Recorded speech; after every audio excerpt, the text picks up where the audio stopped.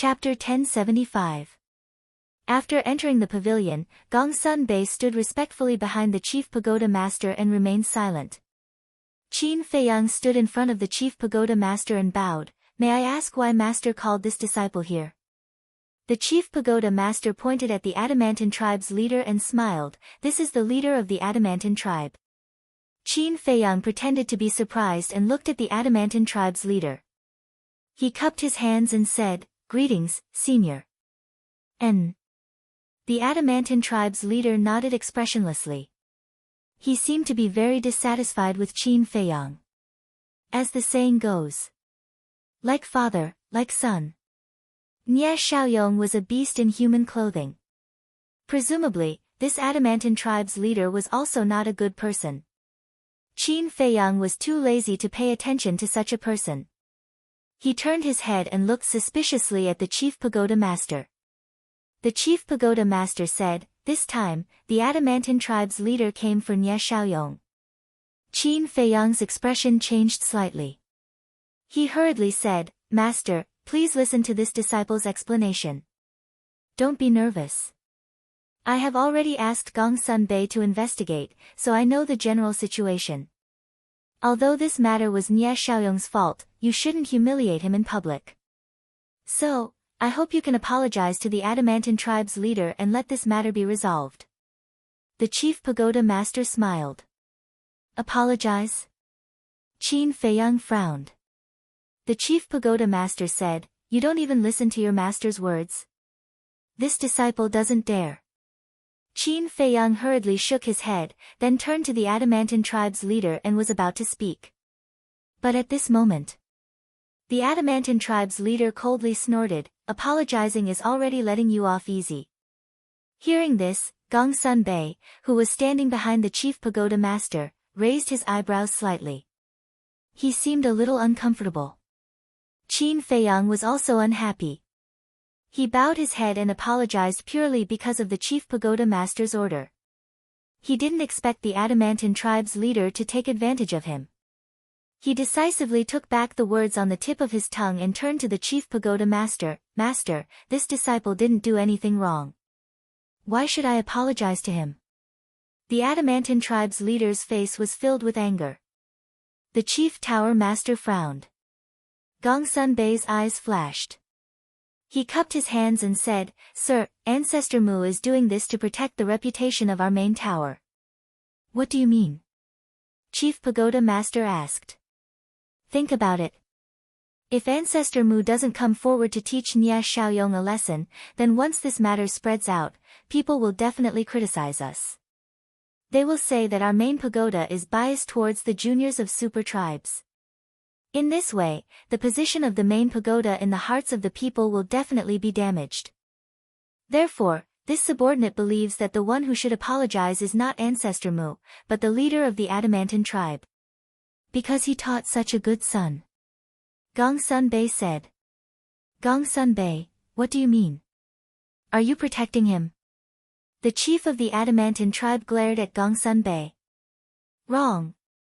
The main tower is a place that pays particular attention to fairness and justice. As the hall master of the Oracle Hall, I only speak according to the facts and will not side with anyone."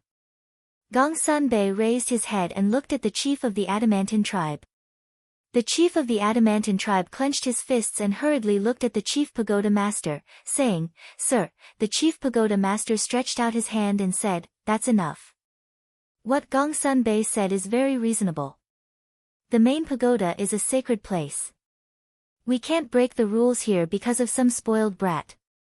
The chief of the Adamantine tribe didn't know what to do. The chief pagoda master raised his teacup and took a sip as he sighed, "Don't hold on to it. If I really made Ancestor Mu apologize to you, it would only make your son even more arrogant. In the future, things will get out of hand. My main pagoda doesn't welcome such a person." The last sentence could be said to have a profound meaning. Yes, yes, yes. The chief of the Adamantine tribe's eyes trembled as he hurriedly agreed. As the chief of a super tribe, how could he not understand the meaning of these words? If Nie Xiaoyong didn't restrain himself, he would most likely be kicked out of the main pagoda. This was something that no super tribe wanted to happen. Because once a member of a tribe was kicked out of the main pagoda, not only would their reputation be damaged, but their status would also drop. Most importantly, the chief pagoda master was angry. The chief pagoda master was the ruler of the Forgotten Continent. If he was angered, the consequences would be unimaginable. Seeing that the chief of the Adamantine tribe was so tactful, the chief pagoda master smiled and said, "Discipline him well. Otherwise, sooner or later, he'll cause a huge disaster." Yes. The chief of the Adamantine tribe nodded and stood up. "I was too reckless this time. I hope sir can forgive me." "That's understandable." The chief pagoda master smiled. "Then I'll take my leave first." The chief of the Adamantine tribe let out a sigh of relief and cupped his hands. "Good." The chief pagoda master nodded. Qin Feiyang looked at the chief of the Adamantine tribe and said indifferently, "You want to leave already? You still haven't apologized to me." The chief of the Adamantine tribe was about to explode in anger, but when he saw Gongsun Bei and the chief pagoda master, he immediately suppressed his anger and cupped his hands, saying, "I'm sorry. It's my fault for not teaching my son properly and causing you trouble. Please forgive me." Qin Feiyang chuckled, "That's more like it. Take care, I won't see you out." The chief of the Adamantine tribe gloomily glanced at him, opened the portal, and walked in with a stomach full of anger. He originally wanted to settle accounts with Qin Feiyang, but in the end, he had to apologize to Qin Feiyang. What was going on? This trip was really frustrating. When the portal disappeared, Qin Feiyang looked at the chief pagoda master and complained, "Master, why did you bother with such a person? I also didn't want to bother with him, but for better or worse, he's the chief of the Adamantine tribe. I have to give him some face, right? But I didn't expect him to say such words when you were apologizing. He really doesn't know how to have self-respect." The chief pagoda master shook his head and smiled. Gongsun Bei coldly snorted, "These people are just like that. Show them some face and they think they're awesome. They don't even know who they're in front of." The chief pagoda master chuckled and looked at Qin Feiyang, saying, "But remember to restrain yourself in the future. Otherwise, people will say that I'm partial to you." "Disciple will remember." Qin Feiyang replied. "All right, you can go back." The chief pagoda master waved his hand. "Disciple will take his leave." Qin Feiyang bowed and saluted, then turned around and left. After watching Qin Feiyang leave, the chief pagoda master asked without turning his head, "Did you ask where his parents are now?" "Yes." "You don't know where they are?" Gongsun Bei briefly explained the situation at the time.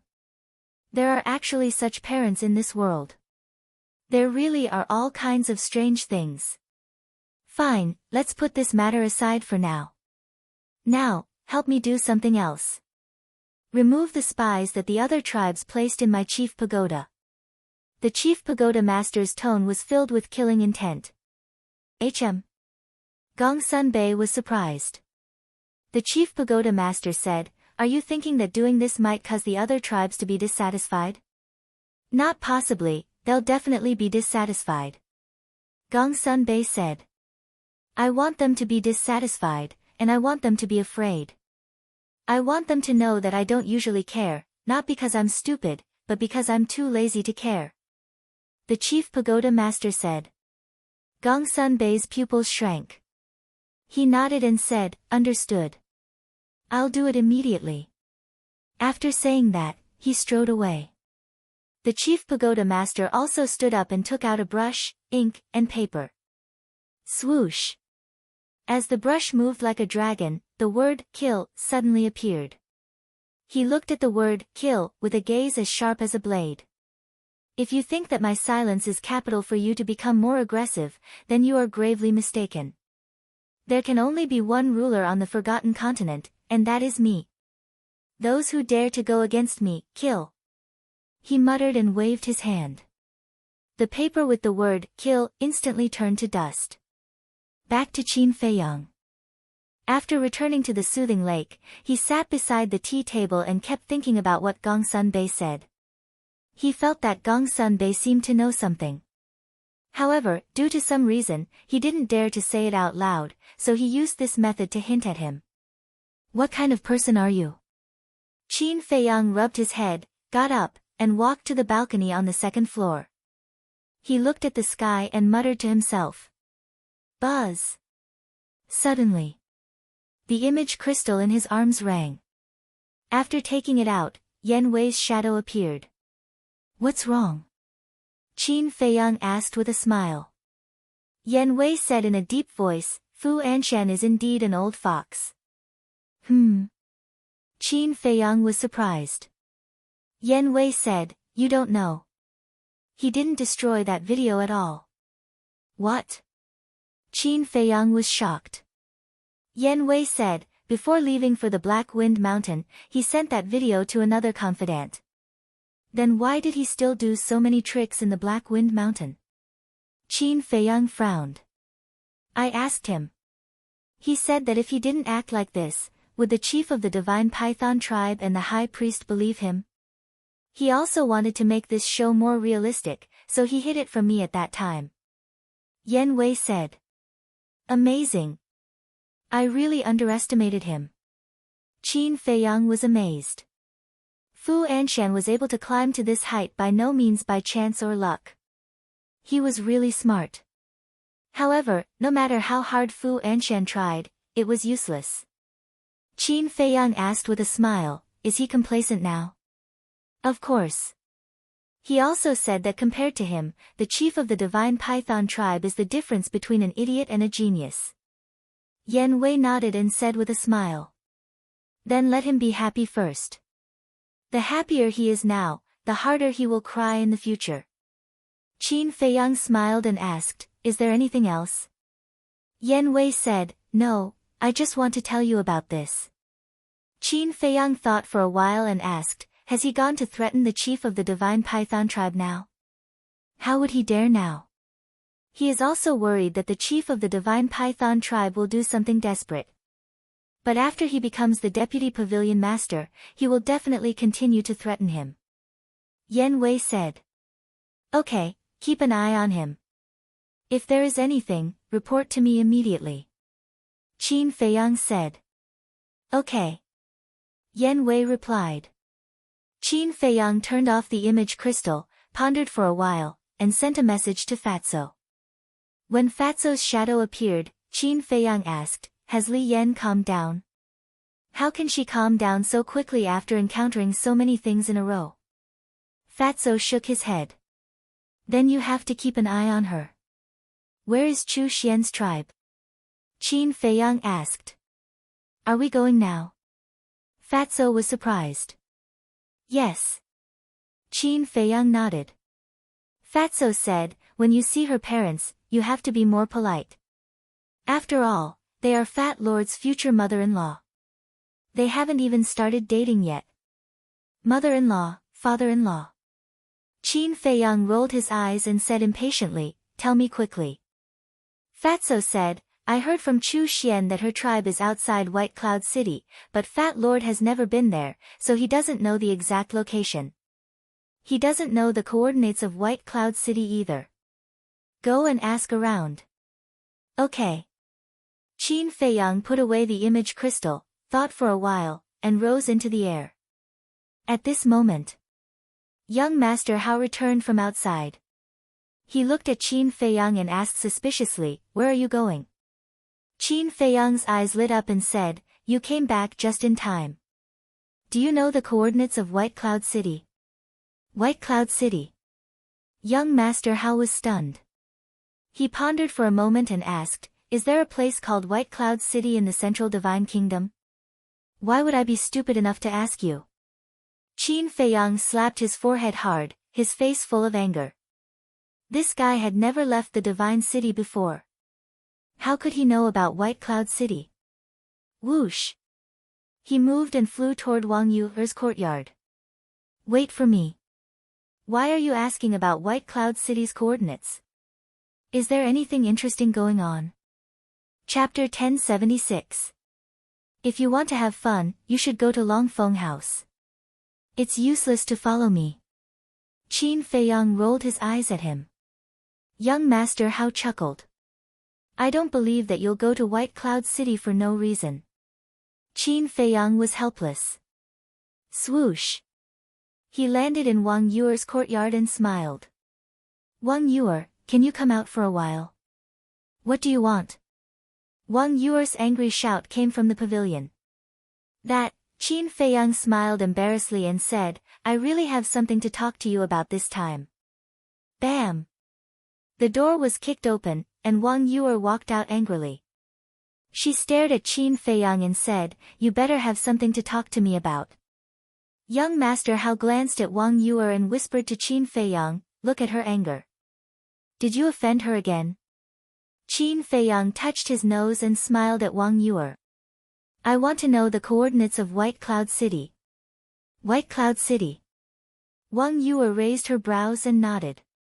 I know where White Cloud City is, but why are you going there? Young Master Hao chuckled. To meet an old flame. Qin Feiyang's face darkened. This bastard really wanted to stir up trouble. As expected.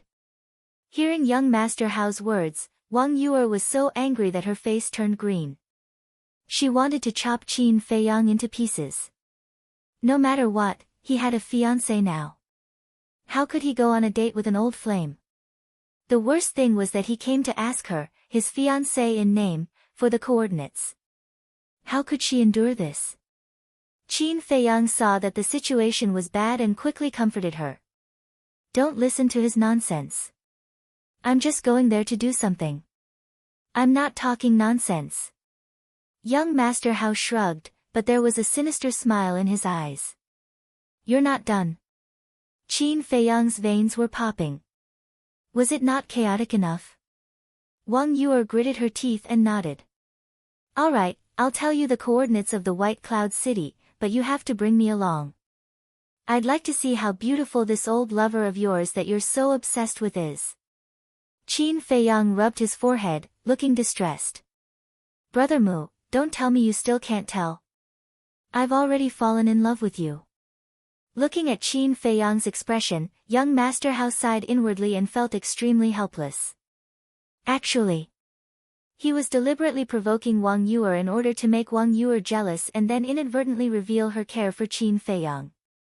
Obviously, he had achieved his goal. Wang Yuer was very jealous now.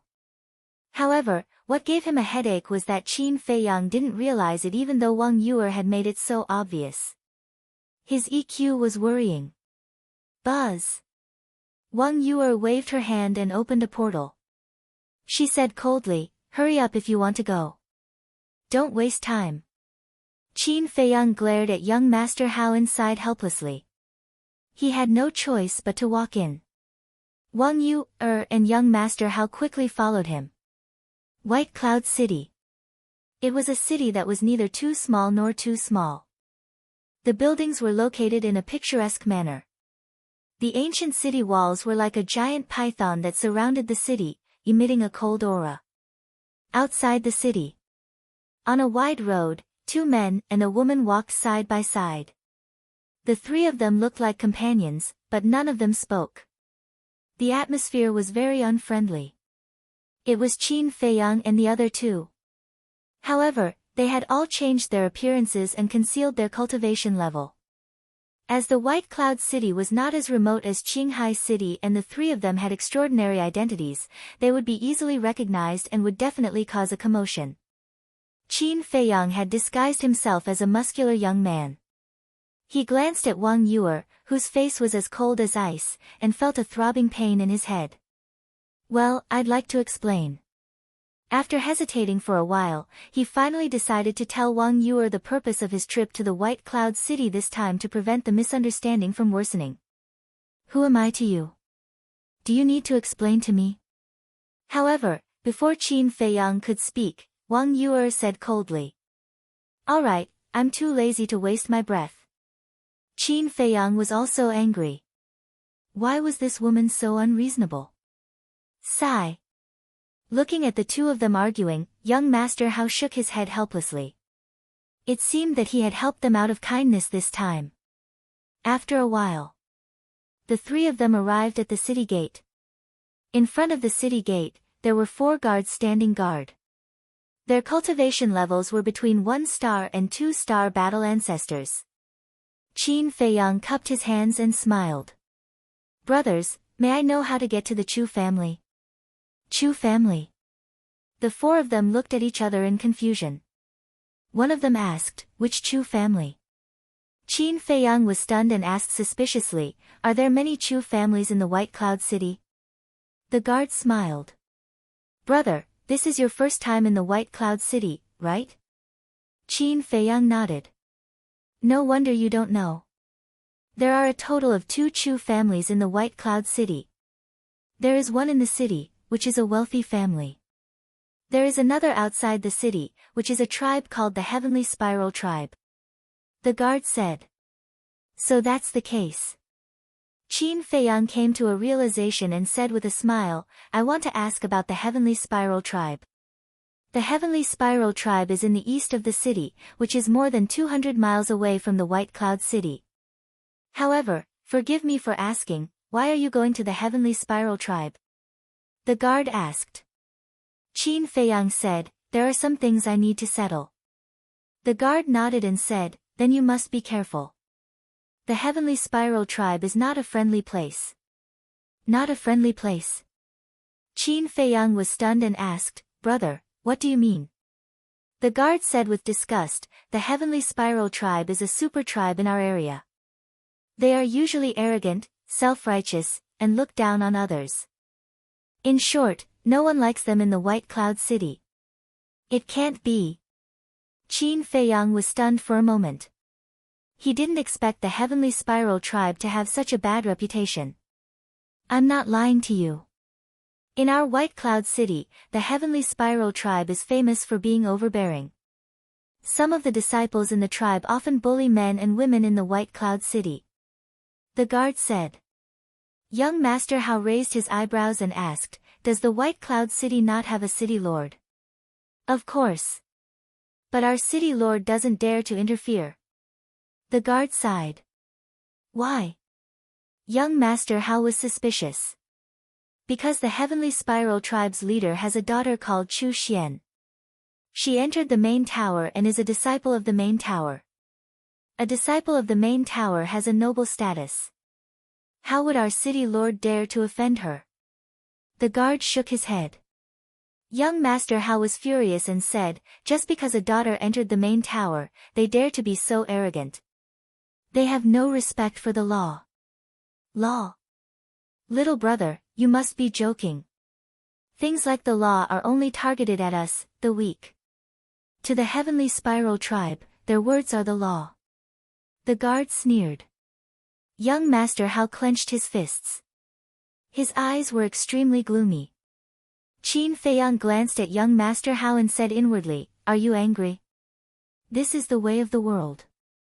Even though the Forgotten Continent is under your father's control, the heavens are high and the Emperor is far away. Who would really listen to him? Sigh. Young Master Hao sighed deeply. The more he was involved in the world, the more he felt that this world was strange. It was completely different from what he imagined. Qin Feiyang looked at the 4 bodyguards and calmly asked, then, 4 big brothers, are you familiar with Chu Xian? What do you think of her as a person? One of the guards said, we were all born in the White Cloud City. Of course, we are familiar with Chu Xian. As for her, scram. Suddenly, a loud shout interrupted the guard's words. Qin Feiyang and the other 2 turned around and saw a purple-clothed youth of 18 or 19 years old riding a giant golden tiger on the main road in the distance. He was rushing towards them. His face was filled with an insufferably arrogant expression. Behind the purple-clothed youth was a group of burly men in tight robes. They were also riding giant black tigers. They looked ferocious and aggressive. Oh no, they're here again. The 4 guards' expressions changed. Qin Feiyang looked at the 4 guards and frowned. Who are they? That purple-clothed youth is called Chu Outyan. He's the son of the Heavenly Spiral Tribe's leader. This person is extremely arrogant because of the faction behind him. He doesn't take anyone seriously. He even dared to scold our city lord. The 4 guards said. Qin Feiyang raised his brows. The son of the Heavenly Spiral Tribe's leader. Wouldn't that make him Chu Xian's younger brother? In that case, he would be Fatso's brother-in-law in the future. Ah, suddenly. A scream was heard. Qin Feiyang turned around and saw a passerby who did not dodge in time and was sent flying by the giant golden tiger under Chu Outyan. He spat out blood. Stop! Chu Outyan looked at the passerby and shouted at the giant golden tiger under him. Roar! The giant golden tiger let out a roar and immediately came to a halt. Seeing this, Qin Feiyang thought that Chu Outyan was going to apologize to the passerby. However, what he did not expect was that Chu Outyan did not apologize. Instead, he looked down at the passerby and shouted, "How dare you block my way?" The passerby's eyes trembled. He did not care about the injuries on his body and hurriedly knelt on the ground and begged, "Young Master Outyan, I was wrong. Please spare my life. Do you think you can settle this with just, 'I was wrong'? Don't you know who this young master is? Kill him for this young master." Chu Outyan smiled contemptuously. As he snorted, a burly man behind him raised his hand and pointed in the air. A battle chi broke through the air and swept toward the passerby's forehead. He's trying to kill him. Qin Feiyang was stunned. Wasn't this person being too unreasonable? In the next moment, a cold light flashed in his eyes. He took a step forward and stood in front of the passerby. He raised his head and waved his hand gently. The battle chi that broke through the air disintegrated. Chu Outyan looked at Qin Feiyang in surprise. The group of burly men behind him also revealed astonishment in their eyes. How dare he come out and meddle in their business? Was he stupid?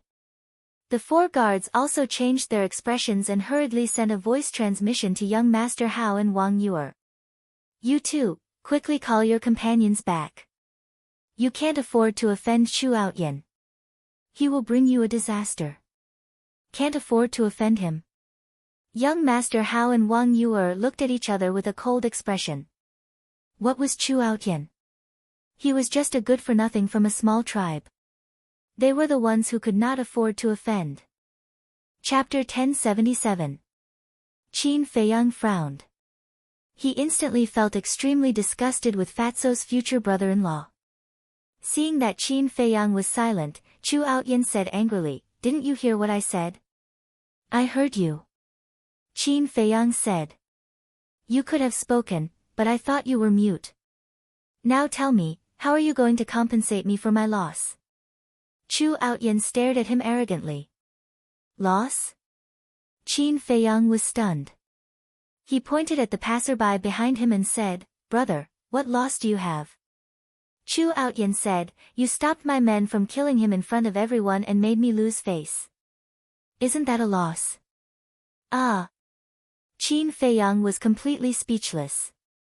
This person was no longer just a playboy. He was simply a malignant tumor. Everyone saw it. You were the one who drove your mount around and injured others. Now you want me to compensate you for your loss. Can you be more shameless? Qin Feiyang said. Chu Outyan's face turned cold. A burly man behind him shouted, "How dare you? Who do you think you are? How dare you speak to young Master Outyan like that?" Qin Feiyang said indifferently, "I don't know who I am, but I know that you people are worse than animals. How dare you? You're too presumptuous. Young Master Outyan, please let me cripple him." The burly man was furious. His eyes flashed fiercely. Chu Outyan smiled mockingly and nodded. "Okay, go cripple him, but don't kill him. I want to keep him alive and torture him." "Understood." The burly man smiled sinisterly. He rode his black tiger and walked toward Qin Feiyang step by step. "It's over. That kid is dead. Yes, no one who dares to go against Chu Outyan will live to see the sun tomorrow." More and more people gathered around. When they saw this scene, they could not help but whisper. Not only did these discussions enter Qin Feiyang's ears, they also entered the ears of Chu Outyen and the others. The group of people couldn't help but laugh proudly. But at the same time, Qin Feiyang's smile was even brighter than theirs. He looked at Chu Outyen and said, "Let me give you a piece of advice. It's best if your lackeys don't do anything." Chu Ao Tian's cultivation was unbearable to look at. He was merely a one-star combat emperor. As for the group of big men, their strength was not bad. They were all 9-star war sects, but that was only limited to the White Cloud City. In his eyes, they were inferior to ants. "Ioyo, you're acting so awesome now. You almost scared this young master to death." Chu Outyen patted his chest and said with a strange smile in a timid voice. "Ha!" Those burly men also laughed wantonly. Qin Feiyang's gaze swept over the group of people, and his eyes suddenly turned cold. Saint's aura roared out, suppressing everyone present. "What? He's a battle saint." Everyone's eyes trembled. Chu Outyen was also dumbfounded. The group of burly men was also dumbfounded. How dare a small and insignificant tribe be so arrogant? Who gave you the courage? Qin Feiyang's killing intent was aroused. He took a step forward and landed in front of the burly man who was walking towards him. He raised his hand and slapped him. Crack! Ah! Accompanied by a shrill scream, the burly man's head was crushed on the spot. Blood splattered across the sky. Chu Outyen's face immediately turned pale. "I really don't know how a person like you can live until today." Qin Feiyang took another step forward and landed in the middle of the group of burly men behind Chu Outyen. He raised his hand and slapped down. One by one, the burly men died tragically. Moreover, their heads were all crushed, and their blood dyed the ground red. In less than 5 breaths, all the burly men were killed.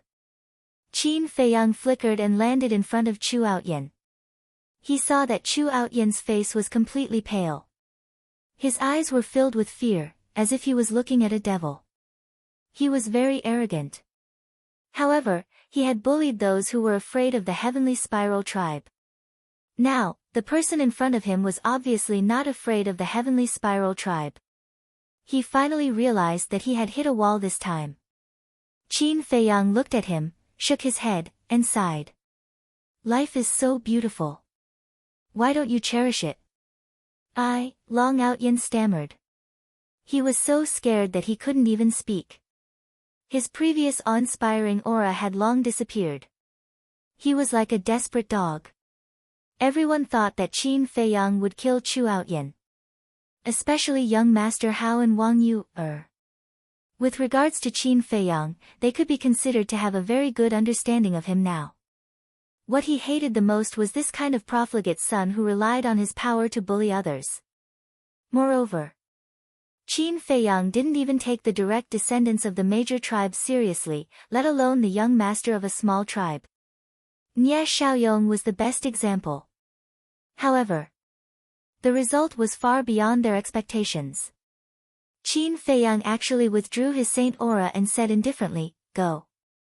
I hope this lesson will make you understand something." Chu Ao Tian looked at him in horror. He immediately rode the huge golden tiger and fled in a sorry state. Young Master Hao walked forward and said suspiciously, "Brother Mu, what's wrong with you today? Why did you let him go?" "I can't help it." Qin Feiyang shook his head helplessly. He had to do this for Fatso's happiness. Because once he killed Chu Outyen, he would completely fall out with the Chu family. At that time, it would be even more impossible for Fatso and Chu Xian to be together. Humph. I think some people just don't want to offend their old sweetheart. Wang Yu snorted through her nose. What do you mean? Qin Feiyang was stunned. Young Master Hao also looked at her suspiciously. Wang Yu coldly glanced at Qin Feiyang and said to young Master Hao, "Silly brother, don't you know? That woman named Chu Xian is very close to him." Really? Young Master Hao was surprised. Of course. I also know that some people have troubled Guo Feng because of Chu Xian. Just because Chu Xian is Guo Feng's ex-boyfriend. Wang Yu said sarcastically. This, young Master Hao looked at Qin Feiyang in surprise and said, "Brother, you're not really here to meet your old sweetheart, are you?" "Silly brother, you're still too naive. He's not here to meet his old sweetheart. He's here to meet his future father-in-law and mother-in-law." Wang Yu sneered. Qin Feiyang's forehead was full of black lines as he angrily said, "Can you guys stop making wild guesses?" Wang Yu said, "Are you making wild guesses? Or is it true? You know in your heart. It's over. The vinegar jar is completely overturned." Young Master Hao muttered secretly. Qin Feiyang rubbed his forehead and felt that his head was about to explode. All of a sudden, he seemed to have thought of something and looked at Wang Yu strangely. "What?" Wang Yu raised her eyebrows. Qin Feiyang said, "That's not right. How do you know about Chu Xian and me so clearly? Are you investigating me behind my back?" Wang Yu immediately became unnatural and shouted angrily, "Who do you think you are? Do you think I'll investigate you? Don't be narcissistic." "Investigate?" Young Master Hao looked at Wang Yu in a daze and suddenly pursed his lips with a trace of playfulness. She was secretly investigating Qin Feiyang. It seemed that this sister of his was quite attentive. It also proved that his sister really fell in love with him, but she was too headstrong and didn't want to admit it. "You three, go quickly." At this time, the 4 guards walked over and urged him. "Why should we go?" Young Master Hao asked suspiciously. "You killed the people of the Heavenly Spiral tribe. They definitely won't let you go." "Yes, there are not many good people in the world. It's not worth it if you die here because of this. Don't hesitate. Go quickly. I'm afraid it'll be too late if you don't go now." The 4 of them advised earnestly. Young Master Hao raised his eyebrows and wanted to say something. Qin Feiyang reached out and stopped him. He looked at the 4 guards and said with a smile, "We'll leave immediately. But you 4 haven't told me what kind of person Chu Xian is."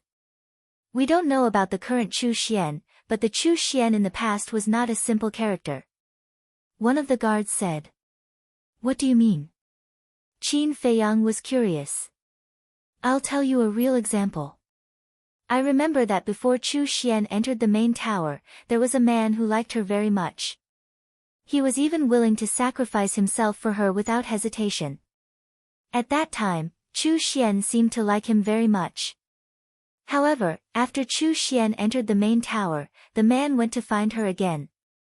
In the end, not only did he not win her back, but he was also ruthlessly driven away by Chu Xian. It was said that there was another man beside Chu Xian at that time.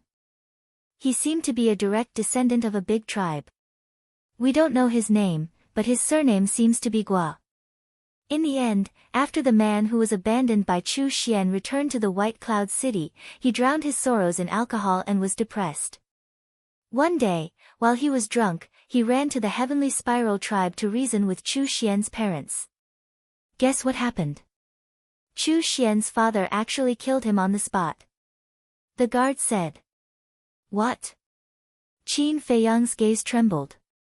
Without a doubt, that person with the surname Guo was definitely Guo Feng. Next, he looked at the guard and asked, is it true? He had met Chu Xian a few times. From those few times, she did not seem like the kind of person that the guard described. The guard said, basically everyone in the White Cloud City knows about it. How can it be false? It's just that everyone is too afraid of the Heavenly Spiral tribe, so no one dares to talk about it.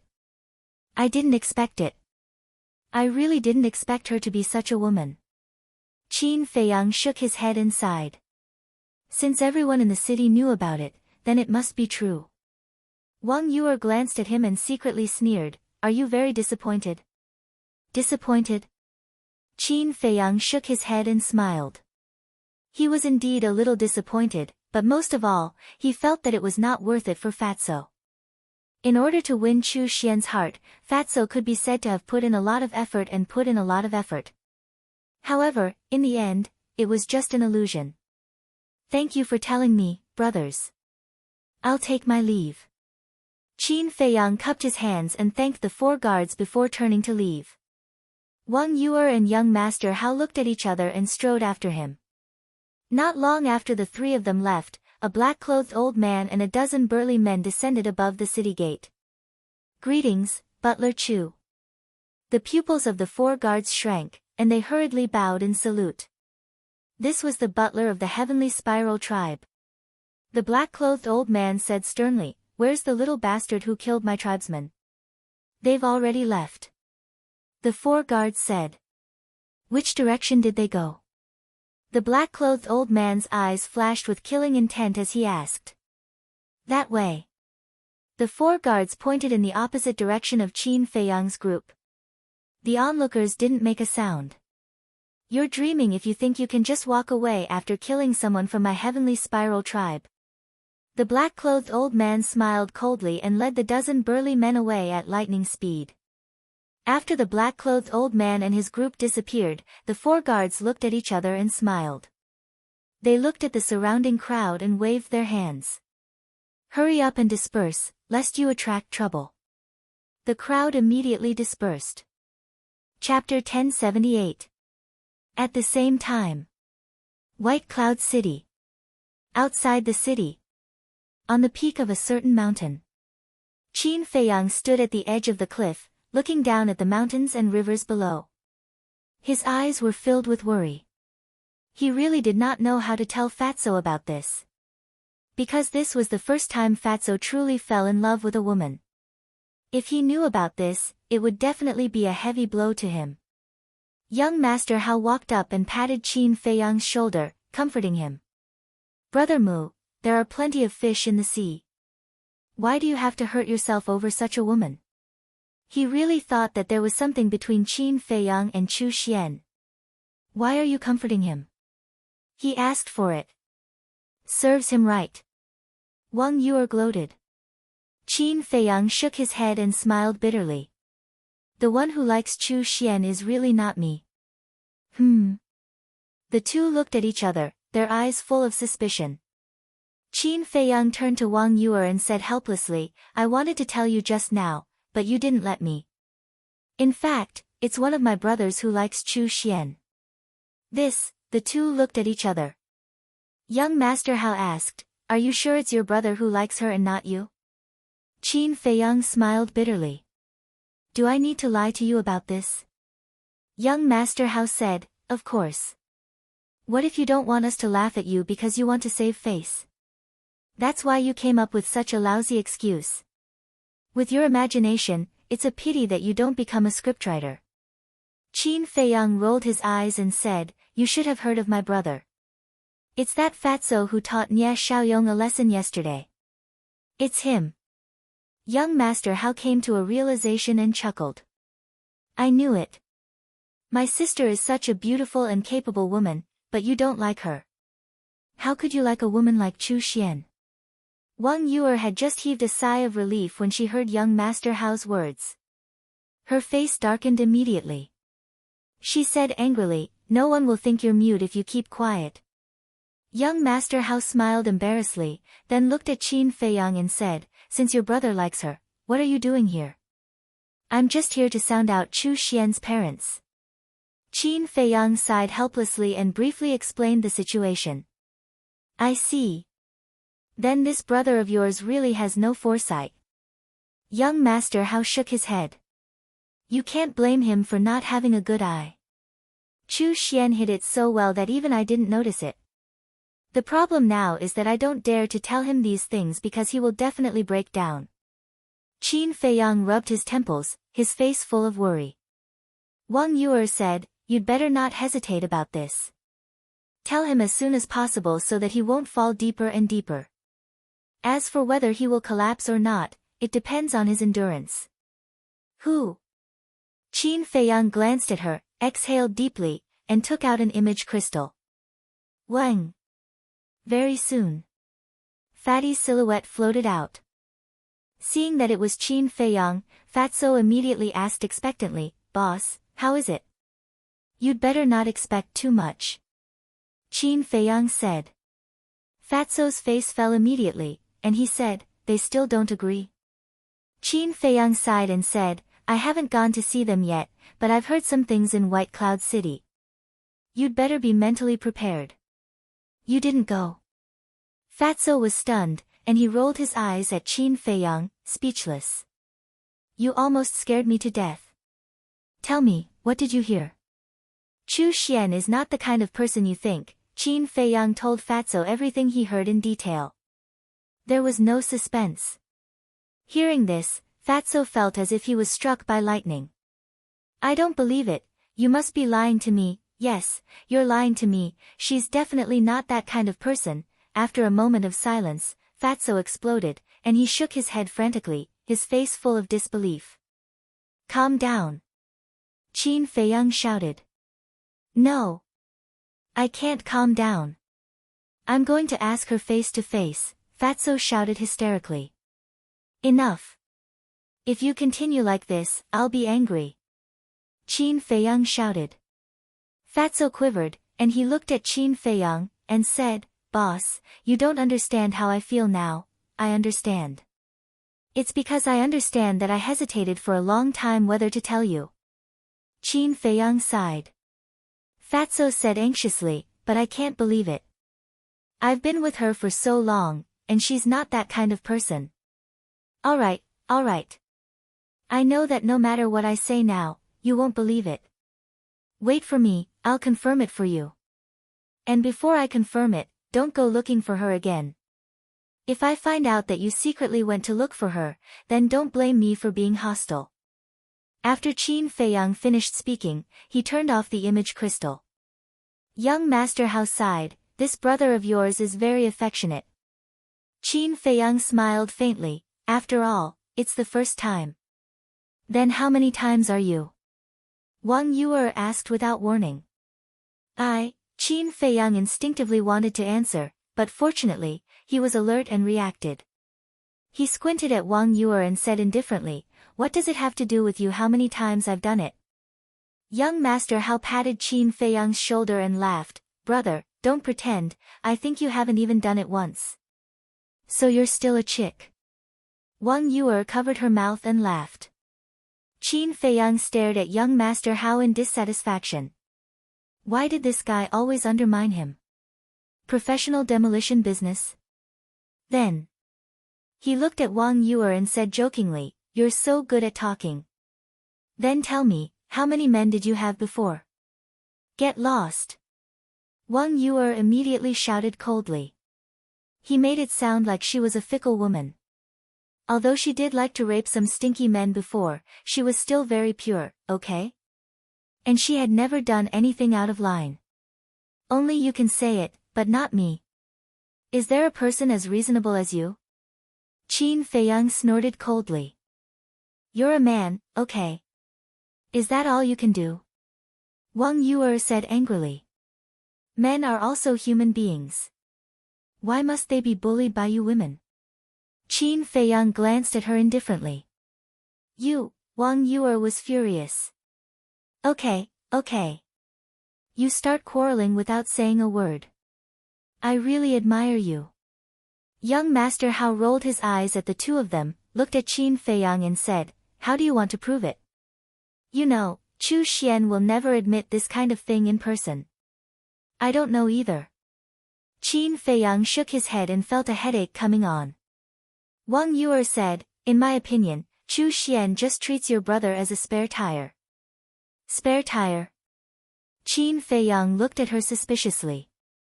To be honest, your brother is really not good looking.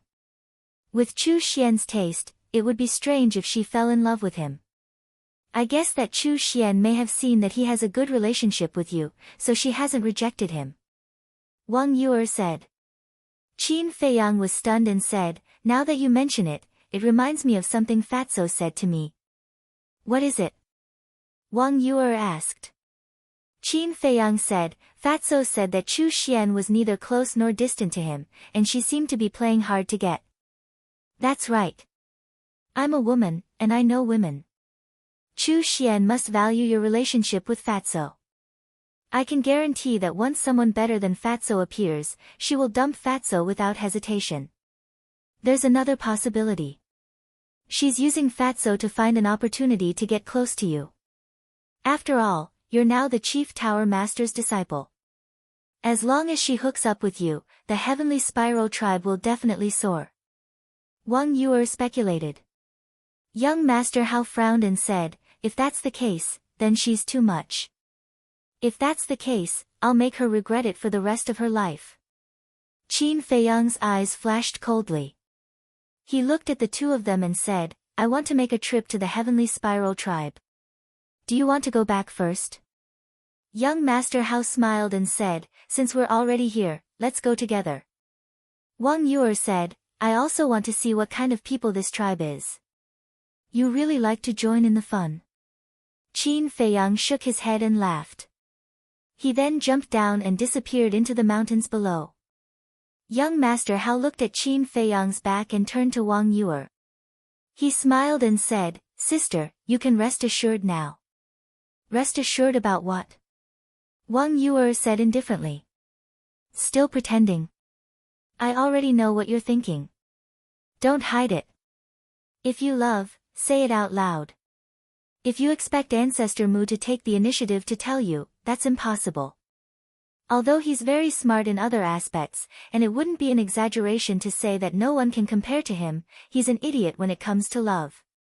Young Master Hao chuckled. I'm a woman. Why should I take the initiative? Wang Yuer snorted in dissatisfaction. See. Admit it yourself. Since you've admitted it, then let go and love. Life is short, don't leave any regrets. Young Master Hao patted Wang Yuer's shoulder and jumped, chasing after Qin Feiyang. Wang Yuer was stunned, then gritted her teeth and said angrily, You little bastard, how dare you trick me? See how I'll deal with you. After saying that, she chased after him fiercely. Heavenly Spiral Tribe. Strictly speaking, in the Central Divine Kingdom, this tribe could only be considered a small, insignificant tribe. Because the entire tribe only had a few 100,000 people. The strongest one was a 9-star battle saint.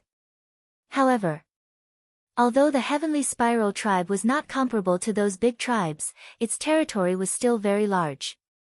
Moreover, like the other super tribes, they also built a city of their own. It was just that the scale could not be compared to the cities of the other super tribes, and they did not have their own patterns. About half an hour later, Qin Feiyang and the other two stopped above a mountain ridge. They looked at the Heavenly Spiral tribe from afar, then activated the concealment technique and directly sneaked in. Although the city was not big, it was quite prosperous. The streets were bustling with people, and the shops on both sides were dazzling. The three of them walked openly on the street, and no one could see them. Young Master Hao sent a sound transmission, Brother Mu, the more I look at your concealment technique, the more I like it. How about this, I'll use the divine art I got from the land of inheritance to exchange with you. In your dreams. Qin Feiyang said without turning his head. In terms of practicality, the concealment technique was more valuable than the divine art. Moreover, he did not lack the divine art, so there was no need to exchange it. Chapter 1079. Many tribal leaders lived in the center of the tribal city, and the Heavenly Spiral tribe was no exception. Because it was a symbol of status, representing a superior status. The residence of the Heavenly Spiral tribe's leader was a huge mansion, occupying almost 1/10 of the city.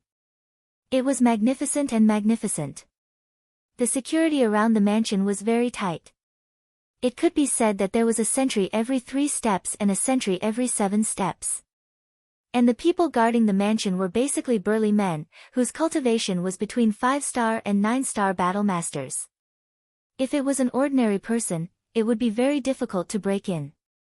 But Qin Feiyang swaggered in with young Master Hao and the other two.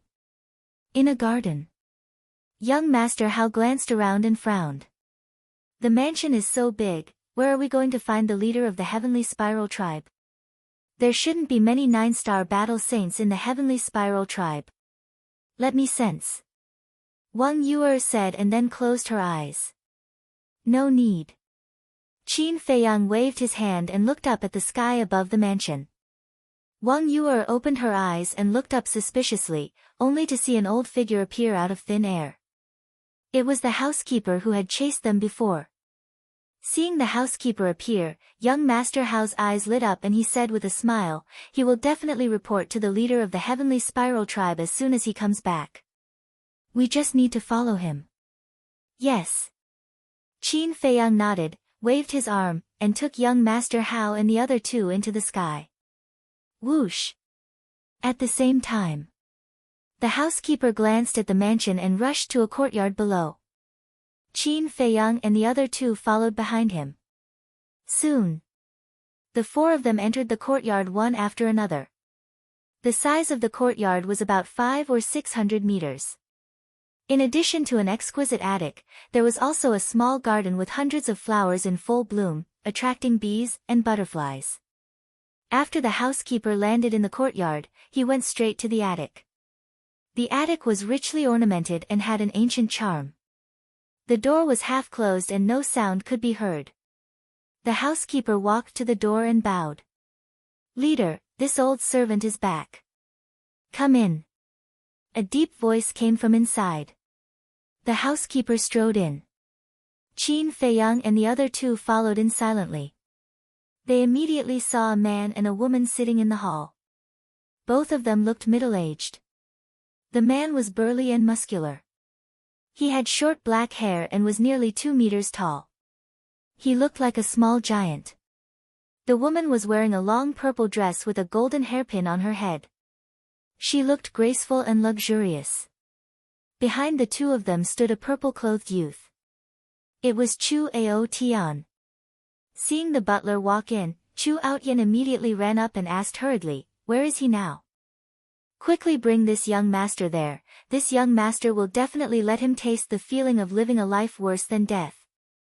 The butler's expression turned ugly. "What is it?" Chu Outyan frowned. The butler sighed deeply and bowed. "Young master, this old servant is incompetent and couldn't find him." "What?" Chu Outyan was furious. He roared in exasperation, "You've brought so many people there, but you still haven't found him. Are you all useless?" The middle-aged man frowned and shouted, "Ao Tian, step aside." "Father," Chu Outyan turned around and looked at the middle-aged man. His face was filled with anger. He was about to say something, but the middle-aged man glared at him, and he obediently stepped aside. The middle-aged man glanced at him and asked the butler, "What happened?" The butler said, "Perhaps he was worried that we would take revenge. When this old servant rushed to White Cloud City, he had already left." "You didn't chase after him?" the middle-aged man asked. "Yes. But we didn't see him even after a few hundred miles," the butler said. "What about the others?" the middle-aged man asked. The butler said, "We're still tracking." The middle-aged man nodded and said with a murderous aura, "If he's alive, I want to see him. If he's dead, I want to see his corpse." "Understood." The butler responded respectfully and turned to leave. The purple-clothed woman looked at the middle-aged man and asked, "Husband, should we inform little Xian?" "Inform her for what?" The middle-aged man looked at her in confusion. This person knew Outyan's identity, but he still dared to kill the people around him in public. This is enough to show that he's not afraid of our heavenly spiral tribe at all. Moreover, I've never seen this face before. He shouldn't be from this area, the purple-clothed woman said. The middle-aged man frowned and said, "Madam, do you mean that this person might be from another large tribe?" "Yes." The purple-clothed woman nodded and said, "Little Xian is knowledgeable in the main tower. If this person is really from a large tribe, she should be able to recognize him." The middle-aged man's gaze trembled and he nodded. "Madam, you're right. We do need to ask little Xian, lest we provoke someone we shouldn't." After saying that, he took out the image crystal. Young Master Hao laughed secretly. He even knows to inquire about your identity first. It seems that although this leader of the Heavenly Spiral tribe is domineering, he still has some awareness. Qin Feiyang said, if he didn't have some awareness, how could the Heavenly Spiral tribe have survived until today? I'm afraid they would have been wiped out long ago. Young Master Hao smiled. Buzz. A moment later, Chu Xian's image appeared. The middle-aged man stood up and smiled. Little Xian, how have you been? His tone and attitude actually had a hint of flattery. However, facing the middle-aged man's attitude, Chu Xian didn't resist at all. Instead, she seemed to enjoy it. I'm fine. Why did you send me a message? Even her tone was very cold, as if she was a high and mighty empress. There's a small matter. Not long ago, your brother brought people to White Cloud City. In the end, he was blocked by a reckless person and killed many of our people. I just want to ask, do you know him? The middle-aged man waved his hand and his battle aura surged, condensing into Qin Feiyang's disguised appearance. Chu Xian sized up the image and shook her head. I've never seen him before. He shouldn't be anyone famous. That's good. The middle-aged man heaved a sigh of relief and said, is that fatso still harassing you? Qin Feiyang's eyes flashed and he took out the image crystal. At the same time, Chu Xian frowned slightly and said, speaking of this, I'm quite puzzled. What's wrong? The middle-aged man asked. Chu Xian said, in the past, he would come to me on time every morning to please me. But these 2 days, he hasn't come to me even once. Fatso had been watching Li Yan these 2 days. Of course, it was impossible for him to go to her. Why is that? Has he given up? The middle-aged man was suspicious.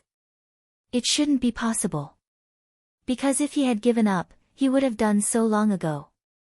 There's no need to pester me for so long. But it doesn't matter. Anyway, my goal is to admire my ancestor.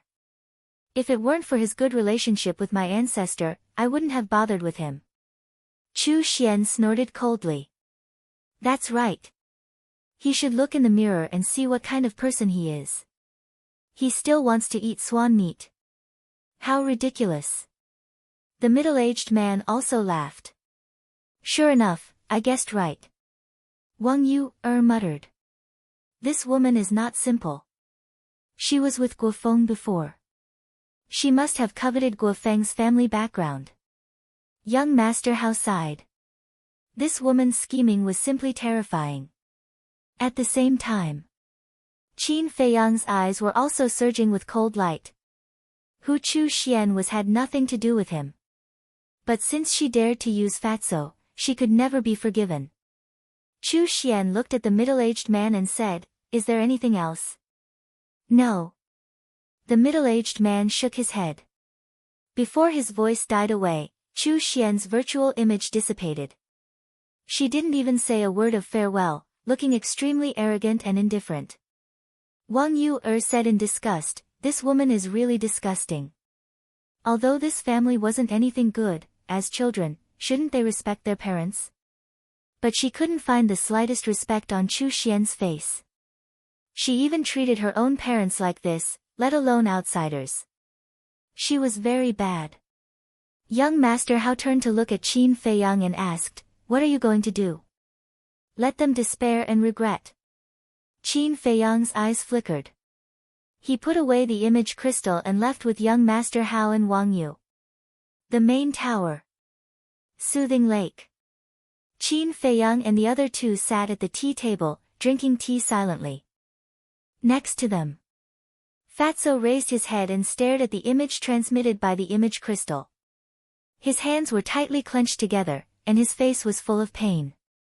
Ever since Qin Feiyang sent him a message, he had been praying that this was a misunderstanding. However, the truth beat him mercilessly. So you were just using me, I like you so much, why did you do this to me, you're too ruthless. He muttered to himself, and tears came out uncontrollably. Qin Feiyang couldn't bear it. He put down the teacup, got up and patted him heavily on the shoulder, saying, "A man bleeds but not tears." Fatso wiped away his tears, turned to look at Qin Feiyang, and said, "Boss, I want the heavenly spiral tribe to disappear." Every word was sonorous and powerful, containing an undispersible murderous intent. Qin Feiyang nodded and said, "The heavenly spiral tribe will disappear, and it won't be too late. Leave this matter to me." Young Master Hao got up and smiled. Wang Yuer frowned and said angrily, "What are you doing?" This young master also doesn't like them. Young Master Hao shrugged. Qin Feiyang turned to look at young Master Hao, cupped his hands and said with a smile, "Thank you. We're family, what's there to be polite about?"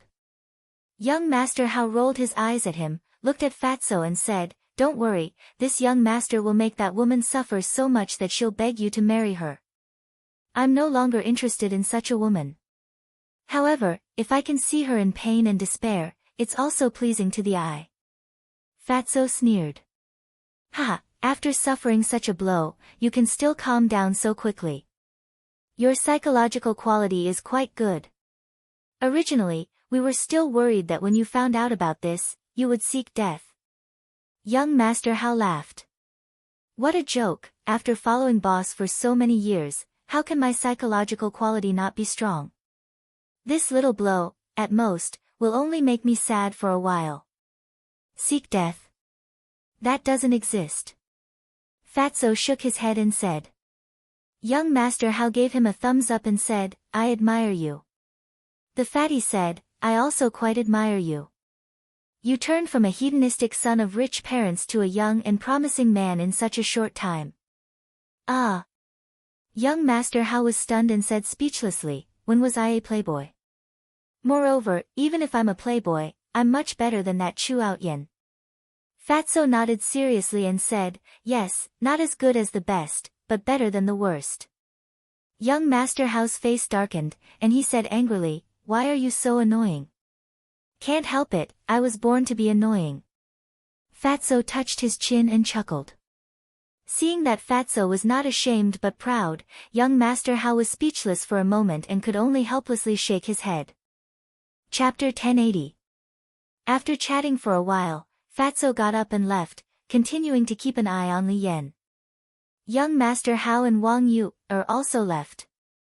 Heavenly Spiral Tribe, Chu Xian. A cold glint flashed in Qin Feiyang's eyes. He walked up to the second floor, sat on the balcony, took a battle chi pill, and closed his eyes to cultivate. Time passed in the blink of an eye, and night fell. Heavenly Spiral Tribe. The Heavenly Spiral Tribe's leader sat on a throne made of gold, looking down at the stewards standing below. He said angrily, "It's been a day, and you still haven't found him. What's the point of me keeping you? Leader, please calm down. I've really tried my best." The steward quickly knelt on the ground, his face full of fear. The Heavenly Spiral Tribe's leader said, "Don't say I didn't give you a chance. I'll give you one more night. If you still haven't found that person's whereabouts by tomorrow morning, you can come back with your head." The steward's eyes were also burning with anger. He looked up at the Heavenly Spiral Tribe's leader and said, "Then you'd better kill me now." "How dare you?" The Heavenly Spiral Tribe's leader was furious. The steward said, "I'm not being presumptuous. I just don't want to do something meaningless." The Heavenly Spiral Tribe's leader shouted, "He killed our tribesman, and I asked you to find him. You call that meaningless?" "That's right. I also want to find him and avenge our dead tribesman. But we don't know who he is, nor do we know his name. We don't even know where he came from. How do you expect me to find him?" The steward said. "Is that your excuse?" The Heavenly Spiral Tribe's leader's face was dark. The steward shook his head and said, "I'm not looking for an excuse. I'm just stating the truth. How dare you talk back to me?" The Heavenly Spiral Tribe's leader suddenly stood up and landed in front of the steward. He grabbed the steward's neck and twisted it. He said with a sinister smile, "Do you really think I don't dare to kill you? It's my honor to die in the leader's hands. But before I die, I'd like to give you a piece of advice. This advice is something I've always wanted to say but didn't dare to say. Don't be so domineering and spoiling young Master Outyen, or our heavenly spiral tribe will be destroyed by you sooner or later. The butler said expressionlessly. How dare you curse our tribe? You're courting death. The leader of the heavenly spiral tribe gritted his teeth as killing intent shot out from his eyes. Where is the leader of the heavenly spiral tribe? However, just as the heavenly spiral tribe's leader's killing intent surged, a cold voice rang out above the tribe. The heavenly spiral tribe's leader raised his eyebrows and looked at the steward. Count yourself lucky. I'll let you off today. Go reflect on your mistakes. After saying that, he threw the housekeeper to the ground as if he was throwing trash. Then, he rushed out of the main hall and shouted, Who dares to trespass into my heavenly spiral tribe? Do you want to die? This small tribe is really arrogant. That cold voice sounded again. The heavenly spiral tribe's leader looked up and saw a middle-aged man standing in the sky above the tribe. His aura was as vast as the ocean, unfathomable. His pupils immediately shrank. He flew up into the sky and landed in front of the middle-aged man. He frowned and said, Who are you? Why did you barge into my heavenly spiral tribe for no reason? The middle-aged man said, Who I am is not important. What's important is that you have offended someone you shouldn't have. Then do you know the consequences of offending me? The heavenly spiral tribe's leader laughed arrogantly. The middle-aged man was stunned and asked curiously, Tell me about it. Then you better stand properly. I'm afraid you'll piss your pants. Listen carefully. My daughter is a disciple of the main tower and has a good relationship with the direct disciple of the main tower master. If you dare to provoke me, you're digging your own grave. The heavenly spiral tribe's leader shouted. Ah! The middle-aged man was stunned and said playfully, Why didn't I know that Ancestor Mu has a good relationship with your daughter? The heavenly spiral tribe's leader said disdainfully, Who do you think you are? Are you qualified to know about the matters in the main tower? Do you have the ability to know? Ha! The middle-aged man laughed loudly. At this moment, the steward walked out. When he saw the middle-aged man, his expression changed slightly. He quickly flew to the heavenly spiral tribe's leader and whispered, Leader, this person's aura is unfathomable. Be careful. Be careful of what? I still don't believe that he's from the main tower. The heavenly spiral tribe's leader snorted. In his opinion, it was impossible for someone from the main tower to personally come to a small tribe like theirs. But before he finished speaking, the middle-aged man stopped laughing. He looked down at the heavenly spiral tribe's leader and said, Sorry, I'm really from the main tower. As he spoke, he took out a golden token from his bosom. The heavenly spiral tribe's leader was stunned. The steward looked at the golden token and was also dumbstruck. The middle-aged man joked, Do you know what this is? Divine Envoy Token. The heavenly spiral tribe's leader swallowed his saliva in fear. How was this possible? This person was not only from the main tower but also the divine envoy. Why did the main tower's divine envoy come to their heavenly spiral tribe? The commotion here had already alarmed the people in the city below. The streets were full of people. But without exception, their faces were filled with horror, including Chu Xian's mother. Plop! After the steward came back to his senses, he immediately knelt in front of the middle-aged man and said, Sir, our leader had eyes but failed to recognize Mount Tai. Please have mercy. Yes, yes, yes. This lowly one was blind. This lowly one deserves to die. Please have mercy, sir. The heavenly spiral tribe's leader shuddered and quickly knelt down and begged. The middle-aged man said, Then answer me now. Do I have the qualifications and ability to know what's going on in the main tower? Yes, yes, yes. The heavenly spiral tribe's leader nodded repeatedly, his eyes full of horror. The middle-aged man put away the divine envoy token and sneered, I heard from young master how that your heavenly spiral tribe is arrogant. At first, I didn't believe it. How arrogant can a small tribe be? But I didn't expect it to be true. Young Master How? The Heavenly Spiral Tribe's leader's eyes trembled. Who didn't know young Master How? Could it be that the person this person was talking about was young Master How? That's right. You've angered young Master How. You have 3 days to leave the Central Divine Kingdom. The middle-aged man said. Where to? The Heavenly Spiral Tribe's leader asked. The middle-aged man said, back then, Qin Feiyang killed everyone in the first district. It's been reduced to ruins. You can go to the first district to reclaim it. The Heavenly Spiral Tribe's leader's face turned pale. He nodded and said, okay.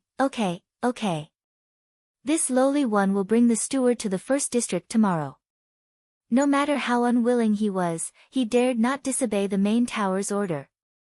Did you misunderstand what I meant? I'm not talking about the two of you. I'm talking about the entire Heavenly Spiral Tribe. The middle-aged man said. What?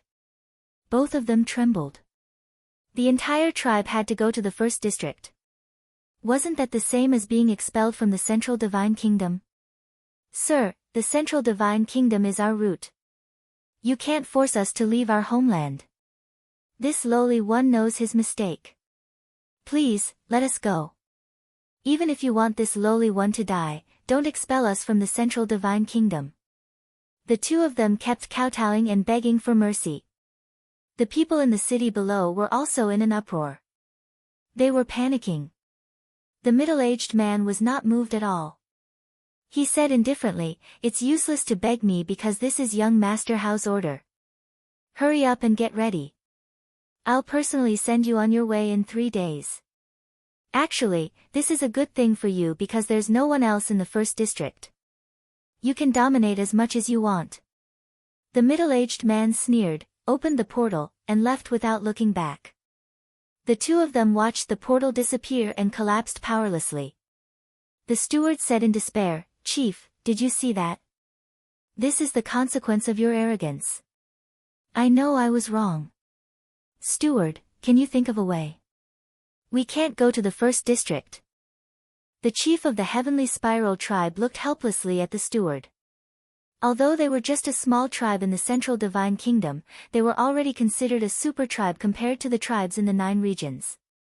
Moreover, the Central Divine Kingdom and the 9 regions were very different. If the people in the Central Divine Kingdom were compared to the nobles, then the people in the 9 regions were the commoners. The most important thing was, in the Central Divine Kingdom, it was not so troublesome for the tribe's disciples to enter the main tower as long as they were talented enough. But once they went to the first district, it was almost impossible to enter the main tower. This was equivalent to banishing them to the first district and letting them fend for themselves. Sigh. The steward looked at the chief of the Heavenly Spiral Tribe and sighed, we can only look for the young miss now. Is it useful to look for her? Maybe even she has been expelled from the main tower. The chief of the Heavenly Spiral Tribe said in despair. Of course it's useful. As long as she agrees to marry that Fatso, then with the relationship between Fatso and Ancestor Mu, we can definitely persuade him to help us. The steward said. Yes. Why didn't I think of that? Ancestor Mu is the direct disciple of the main tower master. He and young Master Hao usually call each other brothers. As long as he is willing to help, we can definitely escape this disaster. The chief of the Heavenly Spiral Tribe's eyes lit up. He immediately took out an image crystal and sent a message to Chu Xian. At the same time, Jian Feng. Fatso stood behind a bush and looked at Li Yan sitting on the edge of the cliff from afar. He muttered impatiently, how long is this woman going to stay here? Since she learned that she was going to marry Fu Anshan, Li Yan had been sitting on the edge of the cliff, motionless. No one knew what she was thinking. Boss, why don't you just tell her that Li He is not dead and everything will be fine? Why do you have to make things like this? Fatso shook his head helplessly. He glanced around and found a stone. Then he sat on the stone and looked at Li Yan in boredom. But not long after he sat down, Li Yan suddenly got up, looked at the dark night sky, and flew toward the mountain range ahead. Fatso was surprised and immediately got up to follow her. But at this moment, the image crystal in his arms moved. Who is it? Why is he causing trouble? Fatso raised his eyebrows and took out the image crystal. Buzz! A shadow appeared. It was Chu Xian. However, the vigor of the past had already disappeared, leaving behind only a face of anxiety. Obviously, she already knew about the tribe. A look of disgust flashed in Fatso's eyes. He chuckled and said, "What wind is blowing today? You actually took the initiative to contact me?" Chu Xian hesitated and said, "Well, I have something to, I'm not free now. Let's talk about it another day." But before Chu Xian finished, Fatso directly turned off the image crystal and then pondered. What was going on? Had young Master Hao already started to take action? Forget it. Let's go and take a look. Don't do anything stupid. Chapter 1081. The night was as dark as ink. Fatso followed behind Li Yan and continued to rush into the depths of the mountain range. Where is she going? If they continued to go deeper, they would reach the sacred ground. There were rules in the main tower and ordinary disciples were not allowed to enter the sacred ground. After an unknown period of time, suddenly, Li Yan stopped and looked down at the mountain stream below. Fatso looked down suspiciously and saw a pool of water below. It was about 100 feet deep and the water was clear, but it was dead silent. Li Yan's gaze was on the pool. Is she going to jump into the water and commit suicide? Fatso was surprised. Whoosh! Just as he had this thought, Li Yan suddenly swooped down and her target was the pool. Oh no! Fatso was shocked and hurriedly flew to stop her, but before he got close, he stopped again. He saw that Li Yan did not jump into the water to commit suicide, but landed by the pool and stared at the water. However, Fatso did not dare to let his guard down. After facing repeated blows, Li Yan must be feeling very uncomfortable now and might suddenly do something stupid. He quietly landed in the woods by the pool and hid in the dark, staring at Li Yan. Xiao Bai, I'm here. Suddenly, Li Yan spoke softly to the pool and a smile appeared on her face. Xiao Bai. Fatso was slightly stunned and glanced at the water. Who was she talking to? Splash. Not long after she finished speaking, the water suddenly rippled. Whoosh! The next moment, a white stream of light rushed out of the water and landed in front of Li Yan. It was a small thing that looked like a snake and was only about the length of a chopstick. It was as white as jade and emitted a hazy glow in the night. No way! Looking at the little thing, Fatso was dumbfounded. On the little thing's head, he saw a white horn. It was like white jade, sparkling and translucent. And under its abdomen, Fatso also saw 4 claws. Her 2 black eyes were as bright as gems, and they were very attractive. This, it's actually little white dragon, am I fucking seeing things? Fatso's face was filled with disbelief. He rubbed his eyes hard and looked at the little thing again. I'm not seeing things. It really is little white dragon. Fatso's gaze trembled, his eyes filled with shock. The divine dragon was something that only existed in legends, but he did not expect it to really exist in this world. Li Yan stretched out her slender arm and stroked the little white dragon's head. She smiled and said, Little White, I haven't seen you for a few days. Did you miss me? Yai. The little white dragon cried out softly as it rubbed its little head against Li Yan's palm, seemingly enjoying Li Yan's touch. Unbelievable, this woman actually has a little white dragon by her side. Fatso mumbled, his eyes shining brightly. The divine dragon was the king of all beasts. Anyone who saw it would be moved. Li Yan held little white dragon in her hands like a mother. Her eyes were full of love as she asked, Little White, it's been so long. Why can't you speak? The gigolo looked at Li Yan innocently, shook his little head, and made a very helpless expression. What a cute little thing. Li Yan hugged little white dragon lovingly and sat on a green rock by the lake. She looked at the faintly discernible crescent moon in the dark clouds, and a worried expression appeared on her face again. How nice would it be if Grandpa Fatty was that little white dragon? Looking at the little white dragon rubbing against Li Yan's chest, Fatty's face was filled with jealousy and hatred. They were both living beings, but why was there such a huge difference? The night wind was a little chilly. Little White Dragon gradually noticed Li Yan's abnormality and raised its little head to look at her suspiciously. Little White, do you know? So many things have happened during this period of time, and I can't hold on any longer. Li Yan murmured. Little White Dragon looked at her as if it understood. Li Yan retracted her gaze and looked at Little White Dragon's lively eyes with a smile. You don't understand yet. Little White Dragon pouted to express its dissatisfaction. Little thing, I'm in a good mood after seeing you, but this might be the last time I'll come to see you. Li Yan sighed, her expression filled with loneliness. Little White Dragon still had a confused look on its face. Next. Li Yan said a lot more to Little White Dragon. Time passed bit by bit. Soon. The horizon began to turn white, and the sun slowly rose. Li Yan looked at the morning sun, her face withered like a flower, exuding a kind of sad beauty. Sigh. She let out a long sigh, picked up Little White Dragon, and laughed. Little thing, I really can't bear to part with you, but in this world, there is no banquet that doesn't end. You have to live well, because you're different from me.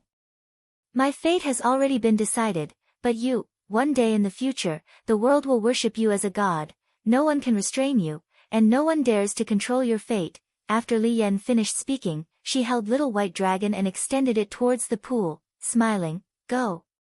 Yeah. Little White Dragon did not jump into the pool. It waved its claws, as if it was trying to express something. Li Yan said, Are you saying that we will go to the outside world together in the future? Little White Dragon nodded repeatedly. Li Yan's expression was slightly gloomy, but then she smiled and nodded, All right, I'll wait for you. Little White Dragon cried out excitedly a few times, then intimately stuck out its tongue and licked Li Yan's palm, then turned around and jumped into the pool, disappearing. The surface of the water quickly calmed down.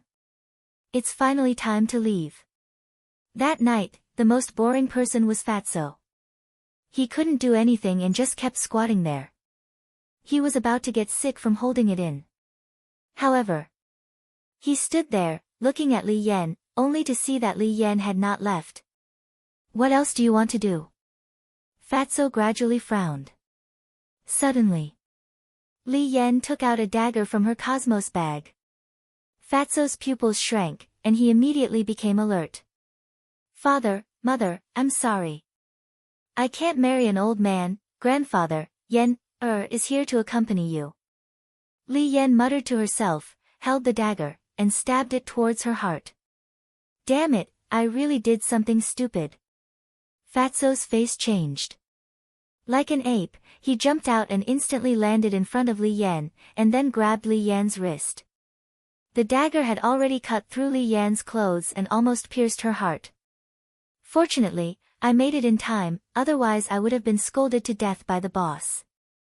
Fatso wiped his cold sweat, grabbed Li Yan's dagger, and said angrily, Why are you so stupid? What's in it for you? Fatso's sudden appearance surprised Li Yan. Fatso said helplessly, I have been watching you in secret, afraid that you would do something stupid.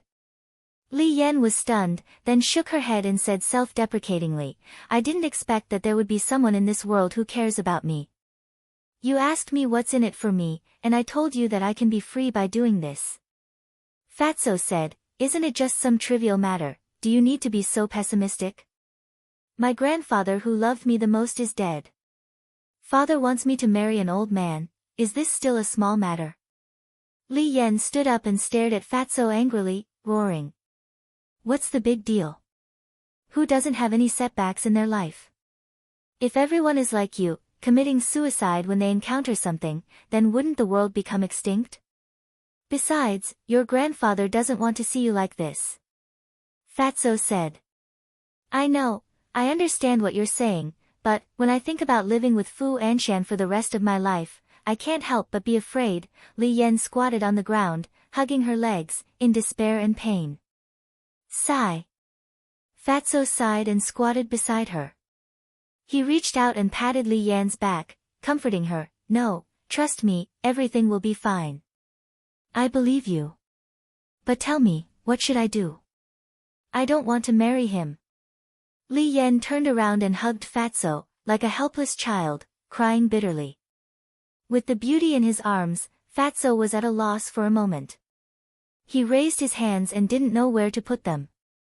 In the end, he put his hands on Li Yan's shoulders and comforted her. Don't cry, you're no longer a child. When you encounter difficulties, you have to face them bravely, not blindly running away. When Li Yan heard this, she pushed Fatso away and sneered, anyone can say these words, you won't understand my current mood. I don't understand. Fatso was also angry. He stood up and pointed at Li Yan's nose and scolded together, saying, do you think you're miserable? But let me tell you, there are many people in the world who are more miserable than you. For example, I really like a woman, but in the end, she was just using me to get close to my boss. Do you know how painful it was for me when I learned the truth? But I understand that only by living can I have it, so I didn't seek death like you. I also hope that you can pull yourself together, because the surprise is often at the end. Fatso said meaningfully. Li Yan fell silent and stopped sobbing. After a long time, she looked up at Fatso and asked, who is that woman? Chu Xian. Fatso said. Chu Xian. Li Yan thought carefully for a moment and said, I've heard of this woman, it seems that she and Guofeng. Fatso nodded and said, yes, it's the woman who hooked up with Guofeng before. Li Yan said, I've heard of her, too. She doesn't seem to be as bad as you say. Why else would I say that she's a scheming woman? Let me tell you, she's too good at pretending. I used to follow her every day, but I didn't notice any flaws. In the end, it was boss who found out. Fatso said in disgust. Then you're really miserable. Li Yan looked at Fatso sympathetically, slowly got up, and said with a smile, hearing about your experience, my mood is a lot better. Fatso's face darkened, and he said angrily, we're friends after all. Can you not be so obvious about gloating? Ha! Li Yan shook her head and said with a smile, instead of gloating, it's better to say that we're in the same boat. I was deceived, and you were forced to marry. Can this be considered as being in the same boat? It's not at all, okay? Fatso rolled his eyes at her. Buzz. Suddenly. Chapter 1082. Fatso took out the image crystal, his face full of disgust. That night, the image crystal rang at least a dozen times, but he did not respond once. Because he knew that it must be Chu Xian who sent him a message. What are you doing? Li Yan looked at him suspiciously. It should be a message from Chu Xian. I don't want to see her anymore. After Fatso finished speaking, he put away the image crystal. Li Yan said suspiciously, since she is using you, why did she take the initiative to send you a message? What happened between you two? Fatso's heart skipped a beat. If he told Li Yan about him, he might be able to distract her. He coughed dryly and asked, do you really want to know? Li Yan pursed her lips and said, if you want to tell me, I'll listen. If you don't want to, I won't force you. So unique. Fatso was stunned and shook his head with a wry smile. It's like this, just as Fatso was telling Li Yan, on the other side of the martial artist mountain range, Chu Xian was walking back and forth in her cave abode, her face full of anxiety. What's going on with this disgusting fat pig? I've sent him so many messages, but he didn't respond to me. She didn't realize that Fatso had seen through her conspiracy and still had an unapproachable attitude. I don't believe that he can really ignore my existence. She took out the image crystal again and sent a message to Fatso. Beside the pool. Fatso finished the whole story in a few words. After listening, Li Yan suddenly realized and said, in that case, young Master Hao has already set out to deal with the Heavenly Jade tribe. Now Chu Xian is looking for you, not because she has changed her mind, but because she wants you to help her. That's right. Fatso nodded. Li Yan shook her head and sighed. This woman's scheming is indeed a little scary, but she's also caught in her own trap. Buzz. At this moment, Fatso's image crystal rang again. Fatso raised his eyebrows and said impatiently, it must be her again. Don't worry, I'll go back with you. Li Yan nodded. Fatso also secretly heaved a sigh of relief. Finally, this problem was solved. He believed that Li Yan would not do anything stupid in the future. But after taking 2 steps, Li Yan stopped again. Don't tell me you haven't thought it through. Fatso's eyelids twitched as he looked at her nervously. Li Yan rolled her eyes and faintly sighed, don't worry, I won't take things too hard. I'm just thinking, should I anger that Chu Xian a little? How? Fatso was suspicious. Li Yan pondered for a moment, and a sly look flashed in her eyes. She smiled and said, you respond to her first. All right. Fatso took out an image crystal and infused his battle aura into it. Wang. The next moment, Chu Xian's shadow appeared. When she saw Li Yan next to Fatso, she immediately raised her eyebrows, then looked at Fatso and said, what's the matter with you? I've been sending you messages since last night, but you haven't replied to me? Fatso was about to speak. Li Yan suddenly stepped forward and hugged Fatso's arm, looking extremely intimate. She looked at Chu Xian and said, he was with me last night, of course he didn't have time to care about you. Fatso was stunned. This was too unexpected. He had thought of many possibilities, but he did not expect Li Yan to use such a method to anger Chu Xian. But it was quite interesting. At the same time, Chu Xian's face turned green. It was not easy for her to put down her face and take the initiative to look for this damn fat pig, but she did not expect that he had already hooked up with another woman. Give me an explanation. Chu Xian's face was a little ferocious. Lord Fatty can be with whomever he likes. Why should I explain myself to you? Who are you? Fatso sneered. Chu Xian's body trembled, and she looked at Fatso as if looking at a stranger, and said, did you lie to me before? I didn't lie to you. At that time, I really liked you, but suddenly, I found a better woman than you. Fatso hugged Li Yan's slender waist and was extremely proud. Don't go too far. Feeling Fatso's big hands, Li Yan secretly glared at him. Fatty snickered, it's just acting. Of course, we have to make it look good.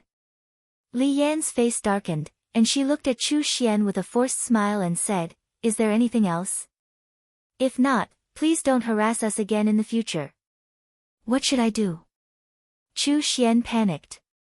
If she did not deal with Fatso, how could she persuade Ancestor Mu to help her? Do you have anything else? Li Yan urged impatiently. Fatso looked down at Li Yan and said with a smile, Sister Yan, why are you talking so much nonsense with an unrelated person? Ignore her, let's go on a date. With that, Fatso was ready to turn off the image crystal. Wait. Chu Xian hurriedly reached out and looked at Fatso. I like you too. Let's be together. You like me? The fatty grinned and said, I'm someone who doesn't have a good figure or strength. When did I become so popular? Chu Xian said, I don't care about that, as long as you treat me sincerely. Still pretending. Fatso sneered secretly and shook his head. I'm sorry, you and I are in the past. Now, I only have Sister Yan, in my heart. I only have you in my heart too. Li Yan was also very cooperative and looked at Fatso affectionately. Looking at the two of them who were full of affection, Chu Xian was furious and shouted hysterically, you heartless bastard, I misjudged you. She was starting to play the bitter game. I'm heartless. Tell me honestly, during this period of time, when have I not been like a mangy dog around you all day? But what about you? Have you ever looked at me in the eye? That's right. You're beautiful and have a good temperament. You're unattainable. I'm a fat man with a big head and big ears. I'm not worthy of you. You feel embarrassed to be with me. Since that's the case, why did you come to me? Fatso sneered. Chu Xian's face was green and red. Fatty's words were like loud and clear slaps, mercilessly slapping her face. Not only did it hurt her self-esteem, but it also trampled on her until she was scarred. But now, she could only endure. She looked at Fatso in disappointment and said, "Can't you see? I was testing you, but I didn't expect you to be so weak." Test? Fatso sneered and said, "What about your parents? They came here in person to test me too." This woman was really shameless to the extreme. Why didn't he realize it before? Yes. We are all testing you. Let's cut the crap. I'll ask you one last time. Do you really want to be with her? Do you think she's really with you because she likes you? Chu Xian sneered. Fatso hugged Li Yan in his arms and said playfully, "Then why do you think Sister Yan, is with Fat Lord?"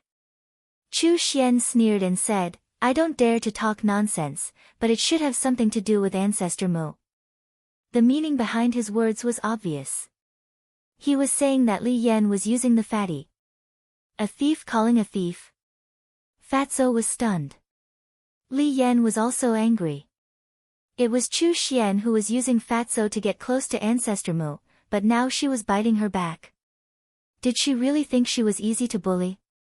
Li Yan looked at Chu Xian mockingly and said lightly, "I'm not like some people who are two-faced and only care about profits. The man I want doesn't need to be strong, handsome, or have a strong family background. As long as we get along well, it's fine. Maybe in your eyes, Fatso is useless, but in my eyes, he is my treasure and no one can replace him. Fatso, am I right?" After Li Yan finished speaking, she looked at Fatso and asked. "Yes, yes, yes." Fatso nodded repeatedly. Although he knew that it was just an act, he couldn't help but straighten his back and be in high spirits when he heard Li Yan's words. "You adulterous couple, just wait and see." Chu Xian's eyes were ferocious. This was the first time in her life that she had been humiliated like this. Not only did she hate Fatso, but she also hated Li Yan. "Let me tell you, you can scold me, but don't scold Sister Yan, If I hear you scold her again, don't blame me for being ruthless." Fatso's eyes were cold and flickering. "Good, very good. Damn Fatso, remember this. You humiliated me today, and I won't let it go just like that." Chu Xian was about to go crazy. She spat out a few words before her shadow disappeared. "Ha!" Fatso suddenly laughed. Li Yan was also smiling, but when she found that Fatso hadn't let go, her face darkened and she said, "How long are you going to hold on to me?" "Ah!" Fatso was stunned and quickly withdrew his arm. He smiled embarrassedly and said, "Sorry, I was too immersed in the act." Li Yan stared at him speechlessly and asked, "Are you happy now?" "Yes. The resentment that has been accumulating for a few days is finally gone. I can start a new life." "Thank you." Fatso looked at Li Yan gratefully. Li Yan said, "It's okay, just treat it as returning the favor of saving my life." Hee hee. Fatso rubbed his head and laughed foolishly. Li Yan rolled her eyes at him, and her expression became lonely again. She sighed and said, "Sigh, your matter has been solved, but what about mine? I really don't know how to solve it." Fatso smiled and said, "Don't worry, that old thing Fu Anshan won't succeed. You want to help me?" Li Yan looked at him in surprise. "It's a secret, you'll know when the time comes. In short, that old fart wants to eat a cabbage like you, he's daydreaming."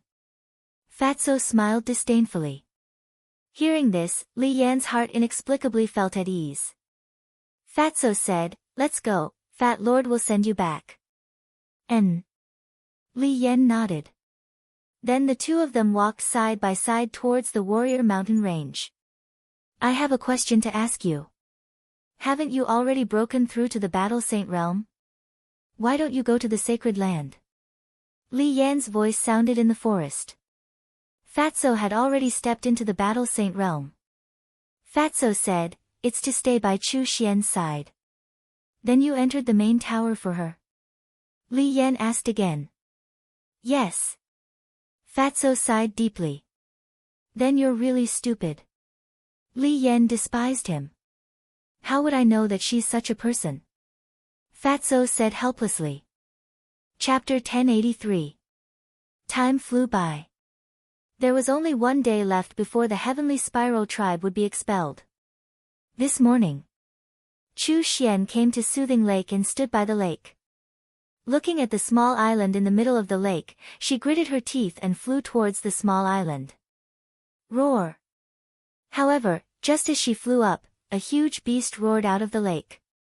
Chu Xian was so scared that her face turned pale. Because it was a sacred beast. The beast stood above the lake like a beast god.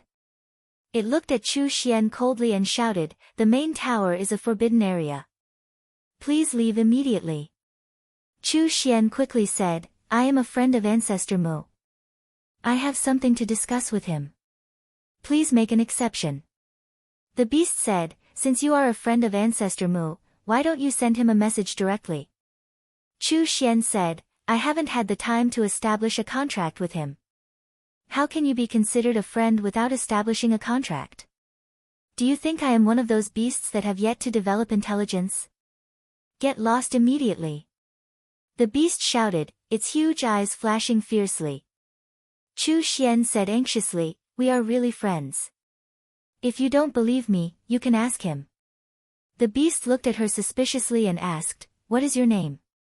Chu Xian. Chu Xian said. All right, wait here. I'll go and ask him. After saying that, the beast flew towards the small island. Thank you. Chu Xian quickly bowed and thanked it. Then, she glanced at Soothing Lake with envy. This place is great. Not only does it have an independent courtyard, but it also has a sacred beast guarding it. If I could live here, why would I need to curry favor with that fat pig? Why is the heavens so unfair? I have worked so hard for so long, but I am still just an ordinary disciple. How many years has this Ancestor Mu been in the main tower? He is already a disciple of the main tower master and is respected by the world. I am not convinced. Tightly. Chu Xian clenched her fists. The envy on her face turned into jealousy and hatred. Whoosh! After a while, the beast returned and looked at Chu Xian. Sorry, Ancestor Mu said that he has no time to see you now. This, Chu Xian's body stiffened. She hurriedly said, did you tell him my name? Yes. He also specially asked me to tell you that he is powerless to do anything about the Heavenly Spiral tribe. The beast said. Chu Xian's eyes trembled, and her face was full of despair. The ferocious beast said, please leave immediately. Otherwise, don't blame me for being impolite. No. I must see him. Please make an exception. Chu Xian pleaded bitterly, but the ferocious beast was not moved at all. It's useless even if you see him. But at this moment, a cold voice sounded. Young Master Hao and Wang Yu both flew over. Greetings, young Master Hao. Greetings, Miss Yu Chu Xian hurriedly bowed. Wang Yu looked at her coldly and said, put away your hypocritical face. Chu Xian was puzzled. Why do you say that, Miss Yu? Young Master Hao said, we all know what kind of person you are. There's no need to pretend anymore. Chu Xian's expression froze. Young Master Hao said indifferently, do you know why I'm dealing with your Heavenly Spiral tribe? Chu Xian shook her head. Because you provoked Fatso. Provoking Fatso is provoking Ancestor Mu. Provoking Ancestor Mu is provoking me. Young Master Hao said. How did I provoke Fatso? Is it because I didn't agree to his pursuit? Chu Xian said angrily. If that's the case, I naturally won't target your heavenly spiral tribe. But you used Fatso to get close to Ancestor Mu. This is what I can't tolerate. Young Master Hao shouted. What? They really know. Chu Xian's face was pale. How did these people know? Are you wondering why we found out when you hid it so well? Let me give you a hint. We've been to White Cloud City and even met your arrogant brother, Chu Outyan. That's all I have to say. Take care of yourself. With that, young Master Hao turned around and left with Wang Yu. Been to White Cloud City, could it be? Chu Xian's eyes trembled. She suddenly raised her head and stared at the backs of Wang Yu, and young Master Hao. She shouted, why are you doing this to me? I just want to get what I want. Is that wrong? What right do you have to treat me like this? You're stubborn. Only by working hard can you get what you want. You can't use others. Initially, I only wanted to expel the people from your tribe and you could continue to stay in the main tower.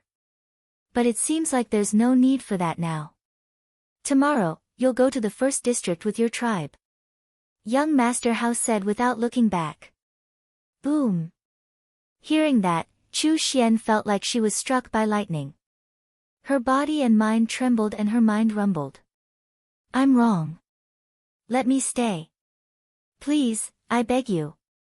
She quickly knelt in the void and begged pitifully. However, young Master Hao ignored her and disappeared from her sight. Why, I can't accept this. Chu Xian roared at the sky like a crazy demon. Leave now. The ferocious beast shouted. Its ferocious might was like a waterfall as it pounced towards Chu Xian. I don't need you to rush me. I'll leave. Chu Xian retracted her gaze and glared at the beast. Then, she looked at the small island in the middle of the lake. Her eyes were full of resentment. Sooner or later, I'll enter the Central Divine Kingdom openly. At that time, I'll make you regret it for the rest of your lives. Just you wait. She smiled sinisterly, opened the portal, and walked in without looking back. What? You're only going to expel them from the Central Divine Kingdom? At the same time, Fatso and Qin Feiyang were talking through transmission. The fatty's face was filled with displeasure. I just heard it from young Master Hao. He probably misunderstood us. We said we'll make the Heavenly Spiral tribe disappear, but we're actually going to exterminate them. He thought we were asking him to expel the Heavenly Spiral tribe from the Central Divine Kingdom. Qin Feiyang said. On the same day. Since young Master Hao had offered to help solve this problem, he didn't ask about it. He had been cultivating quietly. When the beast went to find him, young Master Hao came out after hearing the news. He casually asked young Master Hao and found out. Isn't this letting the tiger return to the mountain? Fatso raised his eyebrows. Letting the tiger return to the mountain? It shouldn't be. Qin Feiyang shook his head. Although the leader of the Heavenly Spiral tribe was a 9-star battle saint, they had all unlocked the gate of potential. It was only a matter of time before they surpassed the leader of the Heavenly Spiral tribe. As for Chu Xian, she was just a battle master. Even if she was given time, what could she do? I still think we're letting them off too easily. Why don't we go to the Heavenly Spiral tribe tonight? Fatso's eyes flashed with killing intent. No.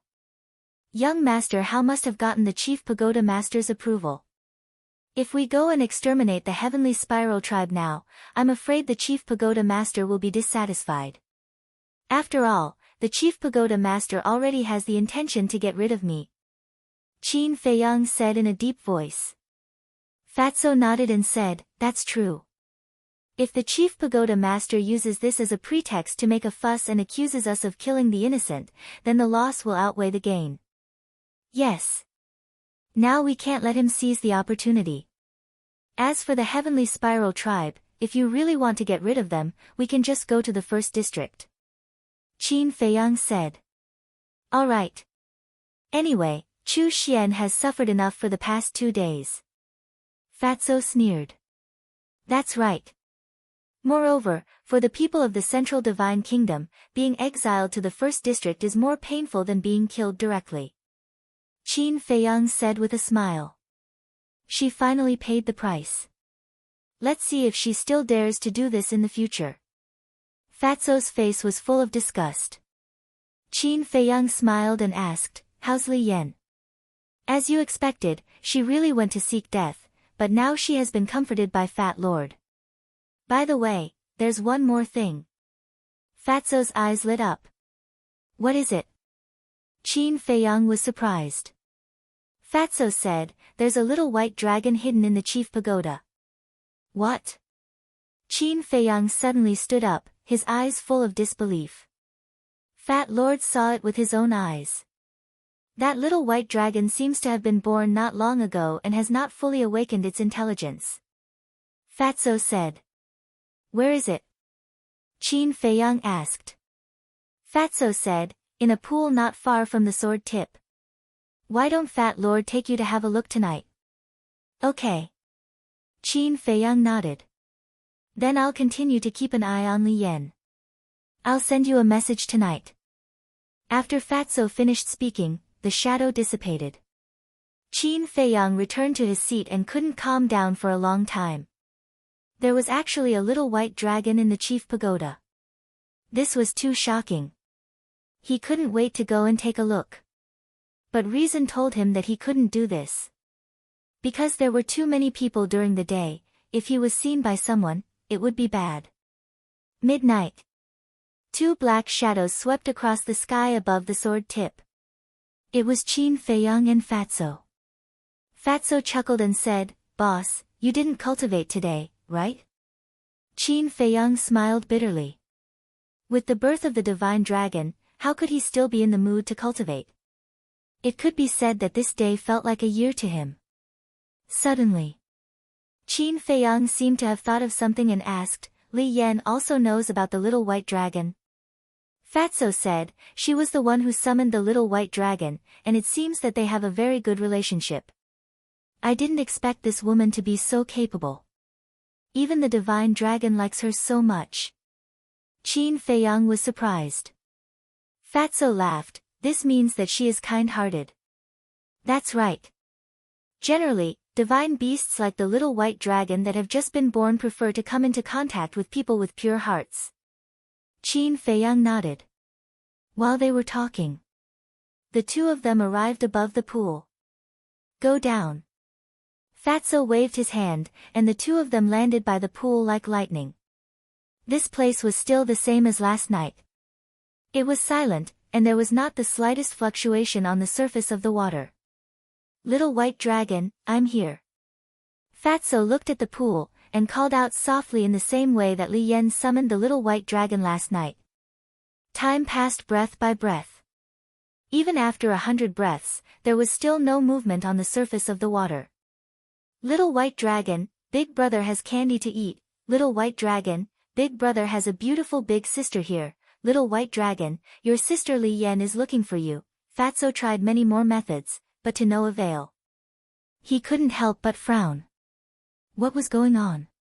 Qin Feiyang thought for a moment, glanced at the surface of the water, and said, it can't be that only Li Yan herself can call it out, right? This, Fatso was unable to determine for a moment. Qin Feiyang said, come, let's go down and look for it. Standing here and thinking, he couldn't come up with any results, so he might as well take action. Afraid of scaring the little white dragon away, when the two of them entered the pool, they were extremely careful and didn't make the slightest sound. The pool was not big, but it was very deep. The two of them carefully searched. Chapter 1084. After about 500 to 600 breaths, the two of them finally sank to the bottom of the lake. However, at the bottom of the lake, other than the dried leaves and mud that had accumulated for countless years, there was no trace of little white dragon. Fatso was secretly annoyed. Strange, it's clearly here. Why can't I find it? Qin Feiyang's eyes flickered. Suddenly, with a wave of his hand, Wolf King, Winged Snow Eagle, Black Dragon Snake, Pangolin, Lu Hong, Viper, and Dan Wangkai appeared one after another. Qin Feiyang looked at everyone and said, "You guys heard it from the castle, right? Hurry and help find it." "All right." Everyone nodded and immediately took action. Time passed. Everyone searched for an entire hour and almost turned the entire lake upside down, but they still could not find Little White Dragon. Lu Hong said, "Fatso, you're not playing with us, are you?" Fatso smiled bitterly. "Madam, how would I dare to play with you guys?" "Then why can't you find it?" Lu Hong frowned. "I'm wondering the same thing." Fatso scanned the bottom of the lake. "What the hell? It was still here last night but it was gone today. Where did it go?" Qin Feiyang looked at Fatso and asked, "Have you asked Li Yan about Little White Dragon?" "Can I ask such a thing? If I ask, she'll definitely suspect that I'm targeting Little White Dragon," Fatso said. Qin Feiyang pondered for a moment and looked at Fatso. "Go back and keep an eye on Li Yan first. I'll wait here and take a look." "All right." Fatso nodded and headed towards the top of the lake. Qin Feiyang looked at Lu Hong and the others and smiled. "I'll be enough here alone. You guys can go to the castle to cultivate as well." Dan Wangkai said hurriedly, "Young master, can you help me solve the problem of the pill fire as soon as possible?" He was a person who was born to refine pills. If he didn't refine pills for a day, his hands would itch. Qin Feiyang was stunned and apologized, "I'm sorry, I forgot about it." After saying that, he took out a jade box and handed it to Dan Wangkai. He smiled and said, "There's a cluster of grade 6 alchemy fire inside. Take it and use it." This grade 6 elixir fire was a congratulatory gift from the chief of the Divine Python tribe during the apprenticeship ceremony. Only a grade 6 alchemy fire? Dan Wangkai was a little disappointed. "Then what rank do you want?" "7th rank. Even the main tower regards the 7th grade pill fire as a treasure." "Where am I supposed to find it for you?" Qin Feiyang smiled helplessly. Dan Wangkai said, "But if I use a 6th grade alchemy fire, I can only refine battle chi pills with 4 veins. This will slow down everyone's cultivation speed. The more veins there were, the more energy the battle chi pill contained. Although there was only a difference of 1 between 4 and 5 elixir veins, the difference in effect was like heaven and earth." "That makes sense." Qin Feiyang lowered his head and pondered for a while. He said, "How about this, you use it first. I'll go to the trading pavilion tomorrow." "All right." Dan Wangkai nodded helplessly, then smiled and said, "What about the recipes for potential pills?" His eyes were filled with desire. Qin Feiyang smiled and said, "It's all in the pill scripture. Go take a look yourself." "Thank you, young master." Dan Wangkai was overjoyed. Qin Feiyang smiled faintly and said, "Didn't I say it before? If you follow me, I won't mistreat you." Of course, of course." Dan Wangkai nodded and smiled flatteringly.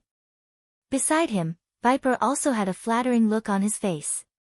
Qin Feiyang waved his hand and sent the people and beasts to the ancient castle. Then, he sat cross-legged at the bottom of the lake and waited for Little White Dragon to appear. Dragon Phoenix Pavilion. Although it was already late at night, it was still as lively as ever. In a certain private room, a woman in white sat beside the coffee table. The water in the teapot was already boiling and gurgling. The fragrance of tea filled the entire room. However, the woman in white did not seem to be interested in tea at all and was frowning the entire time. Buzz! Suddenly, she took out an image crystal. Before long, the image of a middle-aged man appeared. It was the leader of the Divine Python tribe. The leader of the Divine Python tribe smiled and asked, "Madam, how's the progress?" "That's right." The woman in white was the high priestess of the Divine Python tribe. The high priestess sighed. "Don't mention it. I haven't even seen him yet." The leader of the Divine Python tribe frowned and said, "What's going on? Didn't you go there long ago?" Could it be that he doesn't want to see you? That's not it. The high priestess shook her head. Then why is that? The leader of the divine python tribe was suspicious. The high priestess said, ever since I entered the divine city, I've been waiting at the Dragon Phoenix Pavilion. But until now, he hasn't come to the Dragon Phoenix Pavilion even once. I heard that this lad is a cultivation maniac and won't wander outside if there's nothing.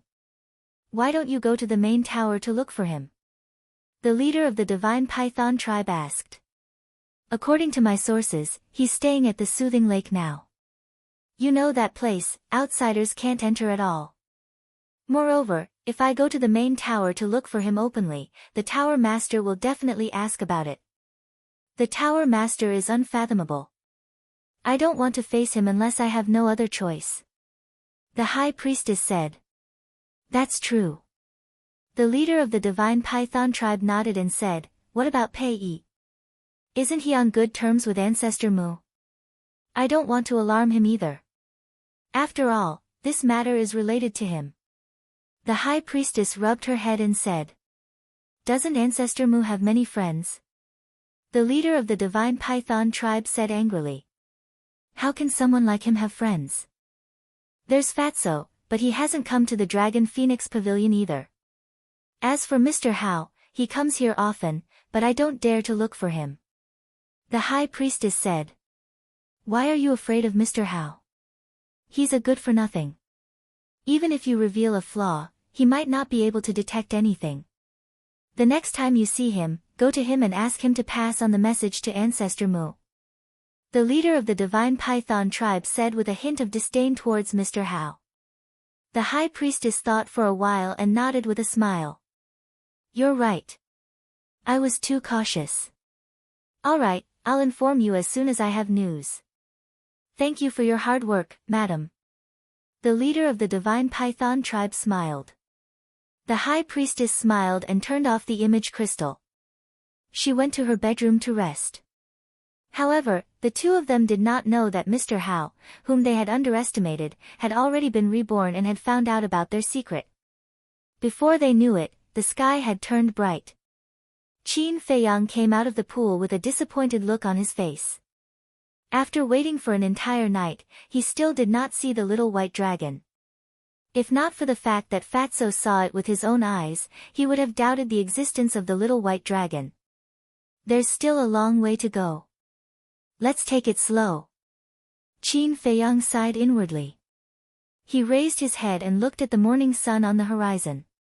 Then, he opened the portal and walked in. East City. Trading Pavilion. Qin Feiyang came here again. It's Ancestor Mu.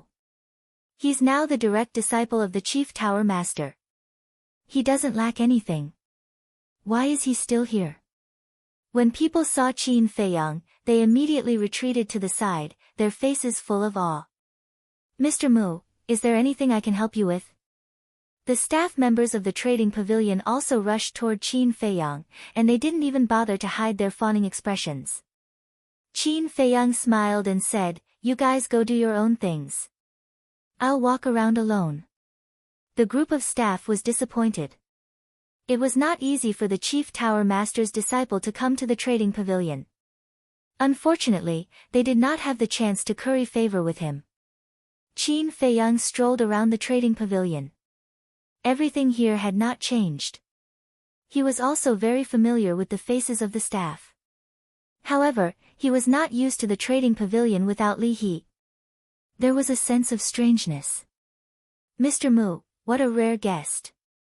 After a while, an old man in red rushed over and stopped in front of Qin Feiyang. His old face was full of smiles. You are? Qin Feiyang looked at the old man in red suspiciously.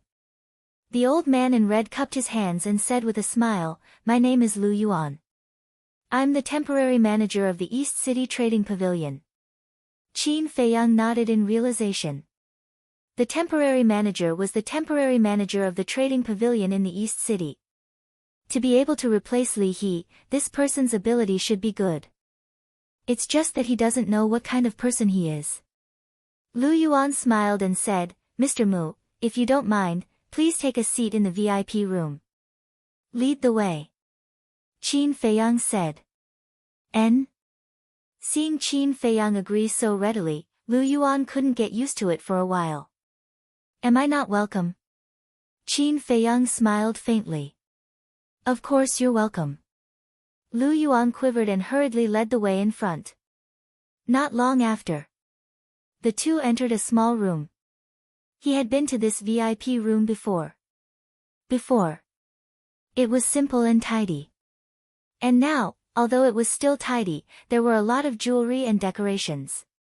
Obviously, it was arranged by Lu Yuan. Perhaps in Lu Yuan's view, these things could improve one's identity and status, but in Qin Feiyang's view, they were very tacky. Please take a seat. Lu Yuan invited enthusiastically. Looking at those jeweled things, Qin Feiyang had already lost interest. He waved his hand and said, forget about sitting. Let's get to the point. Lu Yuan was stunned and nodded with a smile. Okay, please go ahead. Qin Feiyang said, I need a cluster of alchemy fire. That's no problem. We have some 3rd and 4th grade alchemy fires in the trading pavilion now. Lu Yuan said. Qin Feiyang said, what I want is not 3rd or 4th grade alchemy fire, but 7th or 8th grade alchemy fire. This, Lu Yuan was stunned and hurriedly said, Mr. Mu, you are an alchemist. You should know how precious 7th grade alchemy fire is. Even if we have it, we will auction it. We will not trade it privately, let alone 8th grade alchemy fire. We really don't have it. The price doesn't matter. Qin Feiyang said. Lu Yuan smiled apologetically, it's not about the price. We really don't have it. Please forgive us, Mr. Mu. Qin Feiyang frowned and asked, do the trading pavilions in West City, South City, and North City have it? Lu Yuan said, I don't know about that. If you have time, you can go take a look yourself. If you don't, I'm willing to help you ask. Alright, go ahead and ask. Qin Feiyang said. Please wait for a moment, Mr. Mu. After Lu Yuan finished speaking, he turned and left the VIP room. Qin Feiyang sat next to the tea table and frowned. If the trading pavilions did not have it, where could he find alchemy fire? Should he look for the chief tower master? Time passed quietly. Lu Yuan finally returned and said apologetically, Mr. Mu, I'm sorry. I've asked. They don't have 7th or 8th grade alchemy fires. They do have 6th grade alchemy fires, but I don't know if Mr. Mu. Qin Feiyang stood up and said, forget about the 6th grade alchemy fire. Since they don't have it, I won't bother you anymore. Goodbye. Take care, Mr. Mu. Chapter 1085. Qin Feiyang opened the portal and returned to the calm lake. Soon, he received a message from Yan Wei. What's wrong? Qin Feiyang asked with a smile. Yan Wei laughed, you went to the trading pavilion just now, right? In fact, although there is no 8th grade pill fire in the trading pavilion, there is a cluster of 7th grade pill fire. It seems to have been obtained by the pavilion master some time ago. Qin Feiyang raised his eyebrows and asked, then why did Lu Yuan say that he didn't have it? Because of Fu Anshan. Fu Anshan has already told Lu Yuan and the others that as long as you go to the trading pavilion, they will say that they don't have it. Of course, if it was in the past, Lu Yuan and the others would definitely not listen to him. But now, the matter of Fu Anshan inheriting the position of deputy pavilion master has been decided, and they don't dare to go against Fu Anshan anymore. In other words, the stewards of the 4 major districts are suppressing you in disguise. Yan Wei said. This old thing still doesn't know how to stop. Qin Feiyang's eyes were filled with anger. Stop. You're thinking too much, he's still proud of himself. Yan Wei said playfully. Then I'd like to see how long he can be proud of himself. The corner of Qin Feiyang's mouth lifted, pursed with a thick sense of ridicule, and then said, don't act rashly, I will take care of him. I know. Yan Wei nodded. After ending the conversation, Qin Feiyang lowered his head for a moment and sneered, "If I let you live so comfortably until the succession ceremony 2 months later, it would be too easy for you." He walked out of the attic and arrived outside young Master Hao's door. Dong! A moment later. Young Master Hao opened the door and smiled, "Are you planning to go to the Dragon Phoenix Pavilion with me?" "Why would I go to the Dragon Phoenix Pavilion?" Qin Feiyang was stunned. Young Master Hao said, "Don't you know? Today is the day of the Dragon Phoenix wine auction." "Not interested." Qin Feiyang shook his head. "Then why are you looking for me?" Young Master Hao was suspicious. Qin Feiyang said, "I want to ask, where does the pavilion master live?" "You're looking for him?" Young Master Hao was surprised. "Yes." Qin Feiyang nodded. Young Master Hao's eyes brightened as he asked, "Why are you looking for him? Is there something interesting?" Qin Feiyang smiled and said, "You can say that. How about it? Are you interested in going together?" Young Master Hao hesitated for a moment, then shook his head and said, "Forget it, I'll still go to the Dragon Phoenix Pavilion. That old man lives outside the city. If you go west, with your speed, you'll see a huge valley in about an hour. He lives in that valley." "All right. Then I'll go. I also wish you the best and see the true appearance of the young lady of the Dragon Phoenix Pavilion," Qin Feiyang said with a smile. "True appearance?" Young Master Hao shook his head and sighed, "It's good enough to see her." Qin Feiyang looked at him. Young Master Hao's perseverance in this aspect was quite good. If it were anyone else, they would have fallen out long ago if they didn't even know what she looked like after paying so much. I'm just saying if her true appearance isn't as beautiful as you think, or even an ugly monster, can you accept it?" Qin Feiyang asked. "That depends on how ugly she is. If it's just average, I can accept it," Young Master Hao said. Qin Feiyang shook his head and smiled, saying, "Then I wish you good luck." After saying that, Qin Feiyang opened the teleportation gate and descended outside the city. Then, he rushed straight to the west. An hour later, he indeed saw a valley. The valley was unimaginably large, covering an area of dozens of miles. It was surrounded by mountains on all sides, and could only be entered from above. There were also countless ferocious beasts in the forest around the valley. And they were basically all emperor beasts. Even from afar, he could sense the terrifying auras coming from them. This old man really knows how to pick a place, Qin Feiyang muttered. Walking in this place was simply terrifying. Roar! A black leopard roared out. Its body was more than 10 meters long, and its emperor's might surged in the sky. Qin Feiyang's pupils constricted, and he immediately became vigilant. But the result was beyond his expectations. The ferocious beast did not attack him, but just observed him from afar. What's going on? Qin Feiyang was suspicious. Suddenly, the black leopard said, "Young Master Mu, please follow me." What's going on? How do you know who I am? Qin Feiyang was extremely shocked. The black leopard did not answer. It turned around and flew toward the valley. Qin Feiyang followed it suspiciously. Gradually, he found that the emperor beasts lurking in the mountains were also looking at him curiously. After a while, Qin Feiyang followed the black leopard into the valley. He was immediately dumbfounded. In such a huge valley, medicinal herbs were all planted. Some were green and glistening. Some were crystal clear. They swayed in the wind, gushing with multicolored light, exuding endless vitality. Walking in the air above the valley, Qin Feiyang felt that his entire body was enveloped in a rich medicinal fragrance, making him feel refreshed. What kind of place is this? Following behind the black leopard, Qin Feiyang scanned the valley, his face full of surprise. Suddenly, he looked at a red fire-glass tree.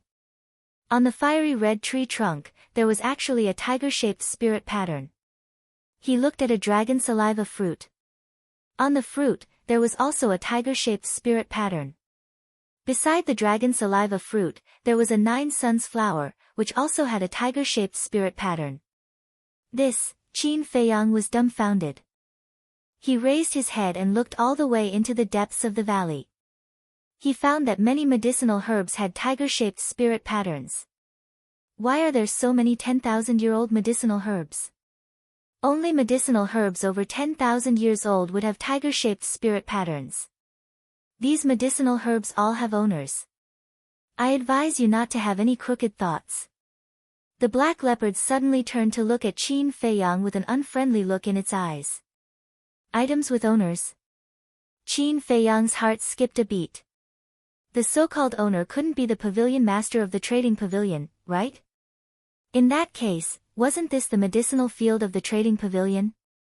A moment later, Qin Feiyang came to the center of the valley.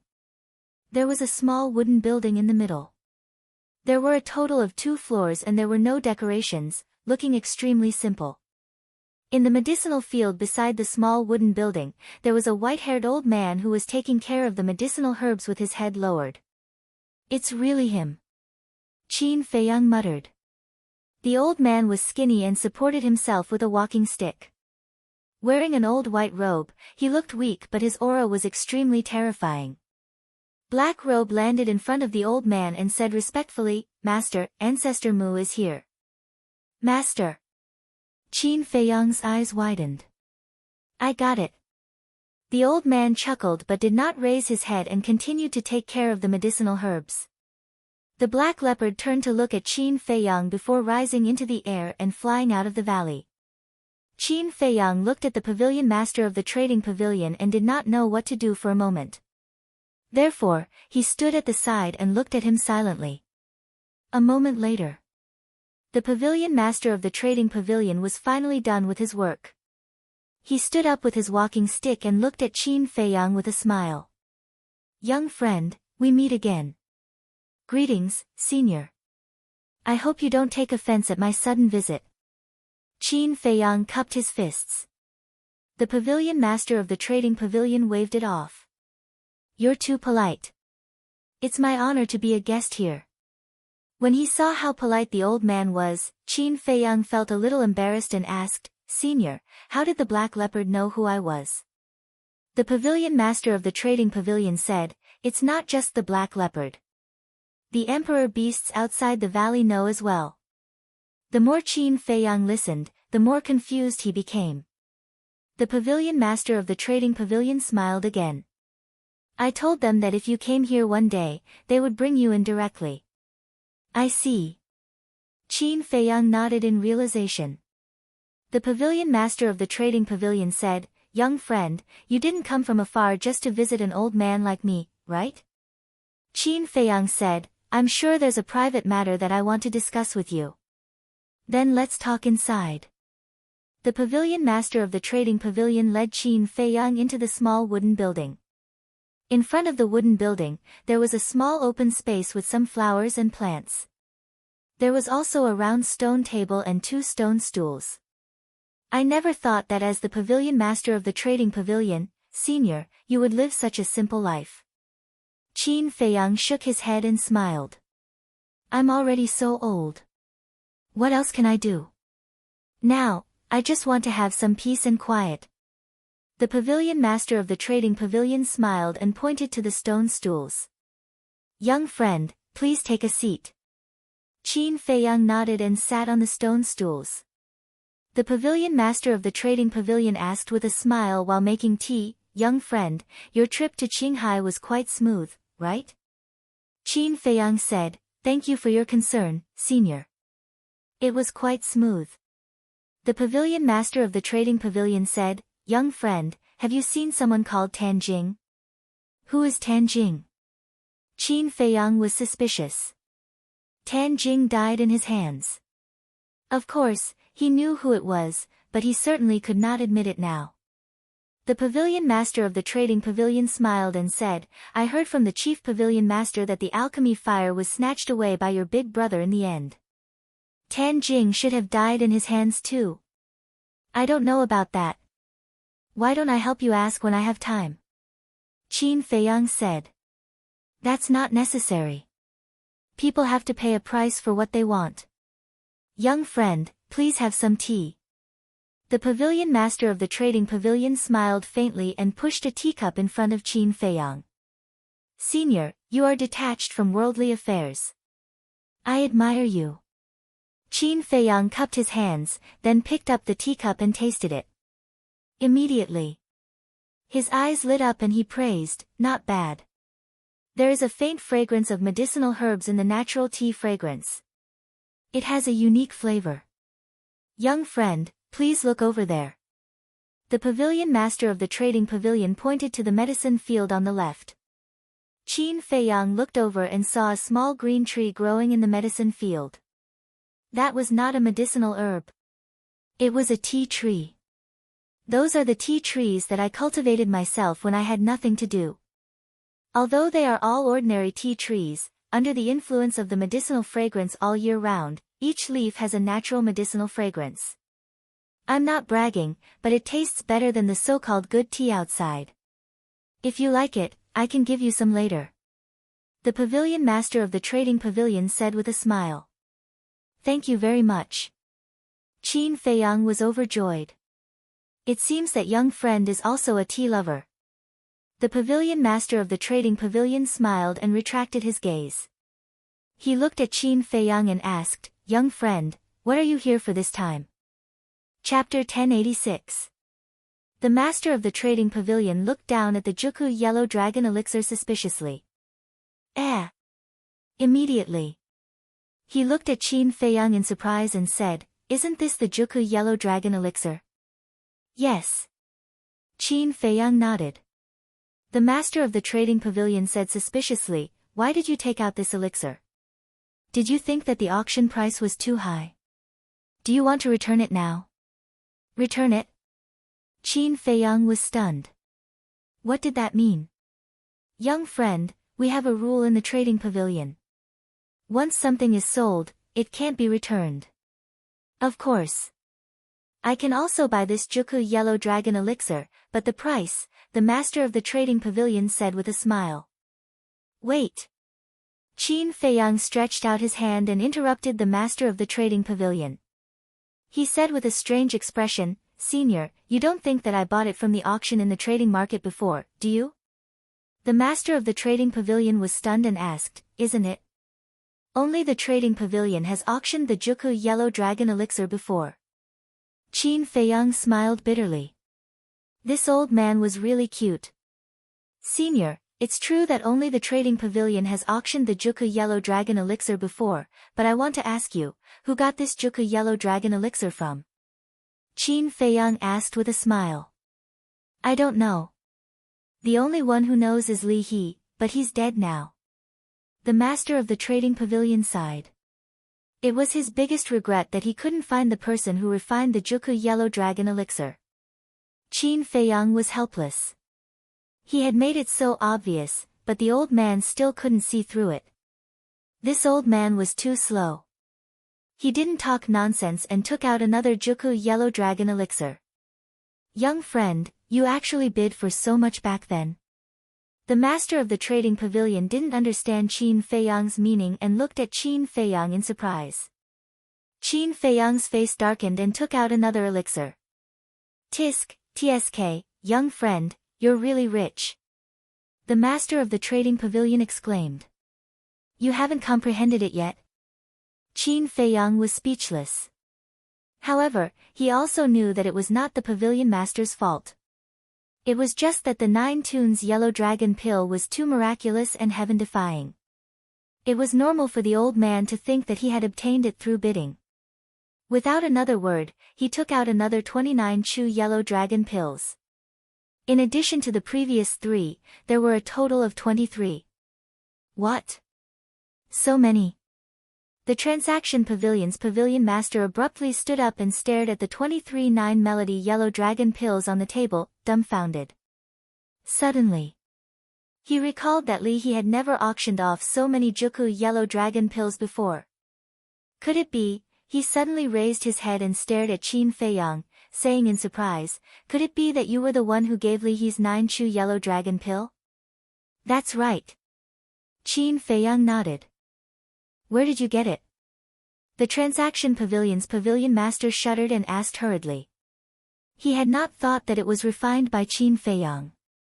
He only thought that someone gave it to Qin Feiyang or that Qin Feiyang found it by chance somewhere. Ugh! Qin Feiyang was speechless once more.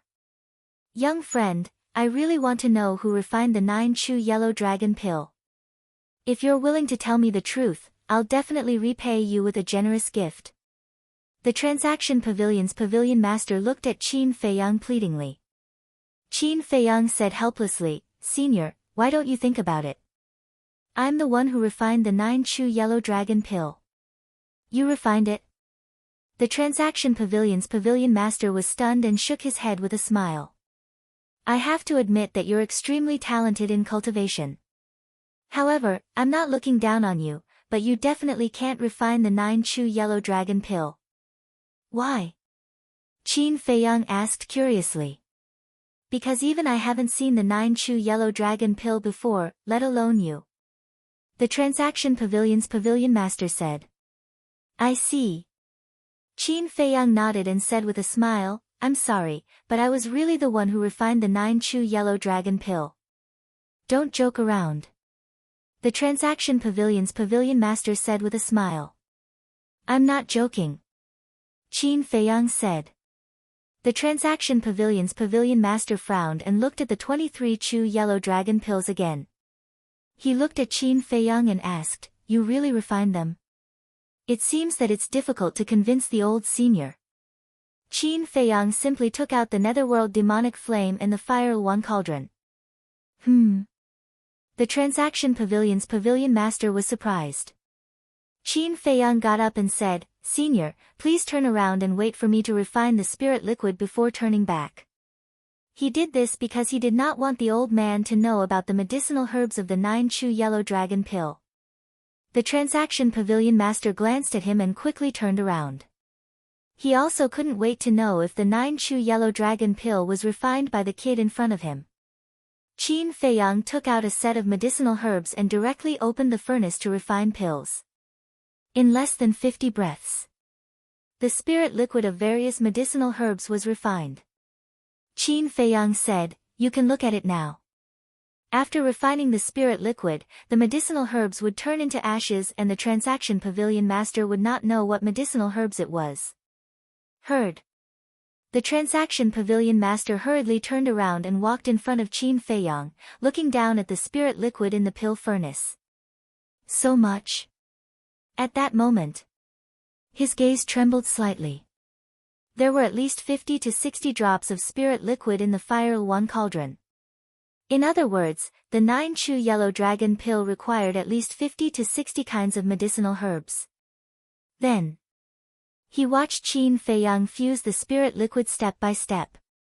Qin Feiyang's proficient alchemy technique and his calm demeanor gave him a fright again. Crash! All of a sudden, the pill furnace shone brightly and a strong pill fragrance wafted over, invigorating one. Swoosh! Immediately after, a stream of light swept out of the pill furnace. Qin Feiyang waved his hand and caught it in his palm. The Transaction Pavilion master stared at Qin Feiyang's hand. He was nervous. He was looking forward to it. "Senior, watch carefully." Qin Feiyang smiled faintly and extended his hand in front of the Transaction Pavilion master, opening his palm slowly. The Transaction Pavilion master's pupils constricted bit by bit. Finally, when the elixir in Qin Feiyang's palm appeared before his eyes, his pupils constricted and his face was filled with shock. It was really the 9-chew yellow dragon pill. And there were 7 pill patterns. Was this a dream? The 7 pill patterns shone brightly and almost blinded his eyes. He swallowed his saliva. There was a rumble in his head. He didn't know how to express the shock in his heart at this moment. This man's martial arts talent was already beyond the reach of countless monsters in the Central Divine Kingdom, but he didn't expect that his alchemy talent was also so terrifying. Was he still human? For a long time, the transaction pavilion master couldn't come back to his senses and was shocked. Qin Feiyang waved his hand and put away all the Juku yellow dragon pills, as well as the pill furnace and pill fire. He asked with a smile, "Senior, do you believe me now?" The transaction pavilion master shuddered and hurriedly looked at Qin Feiyang. He cupped his hands and said, "Young friend, I didn't recognize you before. Please forgive me." "It's understandable." Qin Feiyang smiled. The transaction pavilion master shook his head and sighed. Everyone thought that the person who refined the Juku yellow dragon pills must be an extremely powerful and mysterious expert. Who would have thought that it was actually you? Qin Feiyang smiled faintly. "Young friend, please take a seat." The transaction pavilion master's attitude was even more polite than the chief tower master's. Qin Feiyang sat back on the stone bench and picked up the teacup. He didn't speak anymore and drank the tea silently. He had achieved the effect he wanted. Now he only needed to wait for the transaction pavilion master to speak. The transaction pavilion master was also a shrewd old man. Naturally, he could see Qin Feiyang's motive. He said, "Young friend, just say it. How can we continue to supply the Juku yellow dragon pills to the transaction pavilion?" Since Li He's death, there were no more Juku yellow dragon pills. The transaction pavilion's popularity was declining day by day. So no matter what, he had to persuade Qin Feiyang to put the Juku yellow dragon pills up for auction in the transaction pavilion. Qin Feiyang put down the teacup and smiled. "Not long ago, I went to the Eastern City Transaction Pavilion to buy a cluster of 7th grade pill fire." The transaction pavilion master was stunned and asked, "Lu Yuan didn't sell it to you?" Qin Feiyang said, "It's not that he didn't sell it, it's that he didn't have it." The transaction pavilion master said suspiciously, "That's not right. I just happened to get a cluster of 7th grade pill fire some time ago. How could I not have it?" Qin Feiyang said, "Not only did Lu Yuan say that he didn't have it, but even the people of the Western City, Southern City, and Northern City also said that they didn't have it. Why is that? Could it have been auctioned off? But that's not right. If it was really auctioned off, they would report it to me as soon as possible." The transaction pavilion master frowned. Qin Feiyang shook his head and said, "Whether it was auctioned off or not, I don't know, but I received a rumor that Fu Anshan and the other 3 stewards are secretly banning me." "What? Did they eat a leopard's guts?" The transaction pavilion master was furious. "Senior, I'm very grateful to you for giving me the Fire One cauldron, but this matter makes me very uncomfortable," Qin Feiyang said. The transaction pavilion master's heart skipped a beat, and he said solemnly, "Little friend, don't worry. I'll definitely investigate this matter." Qin Feiyang's eyes flashed with a smile, and said, "Then I'll wait and see. However, don't cancel Fu Anshan's position as the deputy pavilion master. Ask him to come to me. In addition, please keep the matter of the Juku yellow dragon pill a secret for the time being." "I understand." The transaction pavilion master nodded. Qin Feiyang then got up and cupped his hands, "Then I still have something to do, so I won't disturb you." "Okay." The transaction pavilion master nodded and got up to send him off. Then, as if he thought of something, he stretched out his hand and said, "Little friend, please wait." Qin Feiyang looked at him suspiciously. The transaction pavilion master took out 3 exquisite jade boxes from his Qianquan bag. The jade boxes were the size of an adult's palm. "These are the tea leaves that I made myself. Please accept them." The pavilion master of the trading pavilion handed the 3 jade boxes to Qin Feiyang. Qin Feiyang's eyes lit up, and he said with a smile, "Thank you, senior. I won't stand on ceremony." He really liked this kind of tea leaves. After putting away the 3 jade boxes, Qin Feiyang opened the portal and left. When the portal disappeared, the transaction pavilion master's face sank and he took out an image crystal. Buzz! Fu Anshan's figure appeared and bowed, "Greetings, pavilion master." The transaction pavilion master said in a deep voice, "Call Lu Yuan and the other 2 and come to me immediately." "What's wrong, sir?" Fu Anshan was surprised. Cut the crap. If it's not 10 breaths, all of you can scram. The transaction pavilion master shouted. Fu Anshan's eyes trembled, and he quickly said, "Sir, please calm down. I'll call them now." After saying that, the illusory figure dissipated. What a bastard! The transaction pavilion master was about to go crazy. Chapter 1087. In less than 7 breaths, Fu Anshan and the other 3 appeared in front of the trading pavilion master and bowed respectfully. Apart from Fu Anshan and Lu Yuan, the other 2 were a red-haired old man and a stooped old woman in black. The old woman in black said suspiciously, "Pavilion master, why did you call us here in such a hurry? Did something big happen? You still have the face to ask me?" The trading pavilion master was furious. The old woman in black's face froze. Why did it sound like she had made a big mistake? But she didn't remember what she had done wrong. The trading pavilion master glanced at the 4 of them and said in a deep voice, "Let me ask you, are you banning Ancestor Mu?" The 4 of them were shocked. How did the pavilion master know?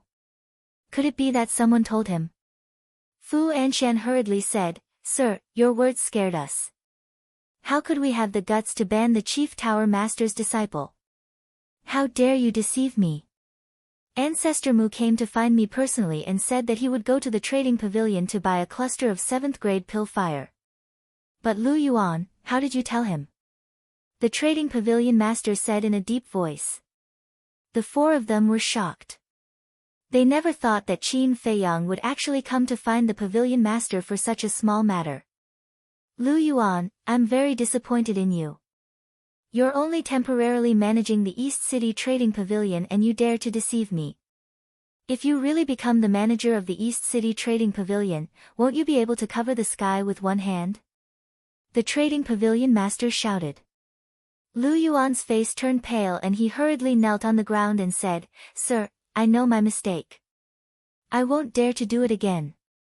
The trading pavilion master said, "There's nothing to say. You've reached the end of your temporary management. Don't." "Pavilion master, this was all ordered by Fu Anshan," Lu Yuan hurriedly mentioned Fu Anshan. Fu Anshan's expression changed and he shouted, "Lu Yuan, don't slander me." "Shut up, when was it your turn to speak?" The trading pavilion master raised his eyebrows and shouted. Fu Anshan's body trembled and he did not dare to speak anymore. The pavilion master looked at Lu Yuan and said in a low voice, "Continue." Fu Anshan secretly transmitted his voice, "Lu Yuan, if you dare to spout nonsense, don't blame me for being impolite to you. You're welcome. It's because I listened to your slanderous words that I ended up like this. You still have the nerve to threaten me?" Lu Yuan looked at Fu Anshan with hatred. Then, he looked at the pavilion master and said, "Mr. Fu Anshan told me to kill Ancestor Mu. He even threatened me that if I didn't do as he said, he would kick me out after he became the vice pavilion master." The pavilion master glanced at Fu Anshan. Fu Anshan also quivered and knelt on the ground, exclaiming, "Master, he is spouting nonsense, please judge clearly." As he spoke, he gave a subtle glance to the black-clothed old woman and the red-haired old man. The 2 of them looked at each other and were about to speak up to help Fu Anshan. But at this moment, Lu Yuan took out the image crystal and looked at the pavilion master. "My lord, this lowly one's image crystal contains the words Fu Anshan used to threaten me. You bastard, you actually dare to do this?" Fu Anshan immediately looked at Lu Yuan gloomily. Lu Yuan secretly sneered, "Dealing with an old fox like you, of course I have to be careful. Pavilion master, it was indeed Fu Anshan who forced us to kill Ancestor Mu. Back then, Ancestor Mu caused the death of his son, Fu Xiong, in Qinghai City, so he held a grudge against him. My lord, we are helpless as well. Please show mercy." Hearing that Lu Yuan had actually recorded Fu Anshan's threat, the black-clothed old woman and the red-haired old man immediately changed their words. Because this was a good opportunity to take down Fu Anshan. As long as Fu Anshan fell, they would have the chance to succeed the position of vice pavilion master.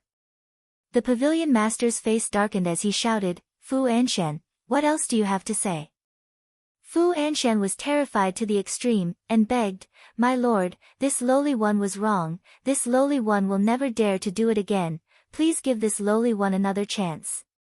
After doing such a thing, you still want this old man to give you a chance? The pavilion master was furious, and said, This old man let you succeed the position of vice pavilion master to let you manage the transaction pavilion well, not to let you use your position to take revenge. If you don't even have this bit of awareness, do you still deserve to be the vice pavilion master of the transaction pavilion? I think it's better to choose someone else. Fu Anshan laid weakly on the ground, his face filled with despair. Lu Yuan and the other two were secretly delighted in their hearts. The pavilion master of the transaction pavilion snorted coldly and was about to announce that Fu Anshan was disqualified from succeeding the position of vice pavilion master. But suddenly, he frowned again. He thought of what Qin Feiyang said before he left. Don't remove Fu Anshan. What did he mean by that? What did Qin Feiyang want? Suddenly, his eyes lit up, and a trace of understanding appeared on his old face. He looked at Fu Anshan and said, All right, this old man will give you another chance. Thank you, my lord. Fu Anshan immediately became spirited again, and shed tears of gratitude. Lu Yuan and the other two looked at each other, and couldn't help but be secretly annoyed. The pavilion master of the transaction pavilion said, Immediately go find Ancestor Mu and beg for his forgiveness. If you can't do it, then you can forget about the position of vice pavilion master forever. This, Fu Anshan was dumbfounded. Lu Yuan and the other two secretly laughed again. One had to know. Qin Feiyang and Fu Anshan had long been at odds, how could Qin Feiyang forgive him? Therefore, in their opinion, the pavilion master was deliberately pushing Fu Anshan onto the path of no return. In other words, Fu Anshan was destined to fail in succeeding the position of vice pavilion master. What's wrong? You can't do it.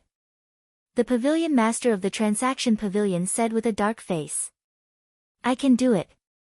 Fu Anshan hurriedly nodded, he could only brace himself and agree. Then hurry up and go. And the three of you, pay attention to this old man in the future. If something like this happens again, this old man will not let you off easily. Scram! The pavilion master of the transaction pavilion shouted. Yes. The four of them nodded and hurriedly stood up to open the teleportation gate and left. Just as the four of them left, a white-haired old man in black clothes walked out from the small wooden building behind them. This person was old and clumsy. Both of his hands were holding on to crutches. When he walked, he was trembling. There was not the slightest bit of aura around his body, as if he was about to die. After the black-clothed old man appeared, he looked at the pavilion master of the transaction pavilion and laughed hoarsely, Lord is wise. Why did you come out? The pavilion master of the transaction pavilion hurriedly turned around and walked forward to support the black-clothed old man. There was a trace of blame in his eyes. Anyway, we're all about to die. Instead of sitting in the house every day, we might as well come out and take a good look at the scenery outside. The black-clothed old man laughed. This person was the vice pavilion master of the transaction pavilion. Don't give up on yourself, okay? Listen to me, hurry up and deal with the mundane matters on hand, then seal yourself. When I step into the false god realm in the future, I might be able to find a way to help you extend your life. The pavilion master of the transaction pavilion advised. We'll talk about it later. The black-clothed old man smiled faintly, and said, I was quite worried just now, you directly announced that Fu Anshan would be disqualified as the vice pavilion master. You can see that too? The pavilion master of the transaction pavilion asked. Yes. Ancestor Mu's ambition doesn't lie here. He wants to torture Fu Anshan. This little guy's methods are a little scary. I can imagine how difficult Fu Anshan's life will be in the future. However, if Fu Anshan can really get his forgiveness, it means that Fu Anshan does have some means. It's not impossible for him to continue to take over this old man's position. The black-clothed old man laughed. The pavilion master of the transaction pavilion nodded and said, Fu Anshan is still capable, but he's too arrogant. That's right. When Ancestor Mu first came to the Divine City, the first person he looked for was him. Unfortunately, he didn't seize the opportunity and let Li He take advantage of it. As for Li He, to be honest, this old man didn't think highly of him in the past. But after some investigation, I found out that this person had always been diligent and never liked to be arrogant. He was also very kind to others. In terms of ability, he was not inferior to Fu Anshan and the others. It's a pity that he died an unnatural death. The black-clothed old man sighed, his old face full of regret. In short, the two of us are still too tacky. We like others to flatter us in front of us. And this Li He is not that kind of person. His presence is extremely low. The pavilion master of the transaction pavilion smiled bitterly. Yes.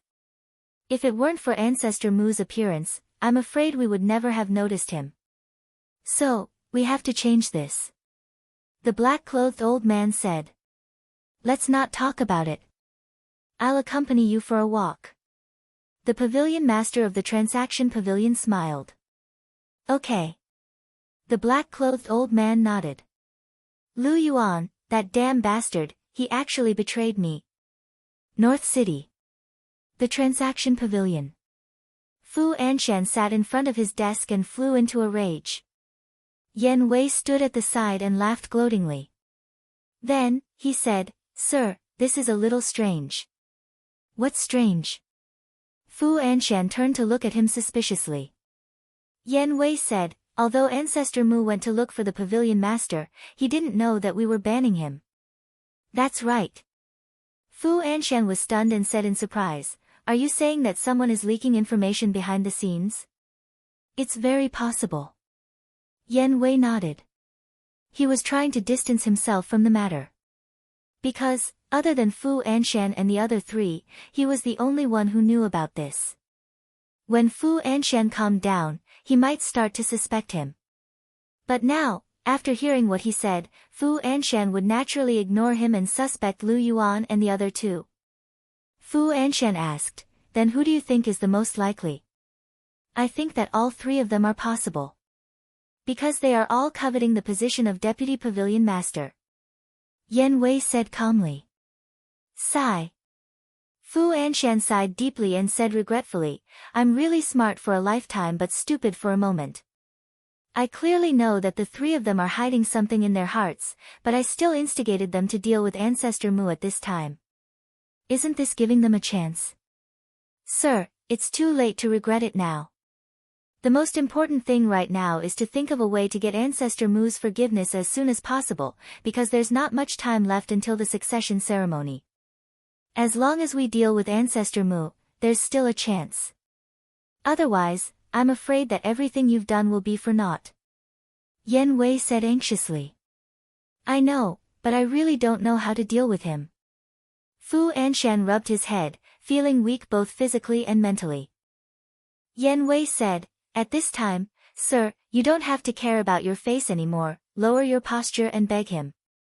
As long as you show your sincerity, I believe that he will definitely forgive you. Fu Anshan's old face was unsettled. Schwa.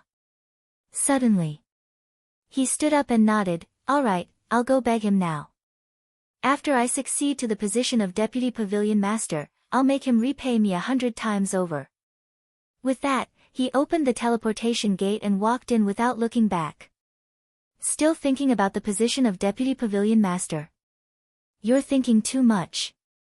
After the teleportation gate dissipated, Yan Wei shook his head and ridiculed, his face full of disdain. Chapter 1088. At the same time. Martial Artist Mountain Range. Inside Li Yan's cave. Qin Feiyang sat at a stone table, looked at Li Yan opposite him, and asked with a smile, Did Nia Xiaoyong still come to harass you? Aren't you asking the obvious? You've already said so, yet he still dares to harass me. Isn't he looking for trouble? Li Yan rolled her eyes at him. Fatso said impatiently, Boss, don't beat around the bush, just ask directly. Li Yan was slightly stunned, looked at the two of them suspiciously, and asked, what do you want to know? Cough. Qin Feiyang coughed dryly, and said, about Little White Dragon. Before Qin Feiyang could finish, Li Yan's face turned cold, and said angrily, I knew you didn't have good intentions, let me tell you, don't even think about it, please leave immediately. Fatso said helplessly, Sister Li Yan, we don't have any ill intentions, we just want to know out of curiosity, why are you so angry? Li Yan turned her spearhead to Fatso, and said, I haven't said anything about you yet. You must be the one who told Ancestor Mu. Fatso said, such a big matter, I definitely have to inform boss. I don't know anything.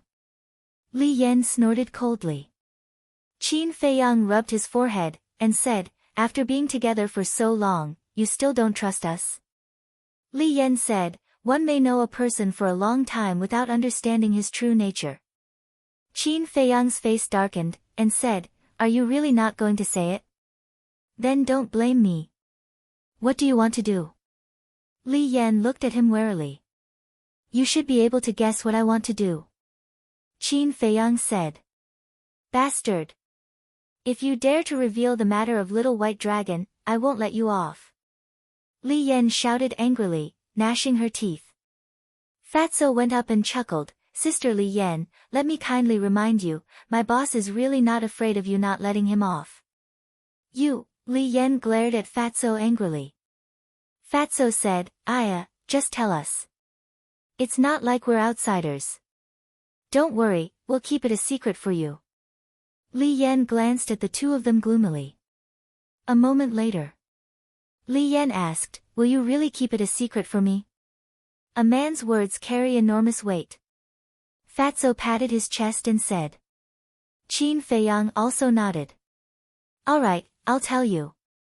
Li Yan weakly returned to the stool and said, actually, I don't know the origin of the Little White Dragon, nor do I know why it is in the main tower. Fatso frowned. Aren't you very familiar with it? Li Yan said, yes, but when I met it, it was already in the main tower. When did you meet it? Qin Feiyang asked. Half a year ago. One night, when I came back from outside, I saw a white shadow wandering around the martial artist mountain range, so I followed it down and found that it was the legendary divine dragon. When the Little White Dragon saw me, it didn't show any fear and quickly became intimate with me. I also asked it where it came from, but it looked confused. It probably didn't understand what I was talking about. Li Yan said. This is too strange. There are powerhouses guarding each entrance of the main tower, and there are even more powerhouses inside the main tower. How did it sneak in? Could it be someone's pet? Fatso was surprised. It shouldn't be. Because I've been with it for so long, I haven't seen it with anyone. Li Yan shook her head. I don't think so either. After all, the Little White Dragon is a real divine dragon. If it really had a master, how could it be released? Qin Feiyang said. Fatso said, then it can't have jumped out of a stone. Qin Feiyang glanced at him, then looked at Li Yan and said, last night, I went to the pool to look for it, but I didn't see it after waiting for a whole night. What's going on? Humph. You actually went to look for it behind my back. You really don't have good intentions. However, it's impossible for you to find it. Li Yan snorted coldly. Why? Qin Feiyang was suspicious. Li Yan said, because the pool is not its habitat. Fatso asked, then where is its habitat? I don't know either. Every time it appears, it is in a different place. In short, except for me, no one can find it. Li Yan looked at the two of them proudly. The two of them looked at each other. Li Yan could find it, but no one else could. Wasn't this too bizarre? Fatso wondered, how did you find it? Li Yan said, there's no harm in telling you because you can't imitate it. I can find it because of telepathy. What the hell? The two of them were shocked. Telepathy. Li Yan said again. Are you kidding? Qin Feiyang and Fatso both had a look of disbelief. Telepathy?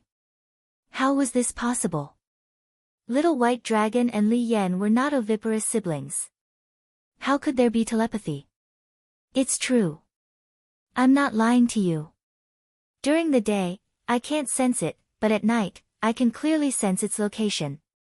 If you don't believe me, I'll take you to find it at night. Li Yan said. Okay.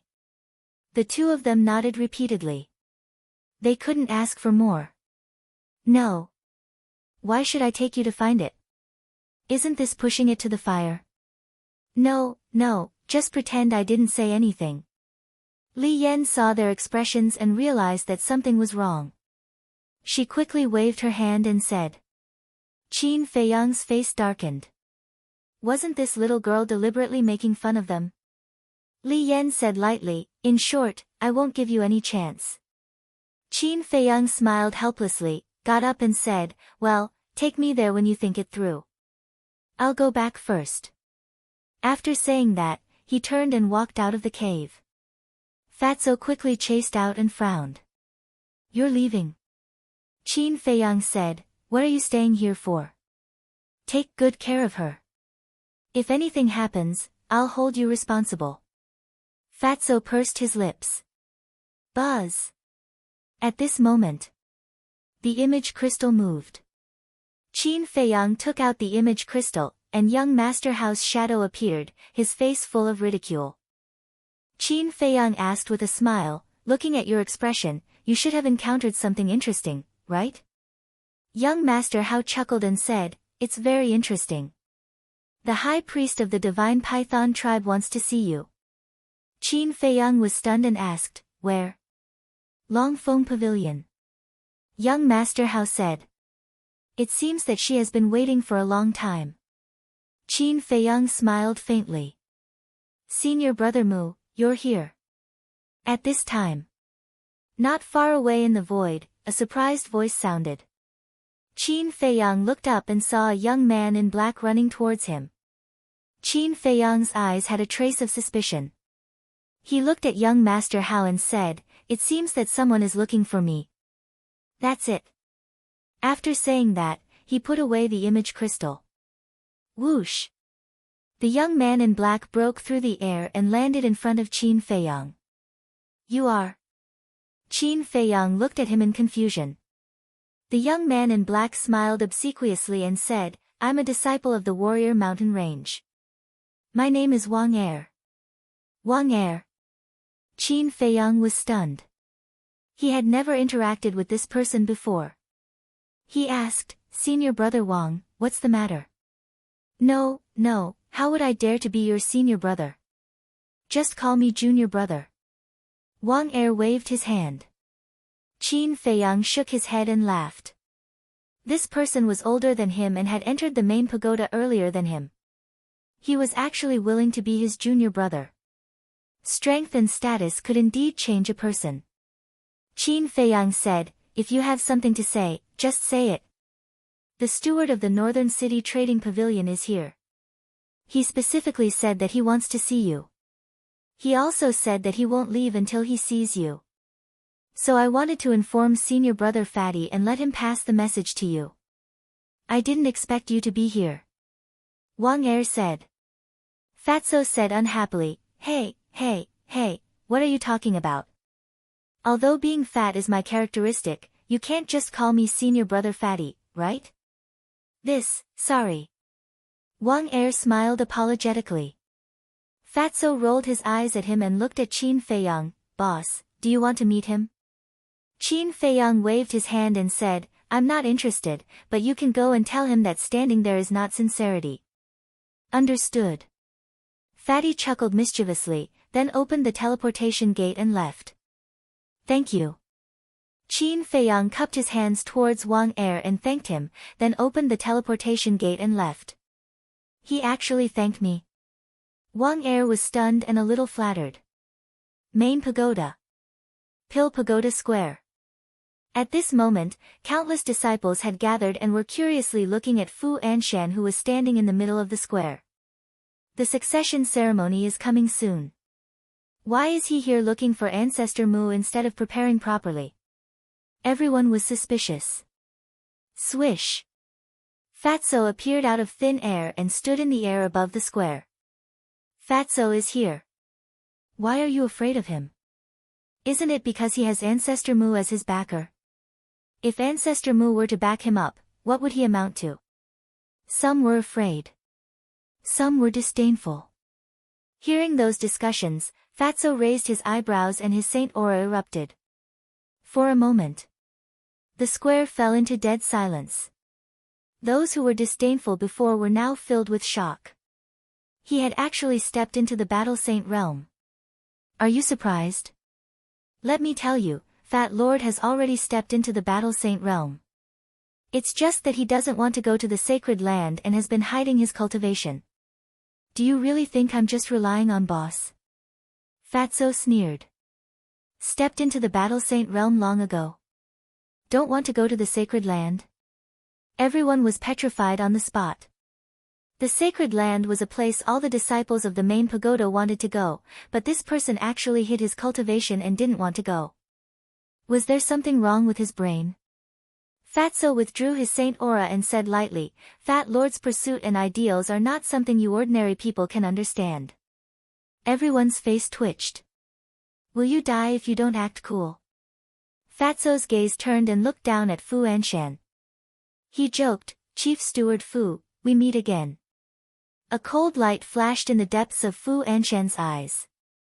He cupped his hands and smiled, Brother, it's been a long time since we last met. How have you been? When did we become so close? Thinking back, when we first came here and went to the trading pavilion for the first time, what did you say? Fatso looked at him playfully. Fu Anshan licked his face and said with a smile, Brother, it was all this old man's fault. This old man will apologize to you in front of everyone. I hope you won't hold a grudge. Chief Steward Fu is about to succeed the position of Deputy Pavilion Master, yet you still apologize to a small figure like me. How magnanimous. Chapter 1089. The people in the plaza looked at each other in dismay. Fatso's words could be said to be a blatant mockery. But they couldn't figure it out. With Fu Anshan's brain, it was impossible for him not to hear it, but why wasn't he angry? Fatso said, Manager Fu, I heard that you are looking for my boss. Fu Anshan endured his anger and nodded, yes, please inform him. I'm sorry. My boss is not free right now. Also, is this your sincerity? If that's the case, then even if I help you inform him, my boss might not even see you. Fatso teased. Then, according to brother, what is considered sincerity? Fu Anshan asked with a smile.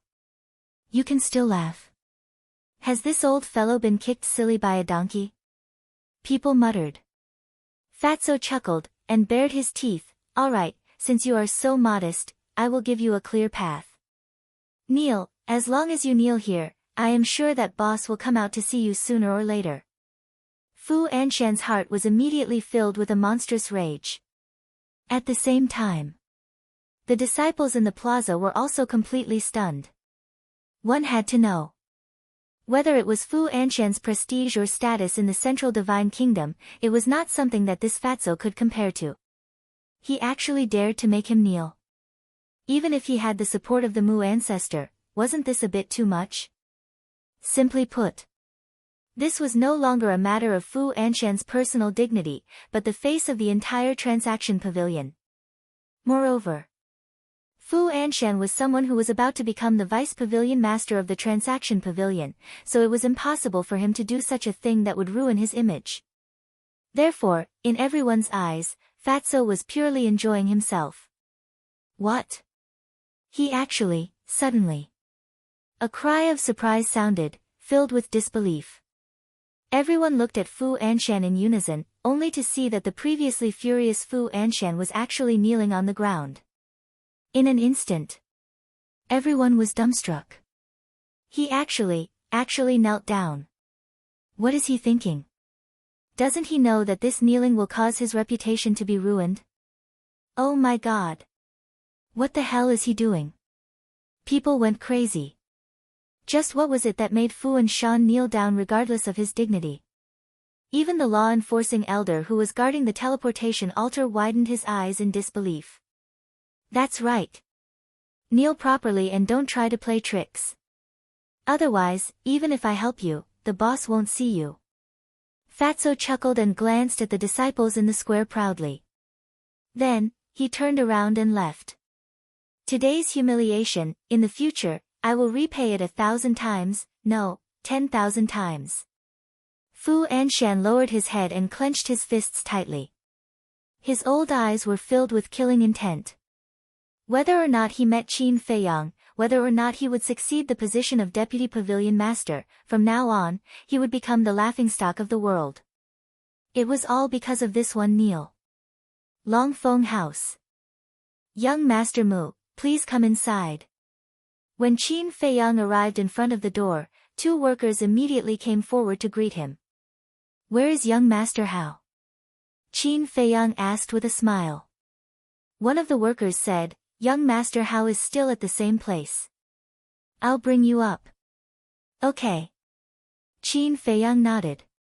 Under the guidance of the worker, Qin Feiyang entered a room on the top floor. This room was adjacent to the room of the young lady of the Longfeng House. In the room, apart from young Master Hao, there was also a middle-aged woman. She was the high priest of the divine Python tribe. The worker was very tactful and did not enter the room. He stood outside the door and asked, young Master Mu, what would you like to drink? No need. Qin Feiyang waved his hand. Okay, I'll go back to work. If you need anything, call me. After saying that, the worker closed the door and turned to leave. The high priest immediately stood up and looked at Qin Feiyang. Qin Feiyang stretched out his hand and said with a smile, Senior, let's talk later. Let me have a sip of tea first. With that, Qin Feiyang walked to young Master Hao's side. Young Master Hao immediately poured a cup of tea and handed it to Qin Feiyang. Too many things have happened today. I'm exhausted. Qin Feiyang sat on the chair, took the teacup, and took a sip. Then, he shook his head and sighed. Young Master Hao said, then why are you still free to come here? I can't help it. Senior High Priest has come personally. If I don't come, wouldn't it seem too rude of me? Isn't that right, Senior? Qin Feiyang looked at the High Priest and chuckled. If you're really busy, we can meet another day. The High Priest smiled. Qin Feiyang waved his hand and said, how can I do that? No matter how busy I am, I won't let Senior wait. The High Priest smiled, but it was a forced smile. Qin Feiyang said, Senior, tell me now. Why are you looking for me? The High Priest turned to look at young Master Hao. Young Master Hao held the teacup and drank leisurely, pretending not to see anything. Qin Feiyang smiled faintly, Senior, young Master Hao is not an outsider. If you have something to say, just say it. The High Priest hesitated. Buzz.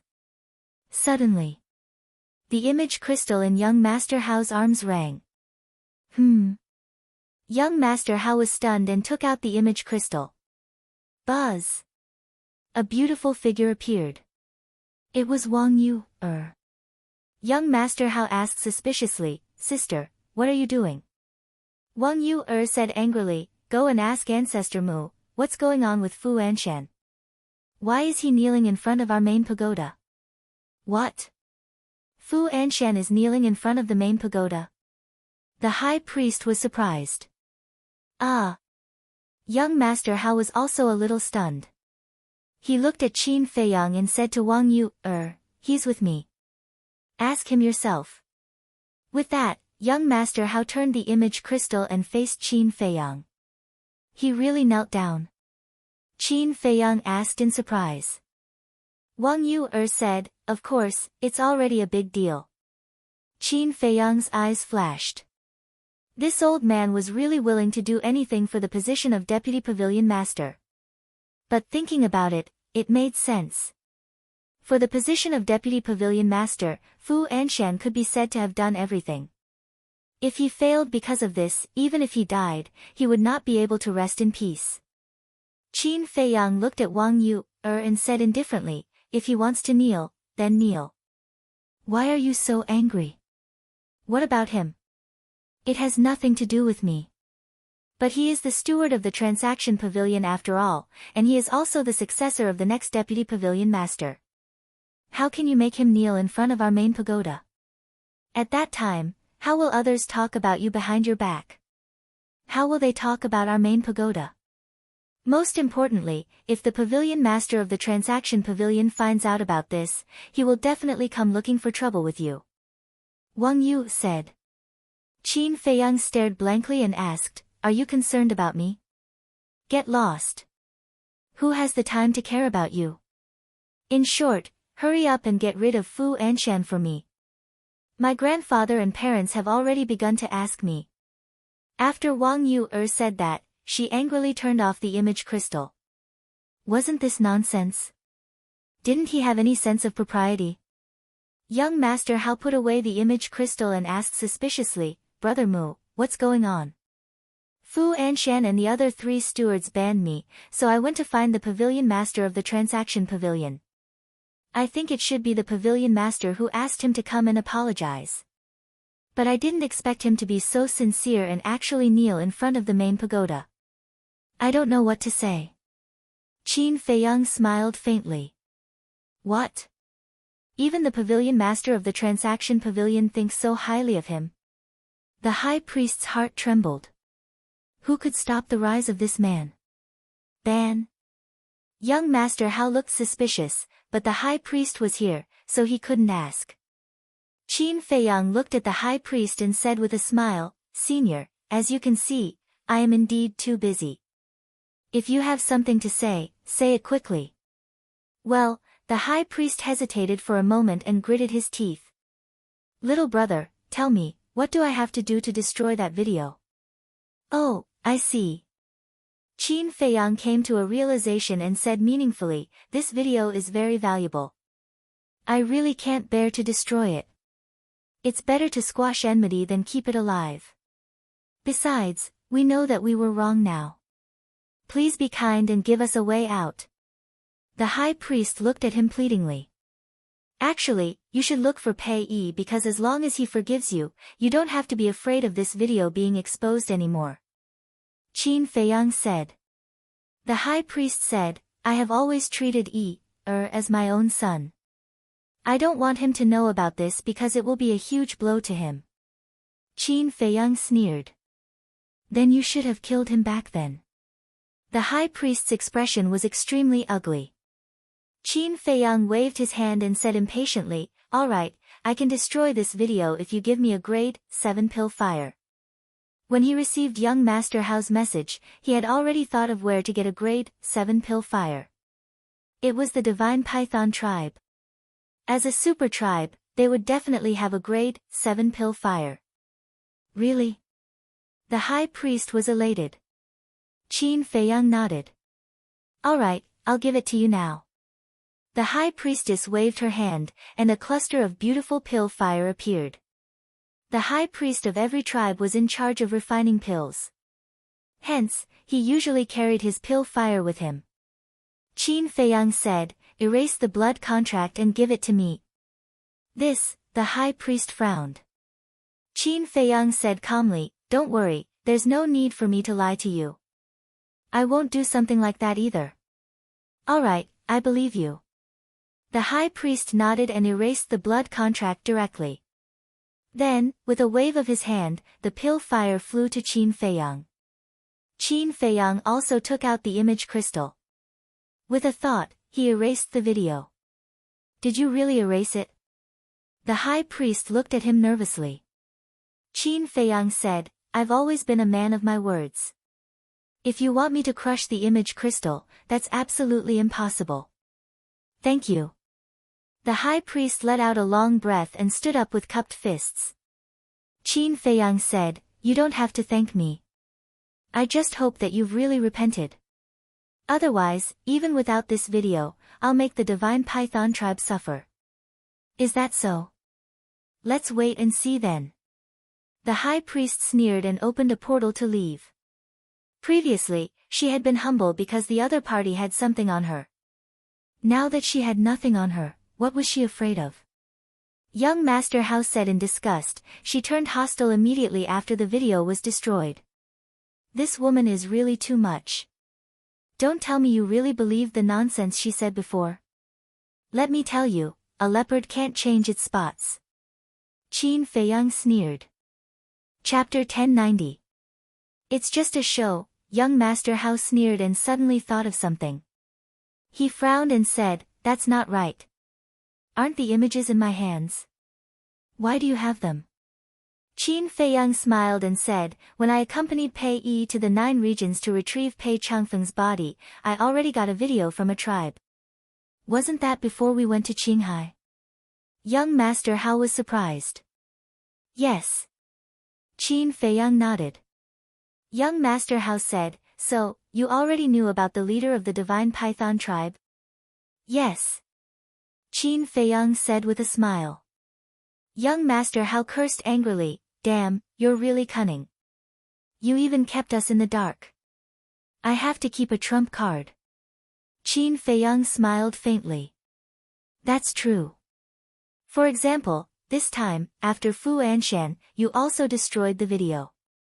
The leader of the Divine Python tribe must think that he can rest easy now, but he doesn't know that I still have a video in my hands. Young Master Hao said with a smile. Qin Feiyang shook his head and said, wrong, Fu Anshan didn't destroy the video. He also has a trump card. Young Master Hao was stunned and said with a smile, damn, this old fox is more cunning than you. What do you mean by more cunning than me? Am I cunning? Where can I find such a good person? Qin Feiyang rolled his eyes. You're a good person. Young Master Hao's mouth twitched. He couldn't tell that this guy was a narcissist. By the way, since you're already here, why don't you stay and have a few drinks with me? We'll bid for the Dragon Phoenix wine later. Young Master Hao said. I'm really not interested. Have fun by yourself. Qin Feiyang shook his head, got up, put away the pill fire, and opened the teleportation gate to leave. How boring. Young Master Hao cursed angrily. Back at Calming Lake. Qin Feiyang immediately saw Gongsun Bei standing in his courtyard with his head lowered and brows furrowed. Who knew what he was thinking? Wang Yu was beside him. Brother Gongsun. Qin Feiyang landed in the courtyard and bowed. You're back. Gongsun Bei looked up at Qin Feiyang and smiled. Yes. Qin Feiyang nodded and smiled. Brother Gongsun, are you here for me? Aren't you spouting nonsense? If not you, who should I look for? Wang Yu rolled her eyes at him. Qin Feiyang smiled embarrassedly and asked, Brother Gongsun, why are you looking for me? Isn't it all for Fu Anshan? You made him kneel in front of the main tower. Are you sure it's improper? You should let him go as soon as possible. Gongsun Bei said. This, Qin Feiyang frowned. Who would have thought that Fu Anshan's kneeling would bring about so much trouble? He pondered for a while. Qin Feiyang smiled and said, how about this, let him kneel on the opposite side of the Jingxin Lake. Gongsun Bei frowned and asked suspiciously, what kind of grudge do you have with him? Why are you torturing him like this? Just because he sent Fu Han to assassinate you? Isn't this considered a grudge? Qin Feiyang asked. Gongsun Bei fell silent. Because if it were him, he wouldn't let the matter rest either. Wang Yu asked, what about the pavilion master of the trading pavilion? If he comes to blame you, how are you going to explain it? He won't come to blame me. Because he's the one who sent Fu Anshan. Qin Feiyang smiled. No way. Gongsun Bei and Wang Yu looked at each other. To tell you the truth. Actually, I've already gone to the pavilion master of the trading pavilion. Qin Feiyang briefly told them about how Fu Anshan and the others blocked him. So that's how it is. Only then did the two of them come to a realization. This old thing really doesn't know what's good for him. We haven't settled the score with him in Qinghai, and now he's stirring up trouble again. It seems that we have to get rid of him as soon as possible. Wang Yuer said in disgust. Qin Feiyang said, then you won't blame me now, right? You didn't make it clear before. If I don't blame you, who should I blame? Wang Yuer glared at Qin Feiyang angrily, looking a little embarrassed. Gong Sunbei sighed deeply and said, all right then. It's his own fault. Let him kneel on the opposite side of the soothing lake. Also, don't run around during this period. It's best if you stay at the soothing lake. Why? Qin Feiyang and Gong Sunbei looked at him suspiciously. Because Sir has already ordered to remove the spies that the major factions have placed in our main tower. I'm worried that they'll do something dangerous to you if they're cornered. Gong Sunbei said. They're finally taking action. Qin Feiyang's eyes flashed slightly and asked, have you found anyone? Gong Sunbei's eyes flashed coldly as he said confidently, it's basically under my control. After confirming it, we can pull the net. Who are they? Qin Feiyang asked calmly. These people are very powerful.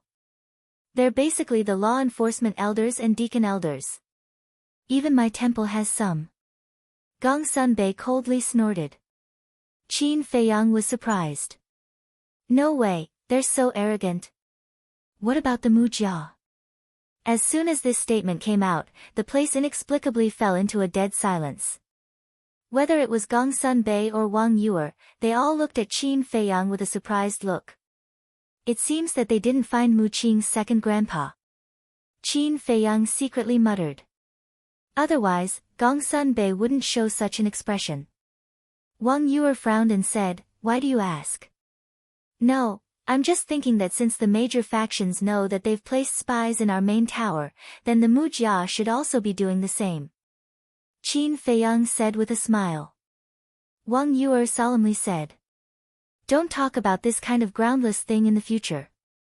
The Mujia is not to be trifled with. It seems that she's also quite afraid of the Mujia. I know. Qin Feiyang nodded. Gong Sunbei looked at Qin Feiyang and smiled. Well, you guys talk, I'll go first. By the way, when the little brother comes back, you should also tell him about this. Okay. The two nodded. After Gong Sunbei opened the portal and left, Qin Feiyang looked at Wang Yuer and frowned. Are you so afraid of the Mujia? Wang Yuer said. The Mujia is an existence that can't be provoked. No one knows how deep their background is. Qin Feiyang's heart moved. It seems that Wang Yuer knows the Mujia quite well. He asked. Do you know where the Mujia's nest is? I don't know. Even if I know, I won't tell you. Wang Yuer coldly snorted and turned away. After being together for so long, she knows what kind of person Qin Feiyang is. He's a lawless person. If she told him, he would definitely go and provoke the Mujia. Qin Feiyang couldn't help but feel disappointed. How could the Mujia hide so deep? Back in the attic, he took out the image crystal and sent a message to Fatso. Soon. Fatso's shadow appeared. Qin Feiyang said. Go to the Pill Pagoda Square again and tell Fu Anshan to come to the Calm Heart Lake and kneel. In addition, pay attention to the little white dragon. Understood. Fatso nodded, and the shadow dissipated. Qin Feiyang pondered for a moment, put away the image crystal, walked to the balcony on the second floor, took a battle chi pill, and closed his eyes to meditate. After Fu Anshan received the message from Fatso, although he was helpless and angry, he could only do as he was told. Time passed day by day. Late one night, Gong Sunbei led a group of divine envoys, like the god of death, to show a comprehensive sweep in the main pagoda.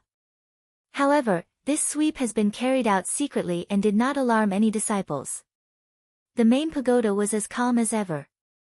The disciples of the main pagoda were also as usual. But all the major forces began to panic. They didn't expect that the spies they planted in the main pagoda would be discovered by the main pagoda master. This made them very nervous.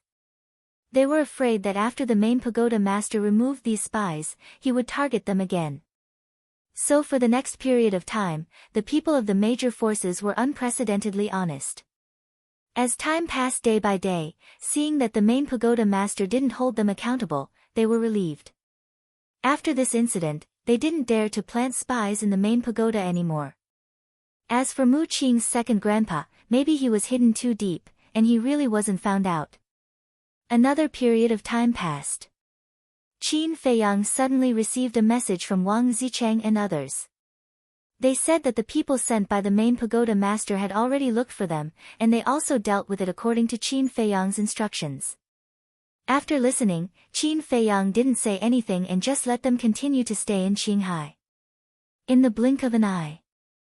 More than 2 months passed. Boom! Early in the morning. Calm Heart Lake. A powerful saint aura suddenly erupted. Qin Feiyang, who was sitting cross-legged on the balcony on the second floor, suddenly opened his eyes. 2 bright beams of light burst out from his eyes. That's right. He had already stepped into the 4-star battle saint realm. And his mental strength had also increased by another level. Now, it was already at level 23. I'm getting closer and closer to the battle saint realm. Before the opening of the miracle, I can already step into the 1-star battle saint realm. Qin Feiyang muttered and let out a long breath. Then, he withdrew his saint aura and took out the image crystal. After a while, Fatso's shadow appeared. Qin Feiyang asked, "Have you seen Little White Dragon during this period of time?" "Yes. Some time ago, Li Yan went to look for it.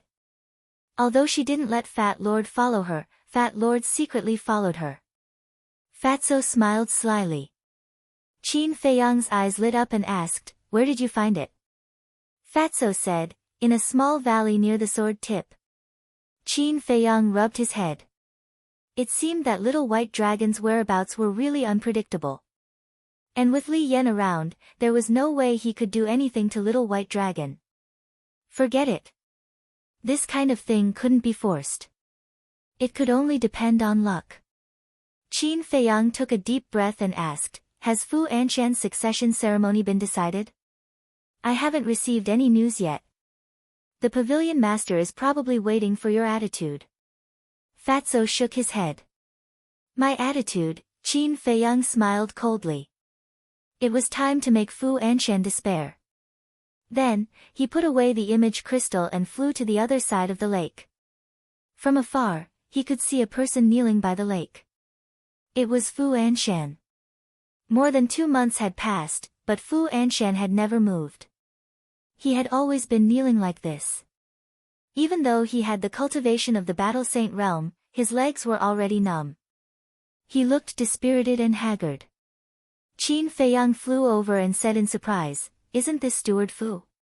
Why are you kneeling here?" Ancestor. Chapter 1091. Qin Feiyang landed in front of Fu Anshan and asked suspiciously, "Steward Fu, who are you kneeling to?" After 2 months, the anger in Fu Anshan's heart had calmed down a lot, but when he heard Qin Feiyang's words, his anger burned again. Qin Feiyang turned a blind eye to it and asked again, "Who exactly is it that has such great face to make you kneel?" Looking at the innocent Qin Feiyang, Fu Anshan wanted to slap him. But now he had to endure it. It had been more than 2 months, but the pavilion master had not announced the exact time when he would succeed the position of deputy pavilion master. Obviously, the pavilion master was waiting for the result. In other words, if he could not get the forgiveness of the person in front of him, then it was almost impossible for him to succeed the position of deputy pavilion master. "Brother Mu, I've already fallen to this point, can you stop teasing me?" "I know, it was all my fault in the past, I'll kowtow to you and apologize, I just hope that you can forgive me." Fu Anshan begged and kowtowed, banging his head. "Looking at you now, you're really pitiful. But have you ever heard of a saying? A pitiful person must have something hateful." Qin Feiyang said. Yes, I was blind and overestimated myself to provoke you, but now I've repented, what else do you want?" As the saying goes, it's better to squash enmity than keep it alive. I've been kneeling here for 2 months, isn't that sincere enough? Brother Mu, can you be magnanimous and give me a way out? If you really can't, just treat me as a dog that bites people and don't bother with me, okay? Fu Anshan raised his head and looked at Qin Feiyang pitifully with tears in his eyes. Qin Feiyang furrowed his brows and hesitated. Fu Anshan was also extremely nervous. Sigh. After a long time, Qin Feiyang let out a long sigh and said, "Fine. Since you're so sincere, I won't bicker with you." Really? Fu Anshan looked at him in surprise. Qin Feiyang said, "I always mean what I say." "Thank you, Brother Mu. This old man will never forget Brother Mu's great kindness today. I will definitely repay you in the future." Fu Anshan hurriedly stood up and cupped his hands, but his eyes were filled with a cold light. Qin Feiyang secretly sneered and waved his hand, "Go do your thing." "Thank you, Brother Mu. This old man will take his leave." After Fu Anshan finished speaking, he couldn't wait to open the portal and leave. That afternoon, an explosive piece of news spread throughout the Divine City. The pavilion master of the trading pavilion personally announced that Fu Anshan's succession ceremony would be held at the central square of North City tomorrow morning. For a moment, the clouds moved in all directions. The leaders of all the super tribes immediately began to prepare gifts for the celebration tomorrow morning.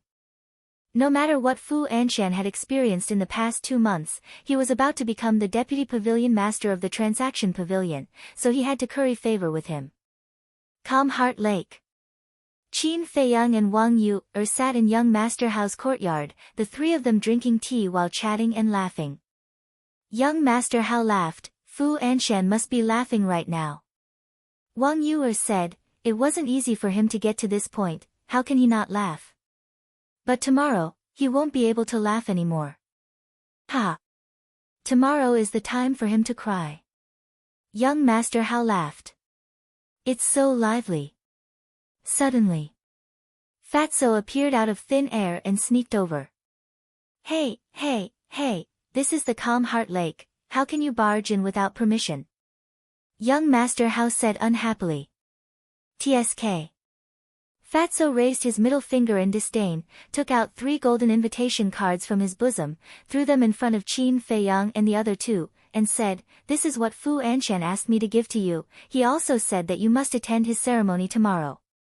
Young Master Hao grabbed an invitation card, looked at it carefully, and grinned, "Even if he didn't invite us, we would still go." Late at night, Qin Feiyang stood alone on the balcony, looking at the waning moon in the sky, his eyes flickering. He was hesitating, should he tell Pei Yi the truth? Although Pei Yi would still find out tomorrow, telling Pei Yi now could let him be mentally prepared, otherwise, he would definitely go crazy. Buzz! Suddenly, the image crystal in his bosom rang. "It's his business whether he can take this blow or not, why should I worry so much? What I want to do is just tell him the truth." After a moment of silence, Qin Feiyang muttered to himself, no longer dwelling on this issue, retracted his gaze, and took out the image crystal. Buzz! Fatso's shadow appeared. "What's wrong?" Qin Feiyang asked. Fatso said, "Pei Yi is looking for you." "What a coincidence." Qin Feiyang was slightly stunned, and said with a smile, "I just wanted to tell him the truth, where is he now?" Fatso said, "Come to my place first." Qin Feiyang nodded, put away the image crystal, and opened the portal, appearing in Fatso's cave in the next moment. Fatso immediately took out a letter and handed it to Qin Feiyang. "What is it?" Qin Feiyang was bewildered. Fatso said, "This is from Pei Yi." "Why is he writing me a letter?" Qin Feiyang frowned, took the letter, and opened it. There were only 6 words in the letter. "See you at Black Cloud Valley at dawn." There was a signature at the bottom. Pei Yi. What's going on? Qin Feiyang looked up at Fatso in bewilderment. They were both in the main pagoda and could meet anytime, anywhere. Why did he have to be so mysterious? Fatso said, I don't know either, because I've never seen him before. Qin Feiyang asked, then where did this letter come from? Didn't I go to deliver the invitation to you this morning? After delivering the invitation, I went to Li Yan's place and just came back. When I entered the cave, I saw this letter on the futon. Fatso pointed to the futon next to him. Qin Feiyang looked at the futon, then looked at the letter, and frowned. Don't tell me he already knows. Fatso said, you mean, he might already know the cause of Pei Changfeng's death? Qin Feiyang said, otherwise, why would he ask us to go outside the city? That makes sense. Fatso nodded thoughtfully and asked, do you want me to go with you? That's not necessary, you continue to look after Li Yan. He will be back tomorrow, don't let anything happen tonight.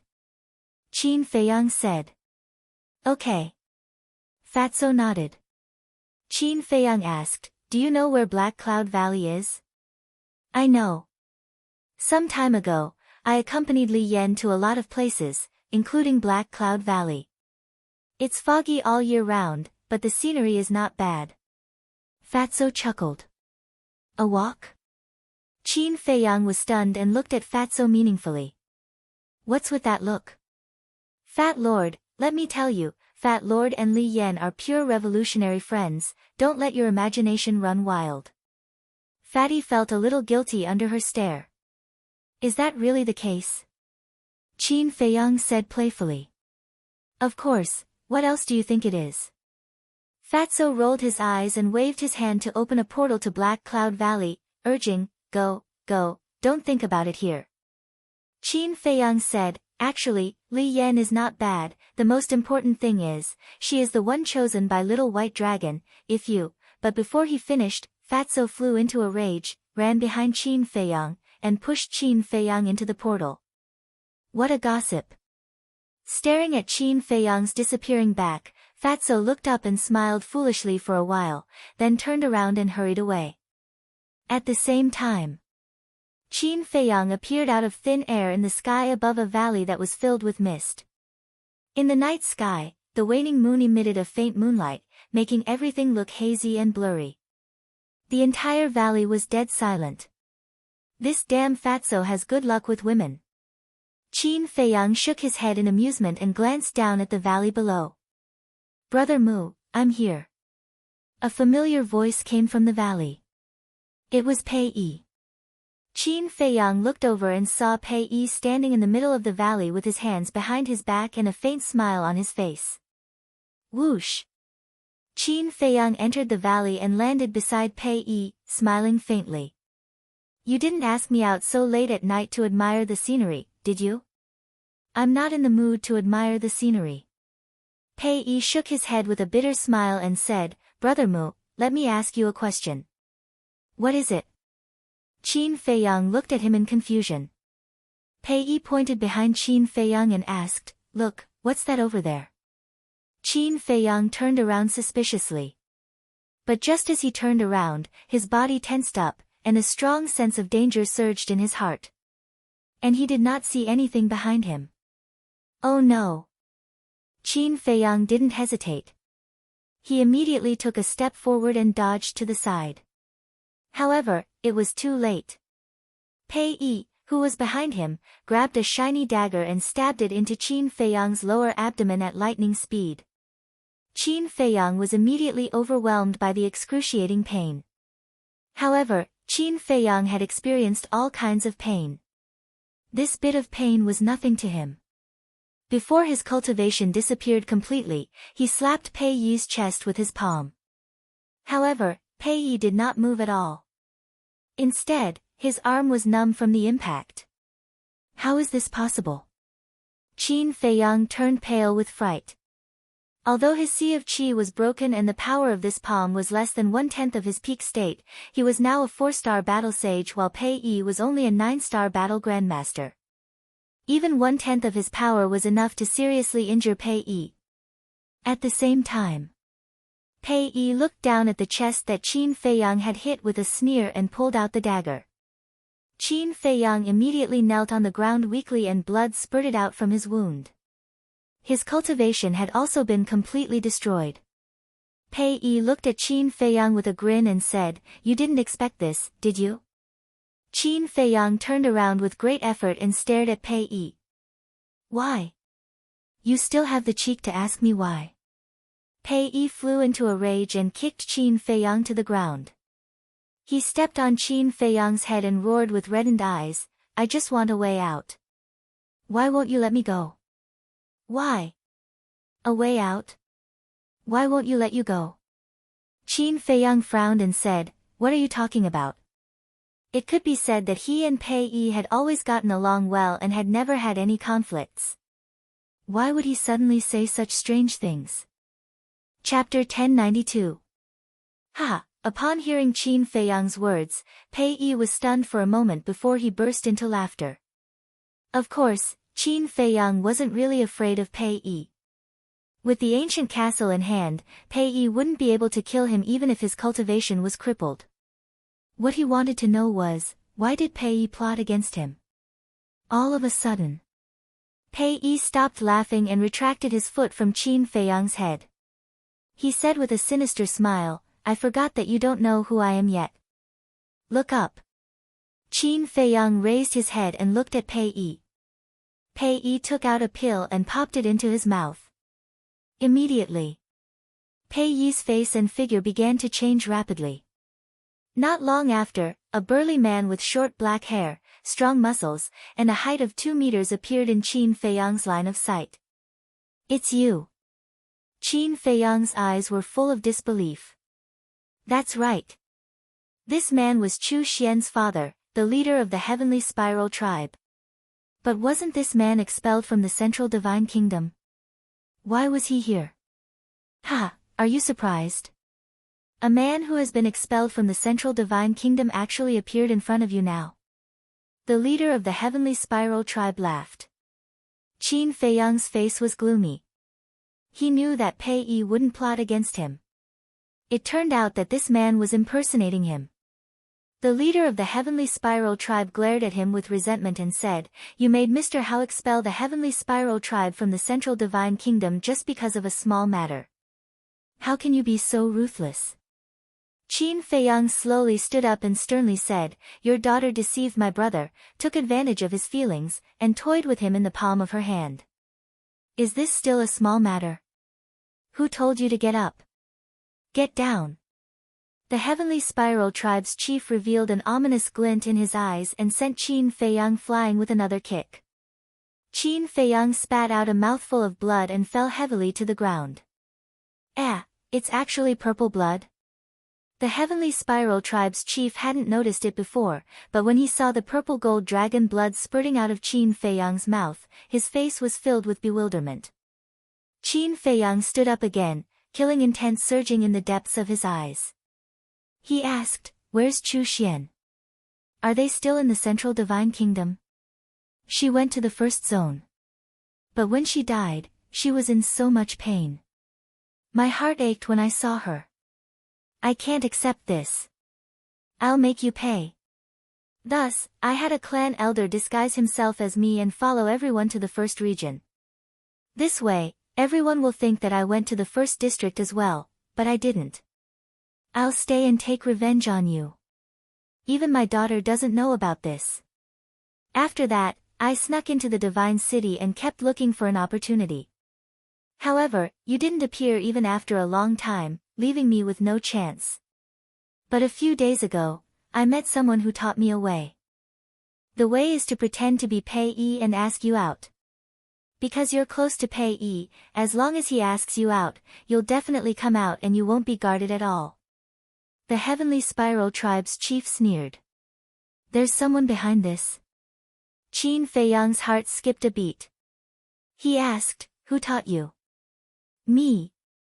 A murderous voice rang out, followed by a middle-aged man in black robes who walked out from behind a rock not far away. Qin Feiyang looked up, his eyes as gloomy as water. He said, "So it's you, chief of the Divine Python tribe." "Yes, it's me. Do you think it's that easy to take away my wife's 7th grade pill fire?" The Divine Python tribe's chief walked to the Heavenly Spiral tribe's chief and said contemptuously. Qin Feiyang said, "You're really stubborn. Stubborn? Ha, you're already a cripple. What else can you do? If I want to kill you now, it'll be as easy as killing a dog. The Divine Python Tribe's chief laughed out loud. The Heavenly Spiral Tribe's chief laughed. Brother Pei, calling him a dog is too flattering. The Divine Python Tribe's chief was stunned and nodded. Yes, yes, yes. He's a beast worse than a pig. The Heavenly Spiral Tribe's chief looked at Qin Feiyang and sneered. So what if he's the chief pagoda master's disciple? Isn't he still in our hands now? Don't worry, after I kill you, I won't let that fatso off either. I'll make sure he dies a more miserable death than you. There was a bone-piercing murderous intent in his words. Qin Feiyang said, if you kill me, you won't be able to live either because the Divine Python Tribe's chief won't let you live. Based on the Divine Python Tribe's chief's personality, he would definitely kill the Heavenly Spiral Tribe's chief later. In other words, the Heavenly Spiral Tribe's chief was just a chess piece. As long as he died, this chess piece would lose its value. The Divine Python Tribe's chief's pupils constricted. He turned to look at the Heavenly Spiral Tribe's chief and said with a smile, Brother Chu, do you believe me? Of course not. Brother Pei is so open and aboveboard. How could he be that kind of person? The Heavenly Spiral Tribe's chief said. Open and aboveboard? Qin Feiyang shook his head and sneered. What a naive person. The Divine Python Tribe's chief said again, if that's the case, what are you waiting for? Get rid of him quickly and get rid of that disgusting feeling in your heart. It's too boring to get rid of him so quickly. I want to torture him to my heart's content and make him wish he was dead, the Heavenly Spiral Tribe's chief laughed sinisterly. He turned around and walked toward Qin Feiyang step by step like a demon from hell. Torture me? You're thinking too much. And you, surnamed Pei, you'll know the consequences of provoking me very soon. Qin Feiyang glanced at the two of them in disdain. With a thought, he disappeared in front of their eyes. When they heard Qin Feiyang's words, the two of them wanted to continue mocking him. However, when they suddenly saw Qin Feiyang disappear, their expressions changed drastically. Where did he go? The two of them scanned their surroundings and their eyes were filled with shock. He was still here just a moment ago. How did he suddenly disappear without a trace? The Heavenly Spiral Tribe's chief looked at the Divine Python Tribe's chief in a panic and asked, Brother Pei, what happened? I don't know either. The Divine Python Tribe's chief shook his head and seemed to be at a loss. This was because once Qin Feiyang escaped, it would be a disaster for the Divine Python Tribe.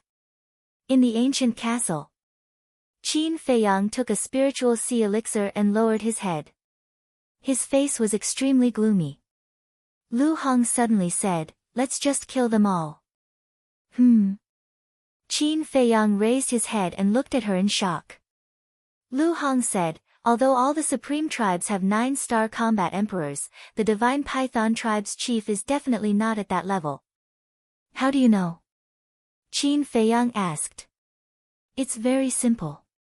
Even the current Chief Tower Master is only a 9-star combat emperor. As a Supreme Tribe's chief, he is definitely not as powerful as the Chief Tower Master. Lu Hong said. That makes sense. I have observed his aura. Indeed, he is not a 9-star combat emperor. He should be an 8-star combat emperor. However, even if that's the case, it will still not be easy to take care of him. Qin Feiyang said in a deep voice. Have you forgotten? Back in Qinghai, you were able to kill the one-armed old man who was a 7-star combat emperor. Now that you have broken through to a 4-star combat saint and activated the kill formula, you can definitely kill this 8-star combat emperor. The two-winged snow eagle said. That's right. Now that I have broken through, a mere 8-star combat emperor is nothing to worry about. Qin Feiyang was energized and said, Inner demons, come out. Swoosh. The inner demons appeared beside Qin Feiyang. His blood-red hair flowed behind his head like a river of blood. His blood-red robe fluttered in the wind and he emitted a terrifying aura. Every time they saw the inner demons, Lu Hong, Wolf King, and the other beasts could not help but shudder in fear. This was because the inner demons was the other side of Qin Feiyang. Before the inner demons appeared, they had never thought that the other side of Qin Feiyang would be so terrifying. Hee, are you going to start a massacre again? The inner demons glanced at Lu Hong and the others mockingly, then looked at Qin Feiyang and laughed. Are you confident? Qin Feiyang asked. Do you think I am you? Of course, I am confident. The inner demons looked at Qin Feiyang with disdain, his eyebrows were full of arrogance. All right. Now, I'll give you control of this body. After Qin Feiyang finished speaking, his consciousness withdrew from his sea of consciousness and entered his inner world. The inner demons immediately turned into a bloody light and entered between his eyebrows. Ha, I am out again. Immediately. The inner demons, Qin Feiyang raised his head and laughed loudly.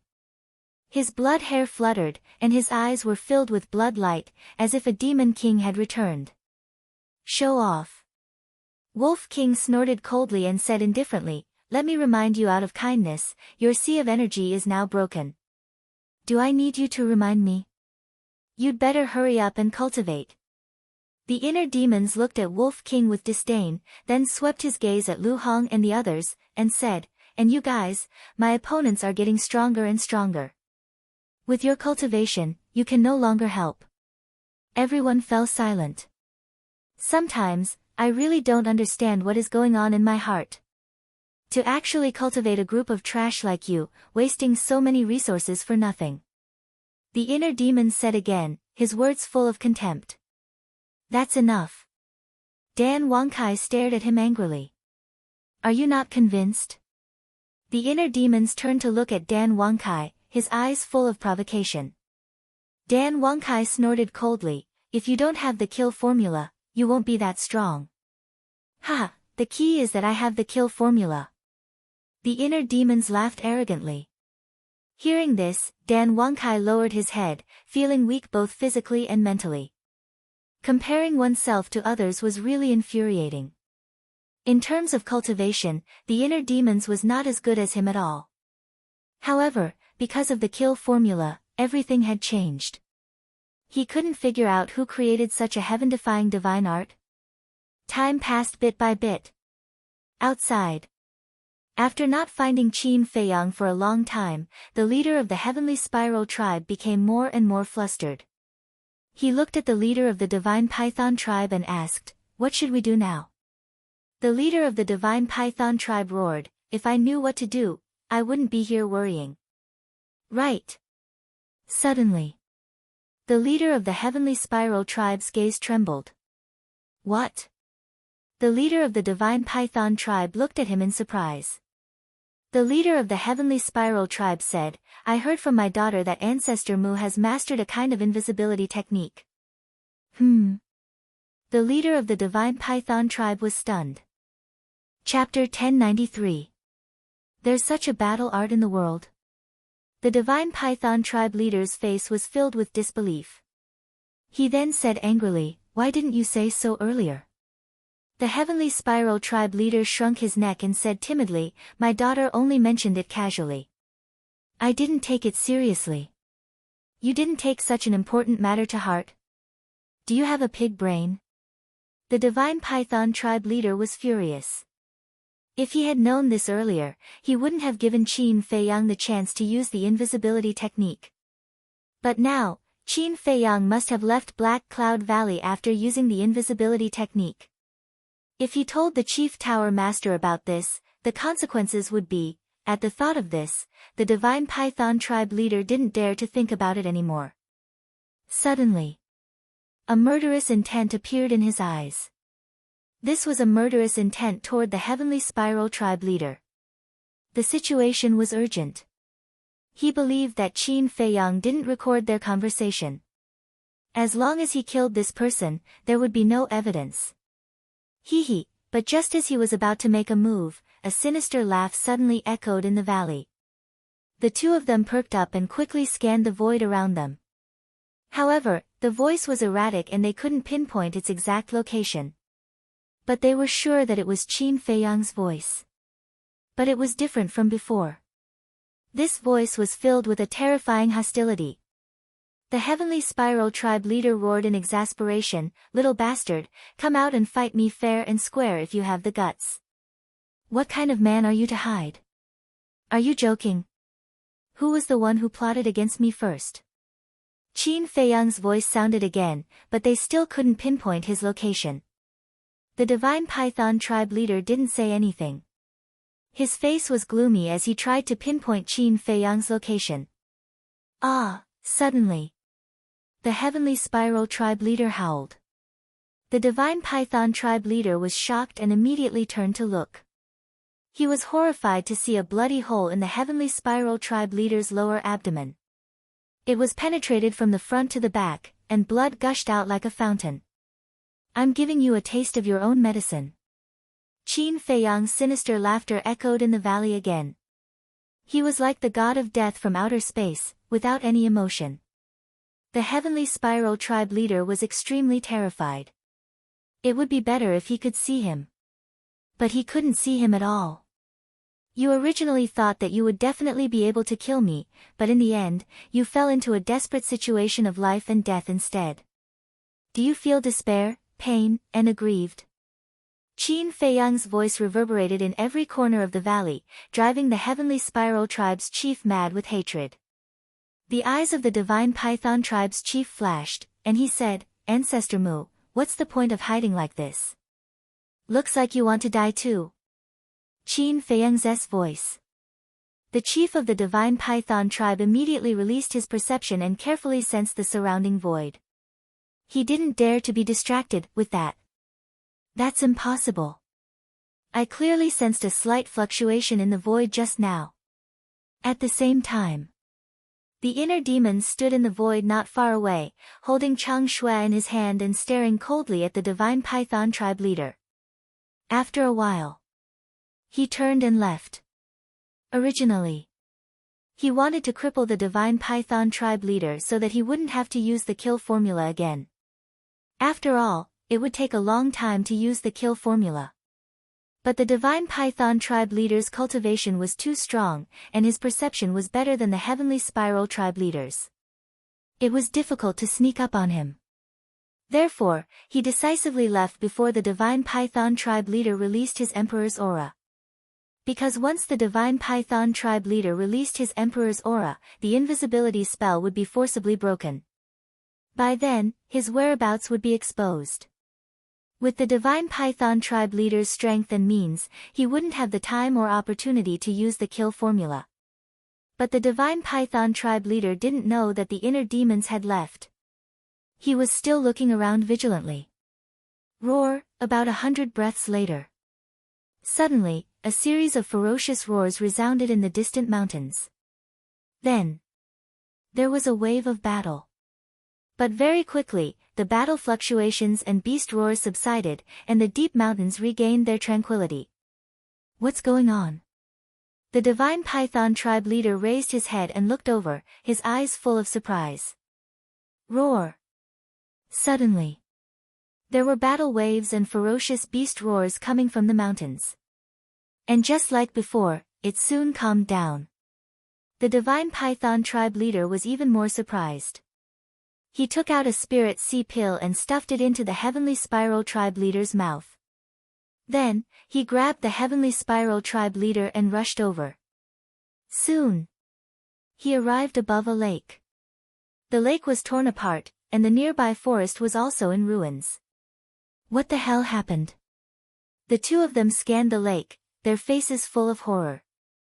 They saw hundreds of ferocious beast corpses floating on the water. These ferocious beasts had just died not long ago, and there was still a trace of aura left. Judging from the aura, they were all sacred beasts. But without exception, their blood had been sucked dry. They were like dried corpses. It was a ghastly sight. Could it be Ancestor Mu? The Heavenly Spiral tribe leader swallowed his saliva. In this area, other than us, there's only him. Who else could it be? But what does he want to do? The divine python tribe leader's eyes were hazy, as if something terrible was about to happen. Roar! At this moment, in the depths of the mountain range, there were roars again. The divine python tribe leader led the heavenly spiral tribe leader and rushed over at lightning speed. When they rushed over, they saw the same scene as the one they saw at the lake. The mountains and rivers were shattered, and the earth had sunk. Dried corpses were lying on the ground in disarray. It was like azure hell. The heavenly spiral tribe leader roared, "He won't do such meaningless things. He must be planning something. Find him quickly." "How can we find him when we can't even see his shadow?" the divine python tribe leader said angrily. The heavenly spiral tribe leader frowned and suddenly said, "Try using your emperor's aura. Although he can be invisible, the emperor's aura is omnipresent. It should be able to imprison him." "That's right." The divine python tribe leader's eyes lit up. The emperor's aura suddenly poured out like a torrent and surged in all directions. In the distance, above a giant mountain, the inner demon sensed the emperor's aura and turned to look at the divine python tribe leader. "It's indeed an 8-star combat emperor. It seems like we shouldn't stay here for long. If he continued to use the kill formula here, he would definitely be found by the divine python tribe leader sooner or later." He pondered for a while. A cold smile flashed across his eyes as he opened the teleportation gate. He ignored the two of them and walked in without looking back. Azure Sea. He once again descended on the mythical island. "I'm back again." Standing in the sky above the mythical island, he chuckled and closed the concealment formula. He then openly charged into the internal sea. Time passed quietly. About 2 hours later, a giant wave soared into the sky and rushed into the sky above the mythical island. Immediately after, a blood-red figure stepped on the wave and came over. His entire body was bathed in blood and his murderous aura soared into the sky. He was like a great demon king who had broken through the world. His eyes were filled with bloody light as if they contained a sea of blood. That's right. He was the inner demons. His aura surged violently. He had already stepped into the 4-star combat emperor realm. "It's time for me to counterattack.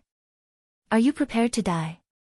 He stood in the sky and scanned the surroundings with his blood-red eyes. He emitted a powerful aura. Then, he opened the portal and descended into the Black Cloud Valley. His murderous aura instantly roared in all directions. Hundreds of miles of land instantly turned into a sea of murderous aura. Countless ferocious beasts were awakened and crawled on the ground in fear. No one. The inner demons released his senses and carefully sensed for a while. In the end, he did not sense the aura of the two leaders of the divine python tribe. Could it be that they have returned to the divine python tribe? After pondering for a while, the inner demons opened the portal again and directly descended into the sky above the city of the divine python tribe. They are indeed back. The moment he descended into the sky above the tribe, he sensed the aura of the divine python tribe's leader in a large hall below. Moreover, the aura of the heavenly spiral tribe's leader was also somewhere below. Who is it? At the same time, the people of the divine python tribe also discovered the inner demons. Accompanied by a loud shout, several figures soared into the sky. All of them emitted the aura of combat emperors. In fact, it was difficult not to discover them. This was because the murderous aura emitted by the inner demons was too terrifying. It was as if a god of death had descended into the world. "This has nothing to do with you. You better get lost." The inner demons glanced at those combat emperors with an extremely cold gaze. "How dare you!" Everyone was furious and surrounded the inner demons. You are Ancestor Mu." However, when they saw the face of the inner demons, the group of people suddenly changed their expressions. How is this possible?" At this moment, the divine python tribe's leader and high priest also soared into the sky and looked at the inner demons in disbelief. "I am not Ancestor Mu. I am his biological elder brother. His name is Patriarch Mu. You can affectionately call me Patriarch. The inner demon said arrogantly. Ancestor Mu's biological elder brother? The people of the divine python tribe were extremely surprised. The spies we planted in the main pagoda in the past did indeed say that Ancestor Mu has such a biological elder brother. It is said that he even snatched the 7th grade alchemy fire in Qinghai. The main pagoda master is also very interested in this person. Pei Qin should have died in his hands. The high priest sized up the inner demons and secretly sent a voice transmission to the divine python tribe's leader. The divine python tribe's leader nodded. Since the high priest knew, of course, he knew as well. The high priest frowned again and said suspiciously, "But that's not right. Why would he suddenly come to our divine python tribe? Don't tell me you went to provoke Ancestor Mu again." The divine python tribe's leader's eyes darkened. The inner demons glanced at everyone and looked at the divine python tribe's leader. He said playfully, "Not long ago, my brother sent me a message saying that someone wanted to assassinate him. So I came to see who has the guts to do so. He is the main pagoda master's disciple. Who dares to assassinate him?" The divine python tribe's leader said expressionlessly. "You are going back on your words so soon. But it is all within my expectations." The inner demons smirked and grabbed in the air. One of the halls below shattered and a burly man was forcibly dragged up. It was the Heavenly Spiral tribe's leader. Chapter 1094. Isn't he the leader of the Heavenly Spiral tribe? I remember that he was exiled to the 1st district more than 2 months ago. Why is he in our tribe? Seeing the leader of the Heavenly Spiral tribe, the group of combat emperors surrounding the inner demons were confused. But the high priestess' face was slightly gloomy. Because when she saw the leader of the Heavenly Spiral tribe, she had a rough idea. The high priestess looked at the inner demons and said telepathically, "Brother Mu, let's find a place where no one is around to talk." "Sure." The inner demons nodded without hesitation. He did not want to start a massacre in the divine python tribe.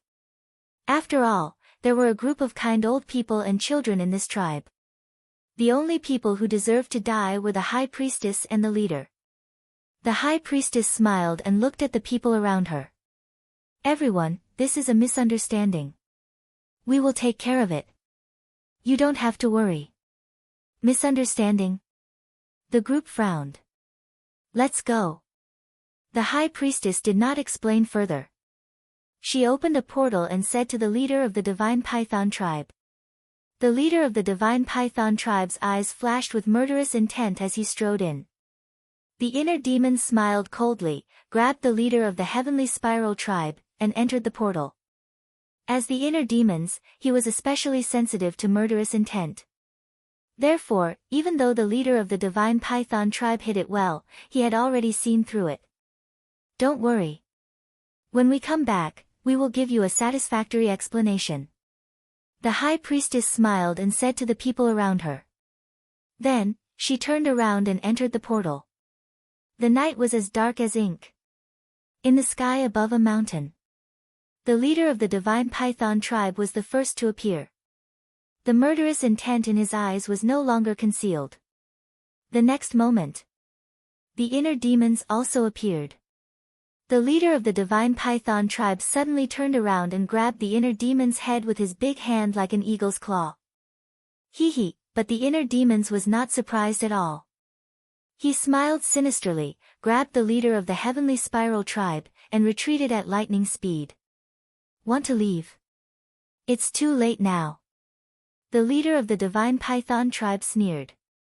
His emperor's aura like a torrent rushed toward the inner demons. At this moment, the high priest also appeared. Seeing this, her expression changed slightly. She quickly stood in front of the godly python tribe's leader and shouted angrily, "When are you going to stop being wrong?"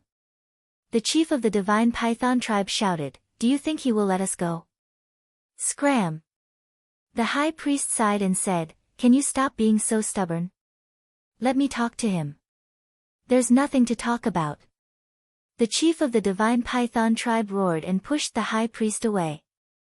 He looked at the inner demons and said, "As long as we capture you, your brother will walk right into our trap." Boom!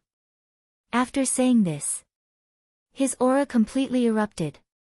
He took a step forward and charged toward the inner demons, Qin Feiyang, with monstrous imperial might. "That good-for-nothing younger brother of mine is not as kind as you described him to be. Even if you were to kill me, I reckon that you would not even frown. However, I'm afraid you don't have the ability to kill me." The inner demons crippled the leader of the heavenly spiral tribe with a single palm strike and threw him into the castle. Then, they charged towards the leader of the divine python tribe. The leader of the heavenly spiral tribe still had some value, so he couldn't kill him. Seeing the leader of the heavenly spiral tribe disappear into thin air, a hint of doubt flashed across the high priest's eyes.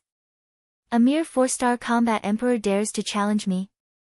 You're overestimating yourself." The leader of the divine python tribe laughed disdainfully. As he approached, his battle aura surged and he threw a punch at the inner demons. "So what if you're an 8-star combat emperor? I don't even need 10 moves to make you kneel and beg for mercy. This is the first move." The inner demons laughed arrogantly and activated the battle character art. A shocking battle intent rushed out of his body and he threw a punch. At this moment, he was like the combination of the god of war and the god of death, shocking the entire void. Boom! The two fists collided and the inner demons was immediately sent flying. The skin on his arm was lacerated, but with the protection of the battle character art, it wasn't fatal. What? When the chief of the divine python tribe saw this, his eyes widened in disbelief. One had to know. He was an 8-star combat emperor and his opponent was only a 4-star combat emperor. There was a difference of 4 small realms between them. It could be said that he had an absolute advantage in terms of cultivation. Moreover, he had used his battle aura and all of his strength in this punch. How was it that he didn't kill this person? Could it be that he was hiding his cultivation? However, he didn't know that the battle character art not only gave Qin Feiyang half an immortal body, but it could also dissipate half of the force. In other words, the inner demons had only endured half of the force from the previous punch. The remaining half had been dissipated by the battle character art. The strength of an 8-star combat emperor is only a so-so. I'm not in the mood to play with you. Quickly show me your true strength. Otherwise, you won't have a chance." The inner demons laughed arrogantly. He stood firmly in the void and a mighty dragon's aura exuded from his body. What? Dragon's aura? The leader of the divine python tribe was shocked once again. How could a human emit dragon's aura? Why is his blood purplish gold? The high priest was surprised. The inner demons ignored him. He quickly formed a seal with his hands and a palm-sized divine dragon seal appeared in the sky. The purplish gold dragon's aura circled around the seal. Divine light shone brightly and illuminated the night sky as if it was daytime. "Be careful." The high priest's expression changed. What was that? The aura that it emitted made even her feel an inexplicable fear. "It's just a bluff. What's there to be afraid of?" The leader of the divine python tribe was disdainful. No matter how heaven-defying his techniques were, he was only a 4-star combat emperor. What could he do? He reached out with his hand, and his battle chi roared in the sky. A giant hand was condensed, and it covered the sky and the moon. It released a world-destroying might. "Kill!" Following his low roar, the giant hand shook in the void. With a deafening sound of wind and thunder, it pressed down on the divine dragon seal. A bluff? This is the second move. The inner demons grinned. The divine dragon seal expanded in the wind and became a giant divine seal in the blink of an eye. It was like a towering mountain that soared into the sky and collided with the giant hand. Rumble. Accompanied by an earth-shattering boom, the two of them exploded in the sky like fireworks, dazzling the eyes. Pfft!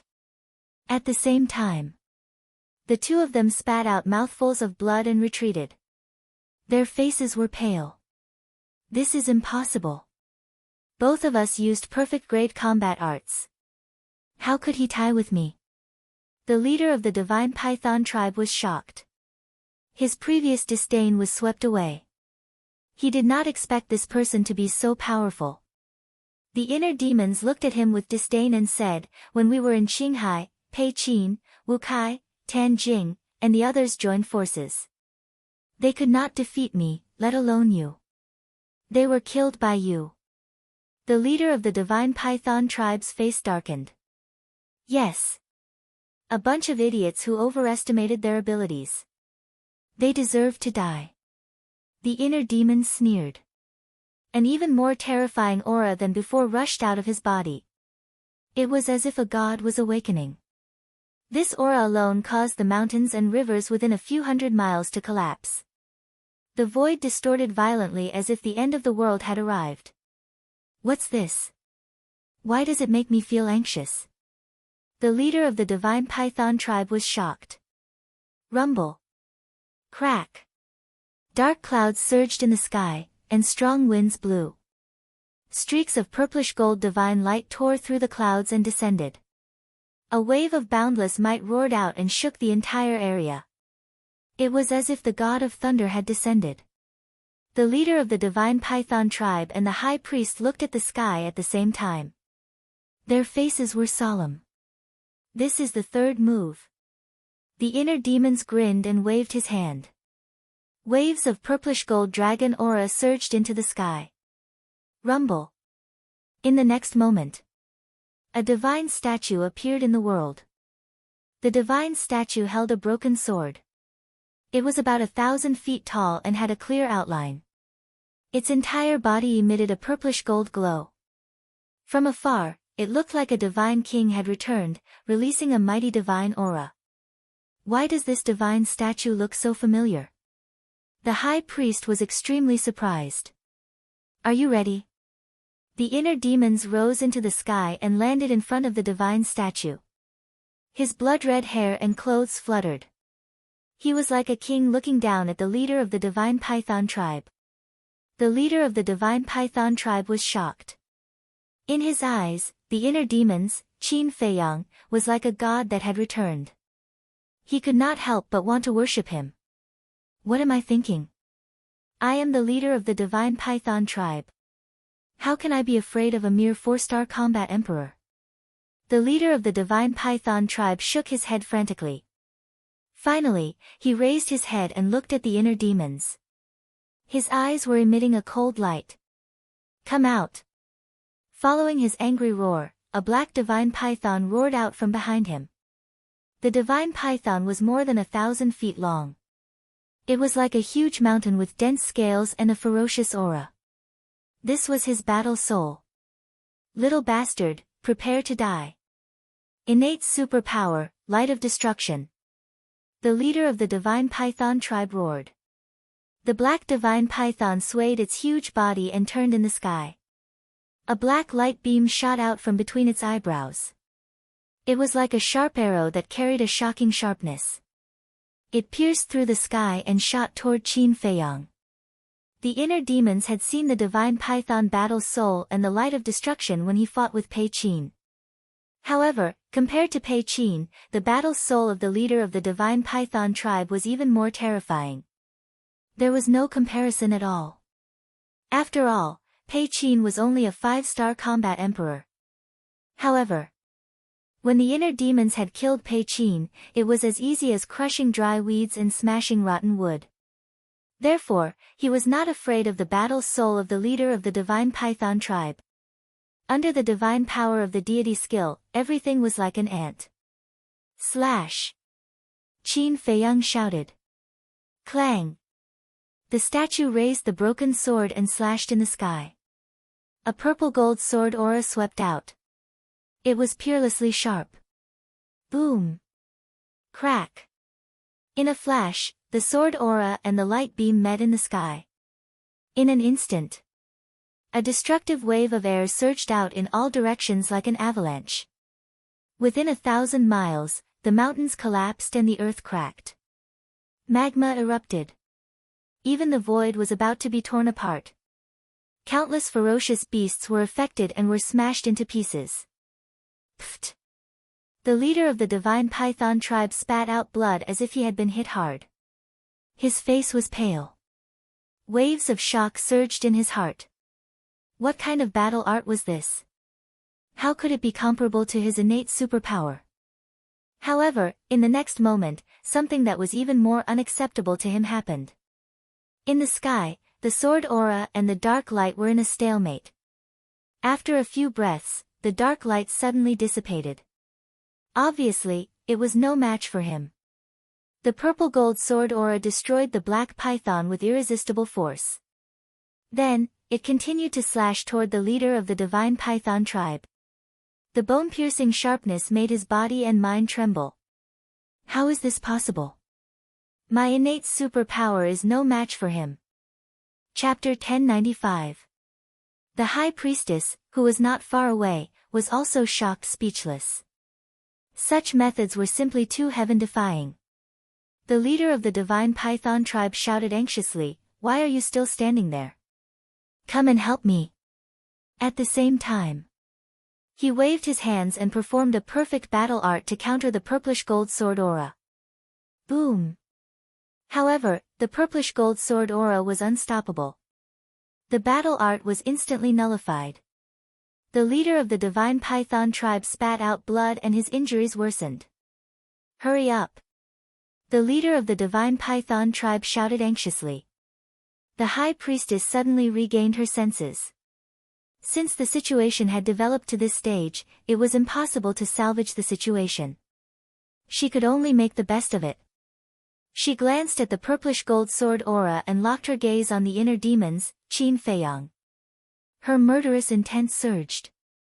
Boom! She decisively activated her fighting soul. It was also a black divine python. However, the aura it exuded was much weaker than the leader's fighting soul. Obviously, her cultivation was not as high as the leader of the divine python tribe. Go! As she waved her hand, the black divine python bared its fangs and pounced on the inner demons, Qin Feiyang. Get lost! The inner demons shouted and used the divine dragon's roar. The sound waves roared in the sky and the black divine python was instantly crushed by the sound waves. Ah! The high priest's face turned pale and he let out a miserable scream as he was sent flying. Under the impact of the sound wave, shocking cracks appeared on his body, and blood flowed out like a fountain. So powerful! The leader of the divine python tribe was stunned. Although the high priestess' cultivation was not as high as his, she was still a 6-star combat emperor. How could she not be able to withstand this person's attack? While he was in a daze, the purplish-gold sword aura whizzed and slashed toward his head. He suddenly regained his senses and dodged to the side without hesitation. However, he was still one step too late. The sword aura slashed his shoulder and his entire arm was immediately severed. The terrifying radiance caused his flesh and blood to splatter everywhere. Then, with a bang, he smashed into the ground below like a meteor, creating a huge crater. I originally said that I would kill you in 10 moves, but I didn't expect that you wouldn't even be able to withstand 3 moves. This is too disappointing. How dare you provoke my brother again and again with such little ability? You really don't know what's good for you. The inner demons stood proudly and looked down at the chief of the divine python tribe who was lying at the bottom of the pit like a dead dog. Their faces were full of disdain. What kind of battle art is that? The chief of the divine python tribe roared hysterically. He didn't lose to this person, but to this person's battle art. The inner demons said, "You really want to know? Then I'll satisfy you. This is a divine art." What? The chief of the divine python tribe was dumbfounded. In the distance, the high priest was also shocked. This person actually had a deity art, and from the looks of it, he had more than one deity art. No wonder it was so ridiculously strong.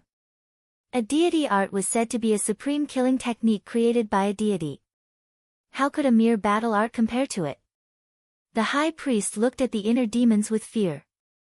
He rushed to the chief of the divine python tribe at lightning speed and said in a low voice, "Don't hesitate. We're no match for him. Let's go. Go." The inner demons smirked and said, "The moment you attacked, your deaths were already destined. If we want to leave, you can't stop us." The high priest looked at him coldly. He helped the chief of the divine python tribe up and turned to leave. Emperor Divine Prison. Roar. Boom. At the same time, accompanied by a loud dragon roar, an invisible mighty force surged in all directions with the inner demons, Qin Feiyang, as the center. In an instant, everything within a few hundred miles seemed to have stopped. Whether it was the ferocious beasts, the plants, the lava, or the flowing water, they all stopped moving. The high priest and the inner demons also stopped in the void. What's this? Could it be his aura? No, our cultivation is stronger than his. His aura can't imprison us. The high priest was bewildered. Do you think that's all I have? Since you two are so loving, I might as well send you both on your way. You'll have a companion when you go to hell. The inner demons looked at the two indifferently. He waved his hand, and the statue behind him moved. It was like an ancient great emperor. It held the broken sword and charged toward the high priest and the inner demons. The chief of the divine python tribe closed his eyes in pain and said, "Madam, I'm sorry. I've implicated you." Sigh. The high priest sighed deeply and said with a smile, "Don't say sorry. I'm willing to do all this. I have no regrets." "Madam," the chief of the divine python tribe was full of self-blame. "Don't say anything. I'll fight for a chance for you. You must try your best to survive. Don't think about avenging me.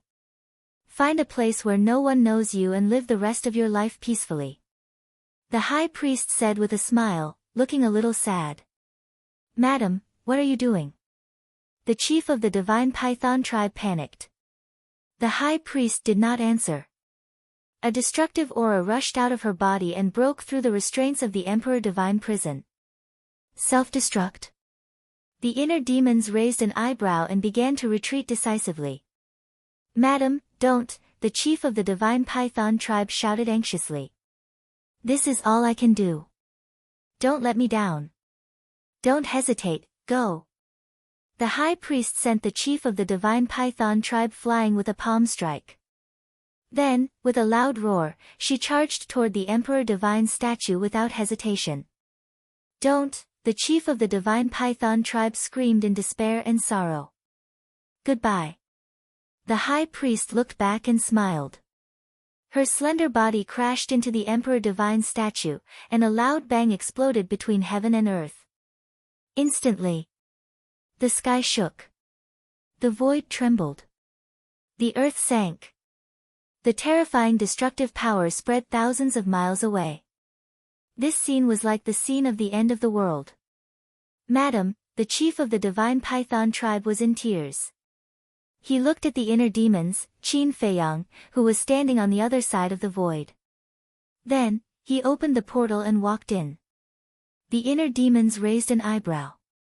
He did not chase after him, because he could not catch up with him now. However, at this moment, a golden beam of light shot out from somewhere below and hit the portal with lightning speed. The portal shattered on the spot. The chief of the Divine Python tribe, who had just entered the portal, staggered and appeared again. The inner demons was surprised. The chief of the Divine Python tribe was also surprised. "Who is it?" The inner demons looked down, but there was not even a shadow. After the chief of the Divine Python tribe came to his senses, he immediately opened another portal. "You still want to leave?" The inner demons smiled coldly. He took out the Chang Shui and used the phantom steps. Before the portal opened, he landed behind the chief of the Divine Python tribe.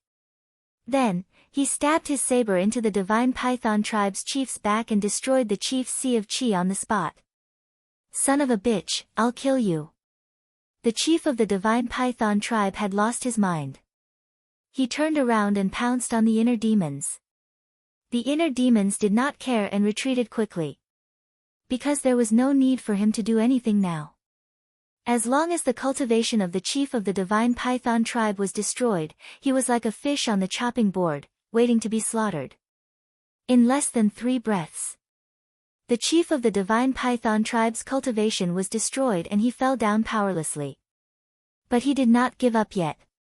He finally calmed down. He quickly took out a spirit sea elixir and a healing elixir from his Qiankun bag and was about to take them. However, at this moment, the inner demons stepped forward and snatched the spirit sea elixir, the healing elixir, and the Qiankun bag from his hands. The chief of the divine python tribe was in despair. The inner demons grabbed the chief of the divine python tribe by his clothes and twisted him in the air. He shook the spirit sea elixir and the healing elixir in his hands and grinned. Do you want them? The chief of the divine python tribe nodded. Then beg me. The inner demons teased. I beg you, please be merciful and give them to me. At this point, how could he still have a backbone?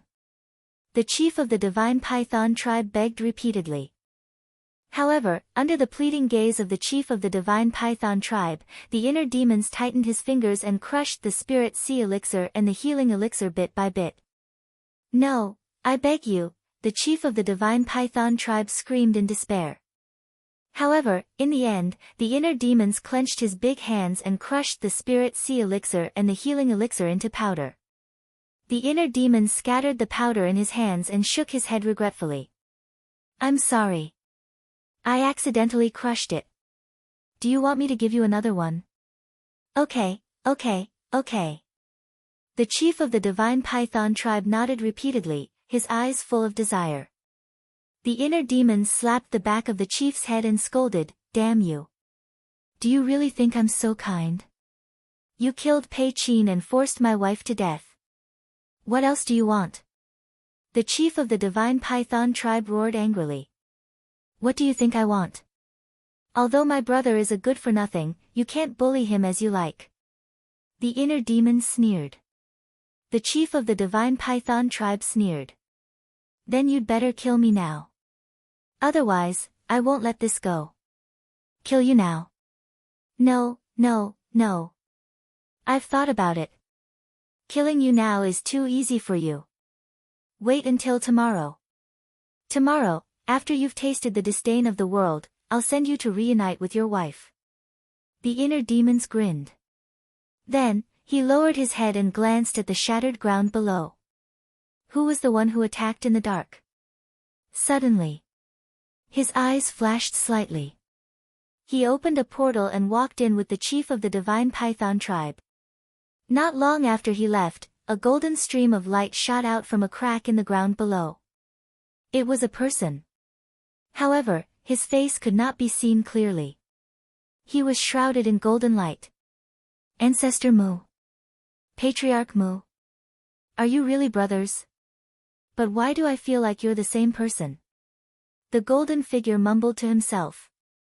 It was a woman's voice. However, at this moment, the inner demon